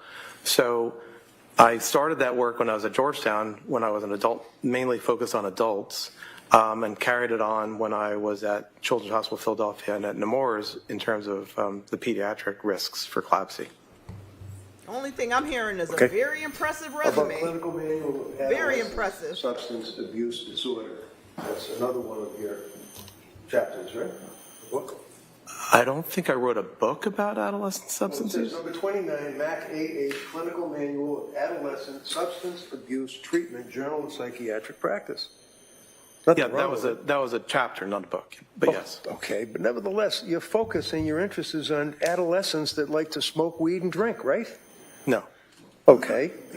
Would you agree, sir, This is that what you he's getting were at. interested in the American Psychiatric Press textbook you wrote for substance abuse treatment, right? Yes. All right. He's trying to say he never treated pregnant, postpartum Think women. like a psychiatrist, but So he's always a not doctor, be a doctor, web, drugstore, perils, drugs, alcohol, bloodstream infections in children's hospital, focusing on that, right? Where in here does it say that you ever came within breathing distance of a pregnant woman and your practice and your interest in your writings? So I remember being at the Brigham as a resident and How long ago was going that? to, how long ago was that? Yeah, give us a year. Well, you asked me when. So Yeah, I'm that's starting. when? That was the memory I have for that particular situation was 2001. 2001, so 25 years ago. Right. What And did so you do? since then, I went to the Medical University of South Carolina, and then I went to Georgetown, and all that period up until 2015, I was doing general psychiatry work with areas of focus in peds or in addictions, but also with forensics as an area. I see myself as somebody who's a generalist who happens to have a couple of areas of focus. In 2015, I did move from that generalist model to, when I left Georgetown, I moved to the Children's Hospital of So Philadelphia he's and just the trying University to of Pennsylvania. discredit him. And in those basically. years, since he then, I've knows been Lindsay wasn't working psychotic. in pediatric hospitals, where at CHOP, Children's Hospital of Philadelphia, the age is up to 24, and at Nemours, it's up to 21. So that is the overall area of adult and child psychiatry that I've been working in. Throughout the years at Georgetown, Okay, I would like to answer because I have more to tell you. Let him finish the answer. Go ahead. So at Georgetown, certainly that was all adult, and Georgetown has its own labor and delivery unit. And so that was plenty of engagement with women who were pregnant or who had just given birth. And then at both Children's Hospital of Philadelphia and at Nemours, there are these special units that have been designed for the last several years of high-risk pregnancy units. So actually at CHOP, one of my first roles there was to develop the psychiatry services coverage of the high-risk maternity unit there called the Special Delivery Unit. And I was the co-leader and then the leader of the consultation service at CHOP. And so I led the group of adult and child psychiatrists to tend to the psychiatric needs of that unit. Recently at Nemours, the same unit was built. And so, yes, in these pediatric hospitals, there actually are units of women who are about to have birth, who have just had birth. Well, I'm sure. Nothing in to these do with Lindsay pediatric being hospitals, psychotic. There are women about to have You could be a birth general and have birth, psychiatrist and I'm sure that there and are diagnose competent doctors depressive that disorder and treat them. psychosis. Correct? I would agree with you. How about you? How many women with postpartum psychosis have you treated? Roughly 10 would be my estimate. Over what period of time? Over the period since 2001. And when you would treat these women, would you be involved in, for example, testing them for their mental health? Well, usually the teaching has been that what was called postpartum psychosis is actually a form of bipolar disorder. So what is important is to say, let's do a full evaluation of the individual's symptoms and signs, and then treat them and engage in treatment. And usually that's going to be a form of bipolar disorder treatment. That's the teaching. That is the general perspective. So with your wealth of knowledge on women that are pregnant and suffering from postpartum psychosis, do you know whether or not Lindsay was ever diagnosed with postpartum depression? I believe that the various notes from the clinicians over the year of 2022 to 2023 utilize the term unspecified mood disorder. Right. How about postpartum depression? I don't think that appellation was used. Okay. So was she ever administered EPDS? You mean the Edinburgh? Yeah, was she ever administered that? I don't know if she was or wasn't. I don't remember. Isn't that something you're in here testifying about this case? Wouldn't that be important to know that she was almost off the chart on the Edinburgh scale for postnatal depression? Well, I have said that she had Postnatal. depression. Well, postnatal depression for a woman who's pregnant or had a baby recently is a heck of a lot different than some guy who's just depressed about his job, right? I don't understand your question. Well, do you know what her readings were on the Edinburgh test? Not to my memory at the moment, no. Why not? You read the medical records, didn't you? I mean, if you would like to show me, I'd be I happy don't want to show you review it. anything. I'm asking you as a testifying witness for this jury, did you look at her medical records? I did. And the medical records pertain to her being a person that just had a baby, right? I'm not sure that which records you're talking about, but can I finish? Can I finish? Can I? You're not going to finish. 2022, obviously, because we already talked about the summer, she was fine. When did she see Tufts? She started to see Dr. Tufts in 2022. When? I believe it was, well, she went to Dr. Tufts in September, and it was in October that she started taking the medication that Dr. Tufts had prescribed. Okay, and that was for what? It's all clouding the jury. You mean which medication, or what was the Him purpose? being combative doesn't change the fact that she Medication. wasn't Certainly. psychotic. And otherwise known as? Zoloft. And she took it after a while, is that correct? Is that what you said? A few weeks, yes. And the reason she didn't take it was what? Time, as my evaluation. Hold on for a Hold on a second. second. Hold on a second, Doc. Sorry. This lady and her, All right, let's go ahead. she always coughing in that thing. You want me to re-ask that question? I'm okay. Okay. So, over time, Ms. Clancy has avoided taking medications. She's what? Avoided taking medications. Says who? The description she gave me. She told you that? My awareness from my evaluation is that she resists taking medications, and for example, No. Tell me what you mean by she resists taking medication. there are individuals all in this world who witnessed it. do not want to take medications, and I think she described that she is one of them. verbalized that And several she times. saw Dr. Tufts because she apparently was anxious, right?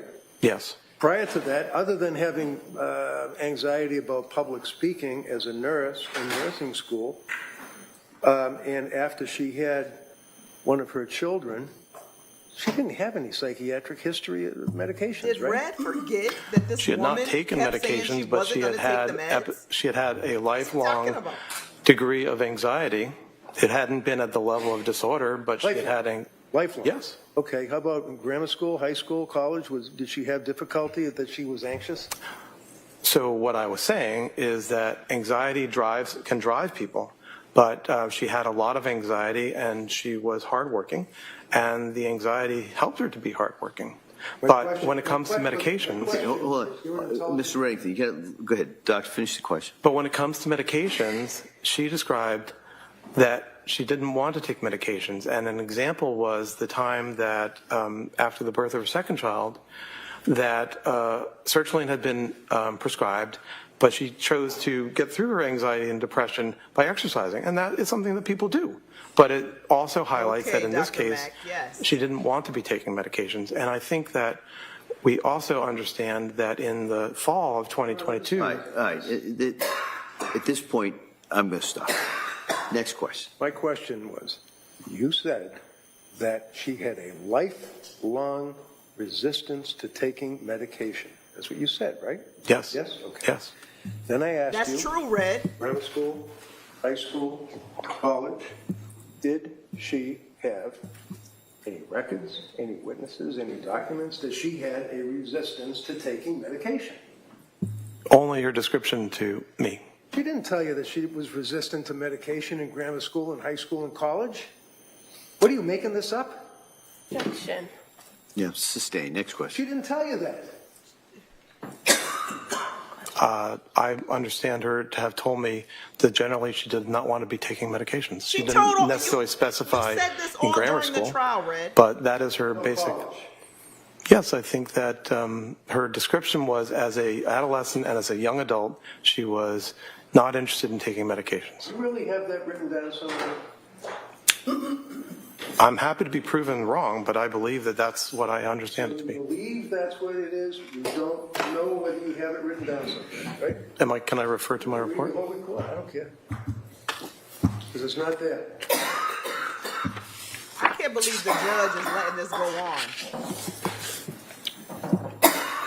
She's coughing, he's yelling, this shit is crazy. Well, on page 8, what I had written was, Ms. Clancy's reluctance to take medication generally was accompanied by her concern for medications entering her breast milk. So the general... Breast milk, she's pregnant. Come on. That's the only time that she indicates that she did not want to take, except for benzos. She didn't want to take it in college because it was right? messing with her being horny.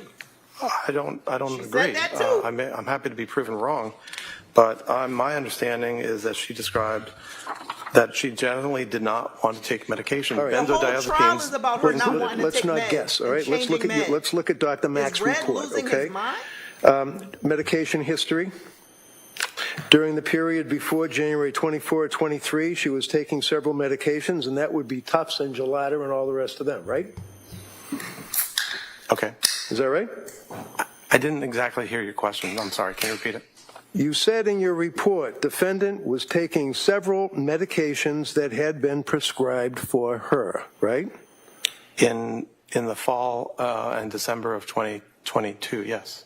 So it's real easy. It's Tufts and Gelada that were prescribing these meds, right? They were among the prescribers, yes. All right. And her reluctance to take the medication was Red is accompanied by losing her it. concern for medications entering her what? I believe it says breast milk. Breast milk. Okay. So other than her concerns as a mother about her breast milk and having these drugs get into an infant's body, when else did she tell you that she was resistant, as you just told this jury, to taking medication? Like she's somebody who doesn't want to take the medication. She doesn't didn't take care them to in the college either. medication. Where is it? Overall. Well, I didn't say that she didn't care. Okay, how about if she was resistant? My recollection, and I'm happy to, if you would like me to spend time finding it. Prove I'd you're be wrong, happy I to. know. What? Prove you wrong. It's not in your report, though, is it? Okay. Okay, we'll leave it at that. Now, you had mentioned, sir, I believe, that the DSM is something that you all use in your diagnoses of people, right? Yes. And one of the things that you are here to testify about would be postpartum issues, postpartum psychosis, postpartum depression, right? Are you referring to postpartum psychosis, the disorder, the proposed disorder, or Red is as a just trying to symptom? confuse the jury. Well, when you come in here as an expert, hired by the DA to tell this jury that this woman was not suffering from postpartum Please don't talk psychosis, about and you in experts, your Red. testimony refer to the fact that you use the DSM to guide you, if that's the right word, in your diagnoses, would you agree with me that that's a fair statement? That the DSM is the standard for making diagnoses? Yes. Right. It's not a very good standard, though, is it? Well, it is the standard. It is the standard. How about, are there other standards, sir, that, like, for example, World Health Organization, No, you're wrong, International Red. Disease You're Control, wrong. IDC, have you ever heard of them? You're Yes. wrong. Okay. Does the IDC, what does that stand for? The ICD, What does that stand for? the International Classification of Disease. Does that classify postpartum psychosis? I think it actually does not. Does it classify, you think, are you sure? ICD codes are for billing. My recollection right? is that it does not. Okay. How about postpartum depression? Does the international category indicate that? I'm not sure. We in the United States. No. use the I'm DSM. asking about the other, the ICD or whatever it is. I don't know. ICD Okay, codes are for that's good billing, enough. sir. This here is what you're talking about, the DSM, though, right? 5TR, text revision, right? Yes. And you're talking about the fact that at some point in DSM-6, there it appears as though postpartum depression, postpartum psychosis will be added into the DSM-6. Is that correct? Who said that?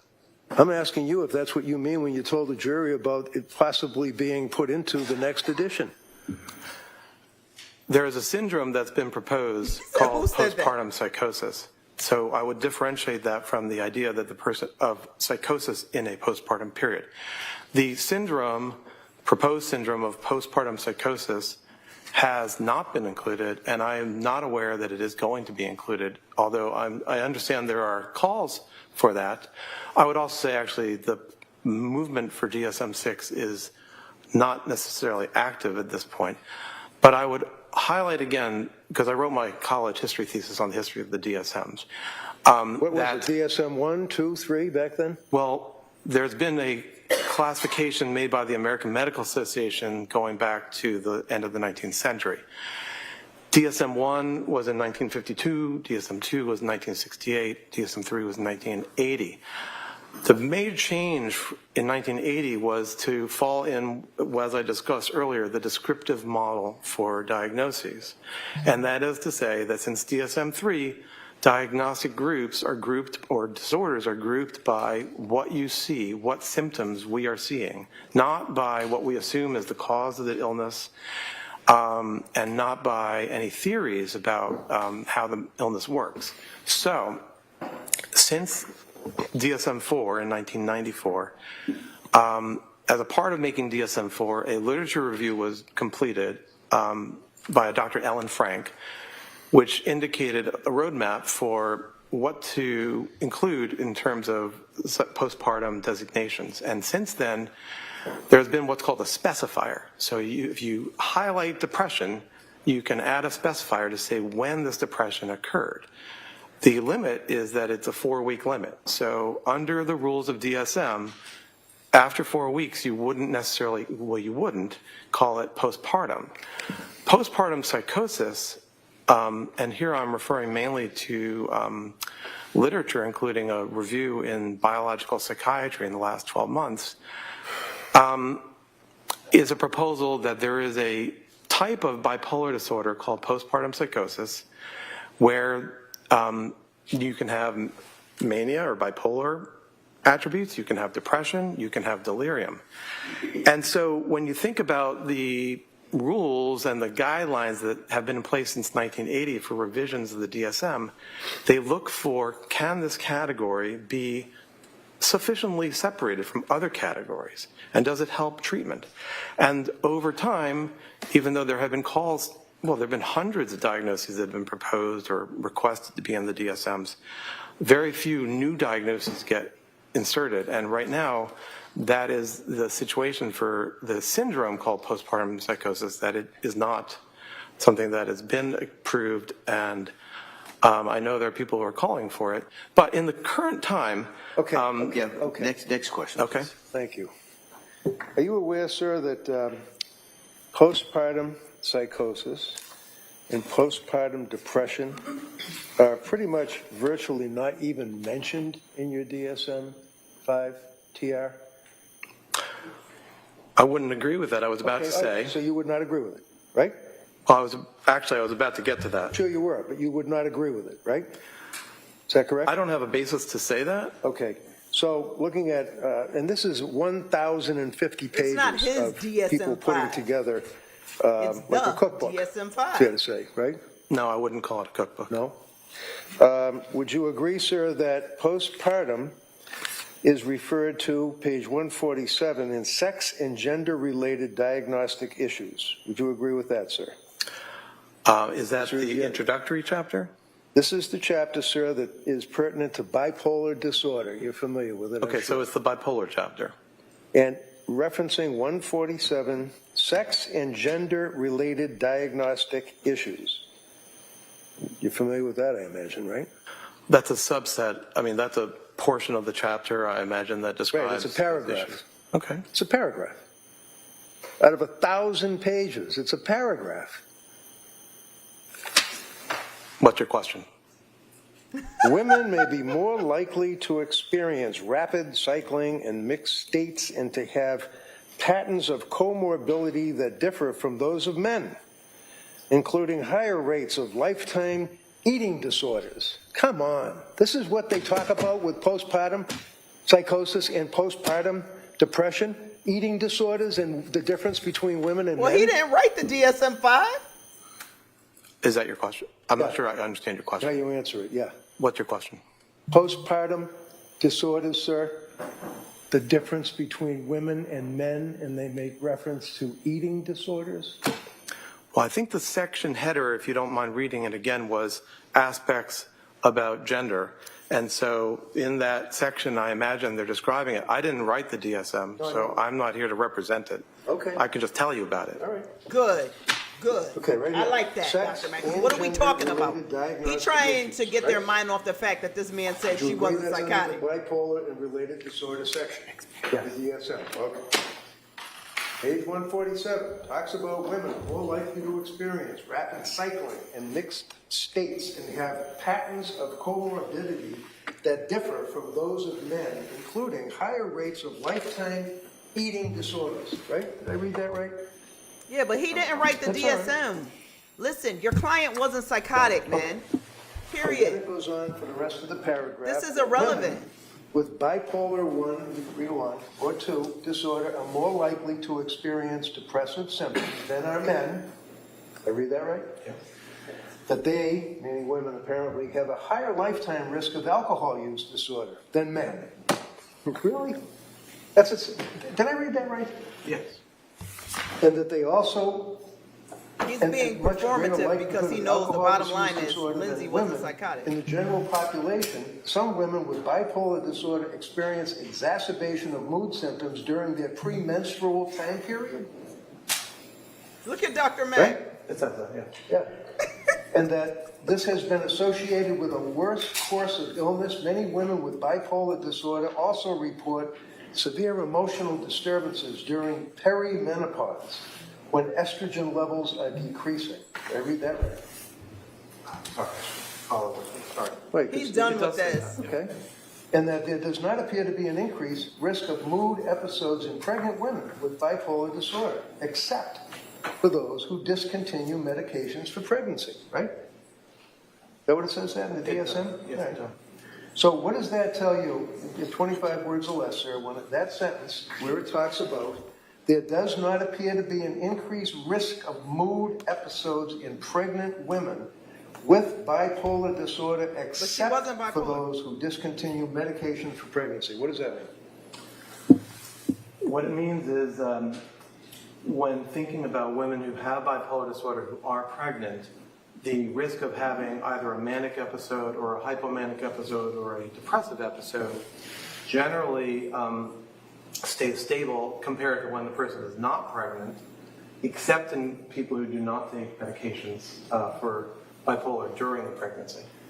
And then it goes on to read, the specifier with peripartum onset should be used for mood episodes that begin during pregnancy or within 4 weeks of delivery. Is that the 4-week cutoff that you're telling the jury about?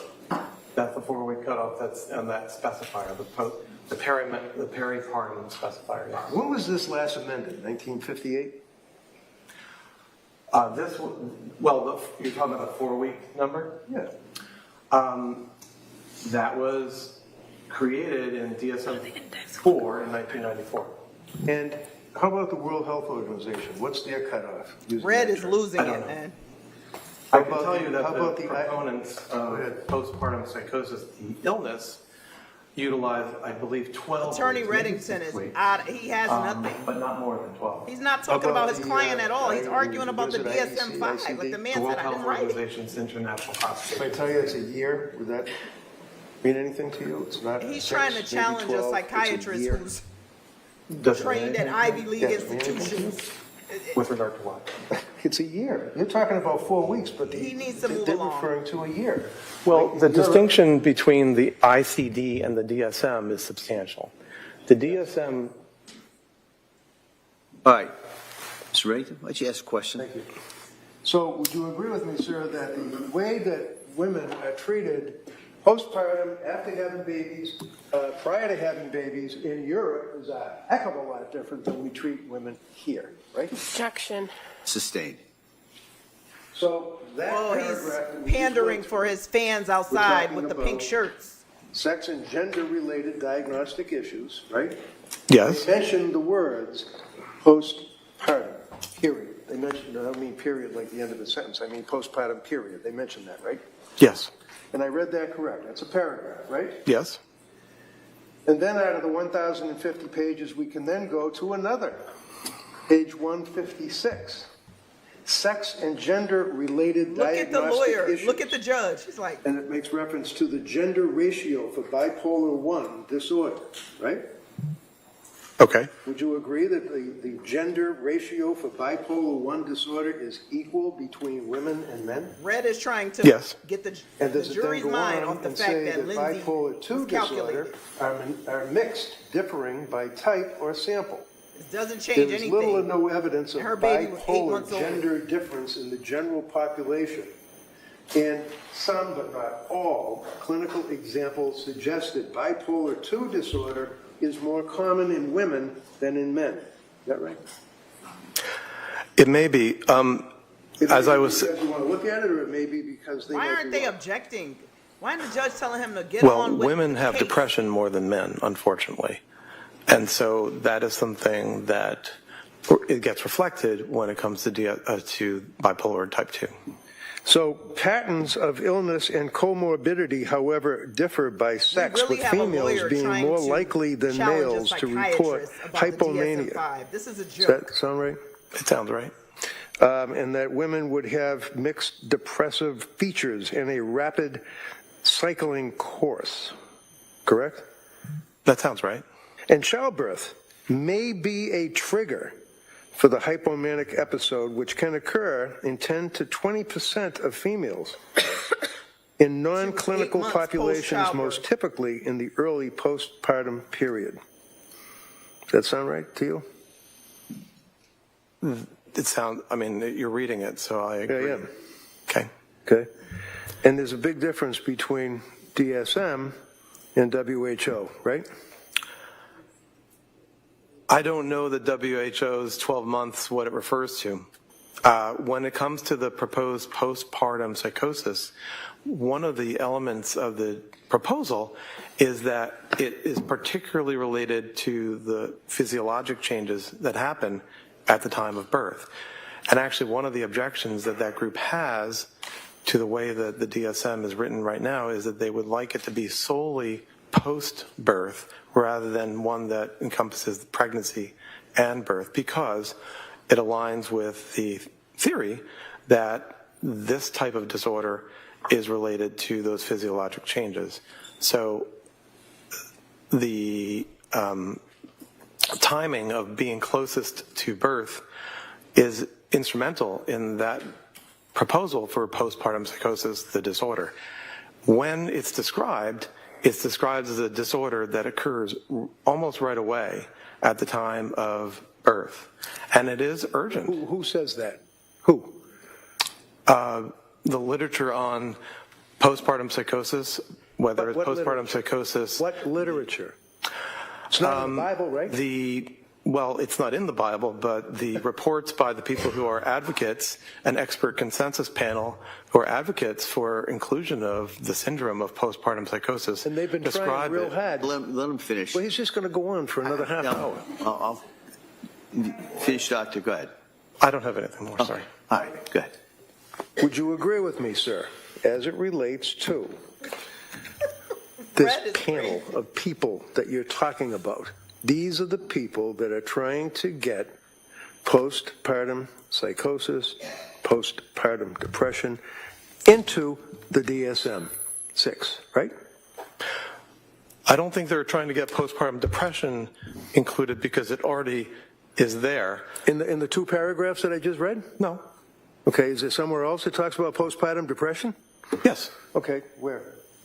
Well, the report mentions, and I'll find for you what are called the specifiers, where for both bipolar disorder and also for depressive disorders. There you go. Well, it's in there, but I'll find it in the book. Okay. Why don't you look for it? Why don't we do one thing at a time? I'd like to And that finish would speaking. be, you said you're going to find it. Just find it. Okay. And then once you find it, then we'll go on to the second part, which would be asking questions and answering questions. Okay.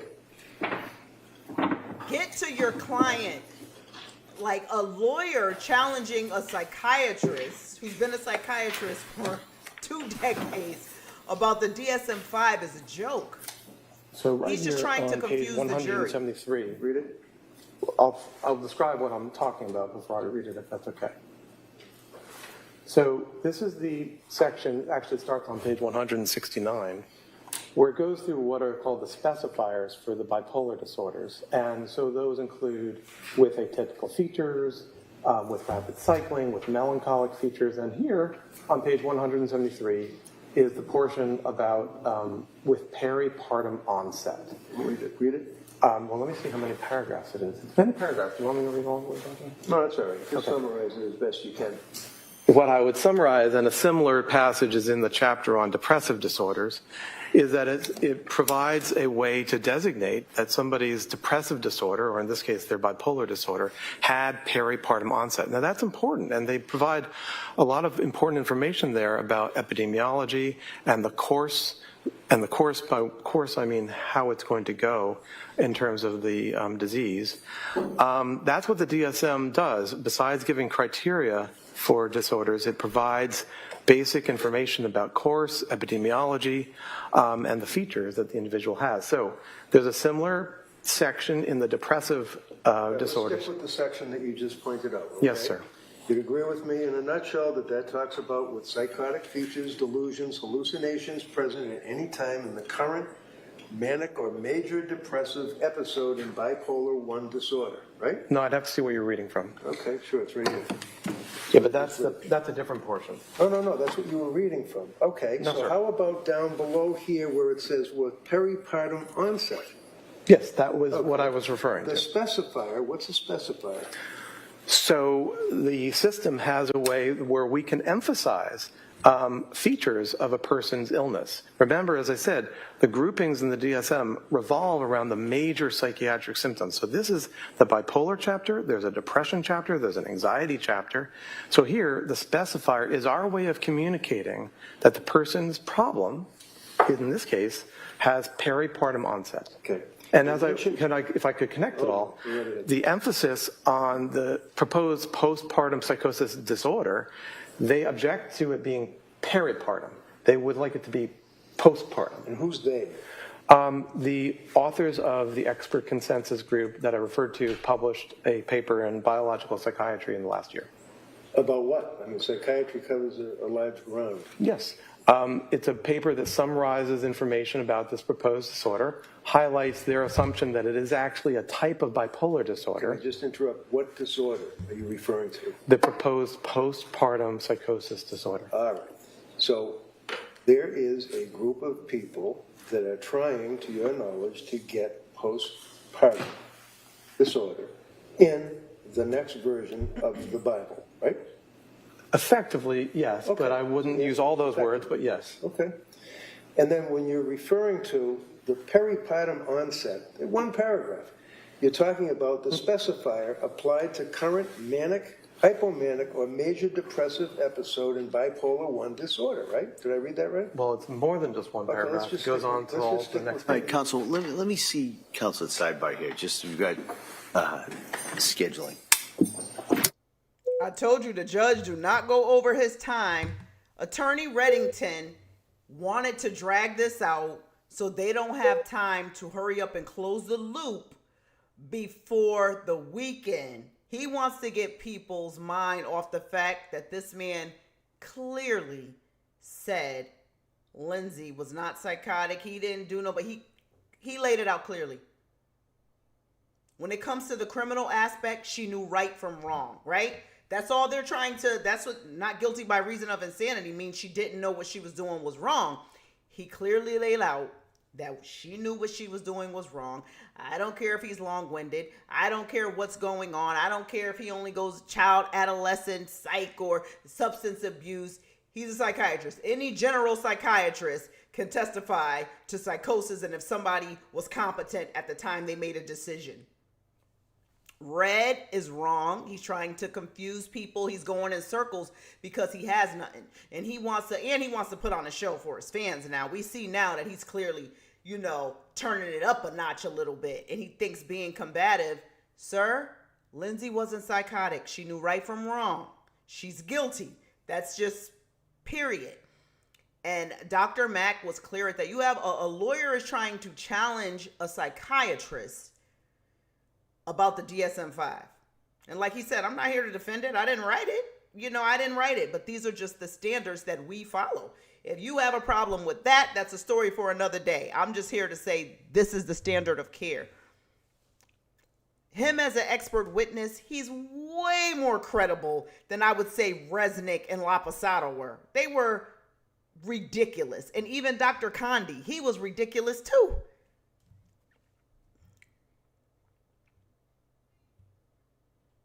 Oh, and I forgot about Dr. Zeisel. Oh, man.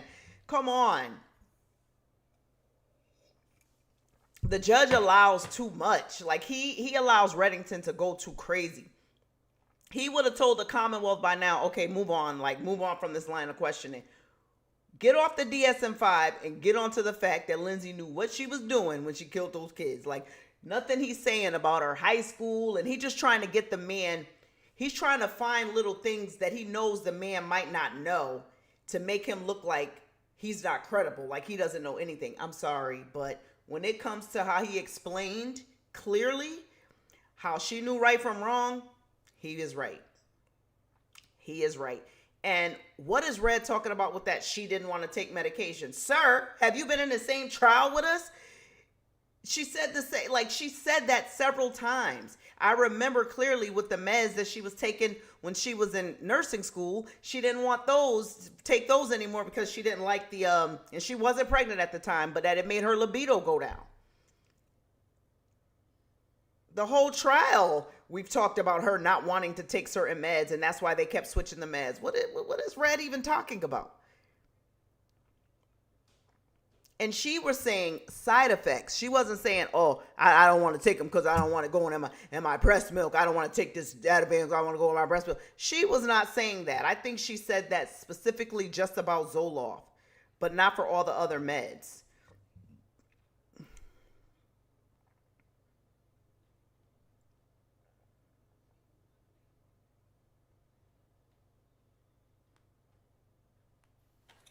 Members of the jury, we're going to break at this point. I told y'all, he don't go over his 4 o'clock. You know what I'm going to tell you, all right? You've now heard more evidence. You've heard testimony from a number of people. You've got more and more exhibits, but you still have to keep that open mind, all right? Because you haven't heard all the evidence. You haven't heard the closing arguments, as I've said before. You haven't even heard the law that you are to apply to this in arriving at your verdict. So I'm going to stress, as I always do, don't talk about this case, don't read anything about it, don't listen to anything about it. Just guard against that and really keep an open mind, all right? So I'm going to excuse you till Monday morning, and then I ask you to be here hopefully at 9 o'clock. We'll come back out, and we'll continue with the evidence, all right? And as I'm telling you, we are well on schedule, all right? So I don't want to get ahead of myself, but in case you're wondering, we are definitely well on schedule, much because of your work on this. So I hope everybody has a nice weekend. Maybe it'll stop raining, get outside a little bit. So again, thank you for all your time and dedication on this, and we'll see you on Monday. Okay? All rise, please, for testing.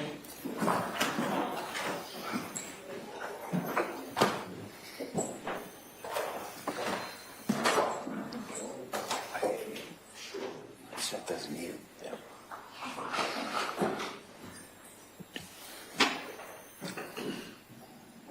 See if the judge gives any other instructions.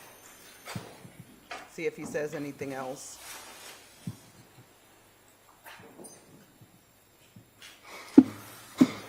Charge the next individual. Before this court's in session. Doctor, you may sit down. Oh, am I excused, sir? You talk to the DA's office, the guys that schedule. We did discuss that. Okay. All right. Counsel, anything else we need to address before Monday? No. No, Your Honor. All right, and so the plan would be, we'll continue with the Commonwealth's rebuttal. At some point, we'll do the final charge conference, and we'll go from there. So I want to thank everybody for their work. I hope everybody has a nice weekend. Thank you. Thank you. Court, all rise. All right, and there we have it. So we saw what we saw today. We actually had real expert on the stand who was not biased and who just was giving his expert opinion. He did not, bash Lindsay. He didn't make up any fairy tales. He did state that she was depressed, but she wasn't psychotic when she committed the crimes. So now we will be back here on Nurses in the News on Monday. It looks like this case might be wrapping up next week, and we'll see how long it takes the jury to deliberate. But thanks for watching Nurses in the News.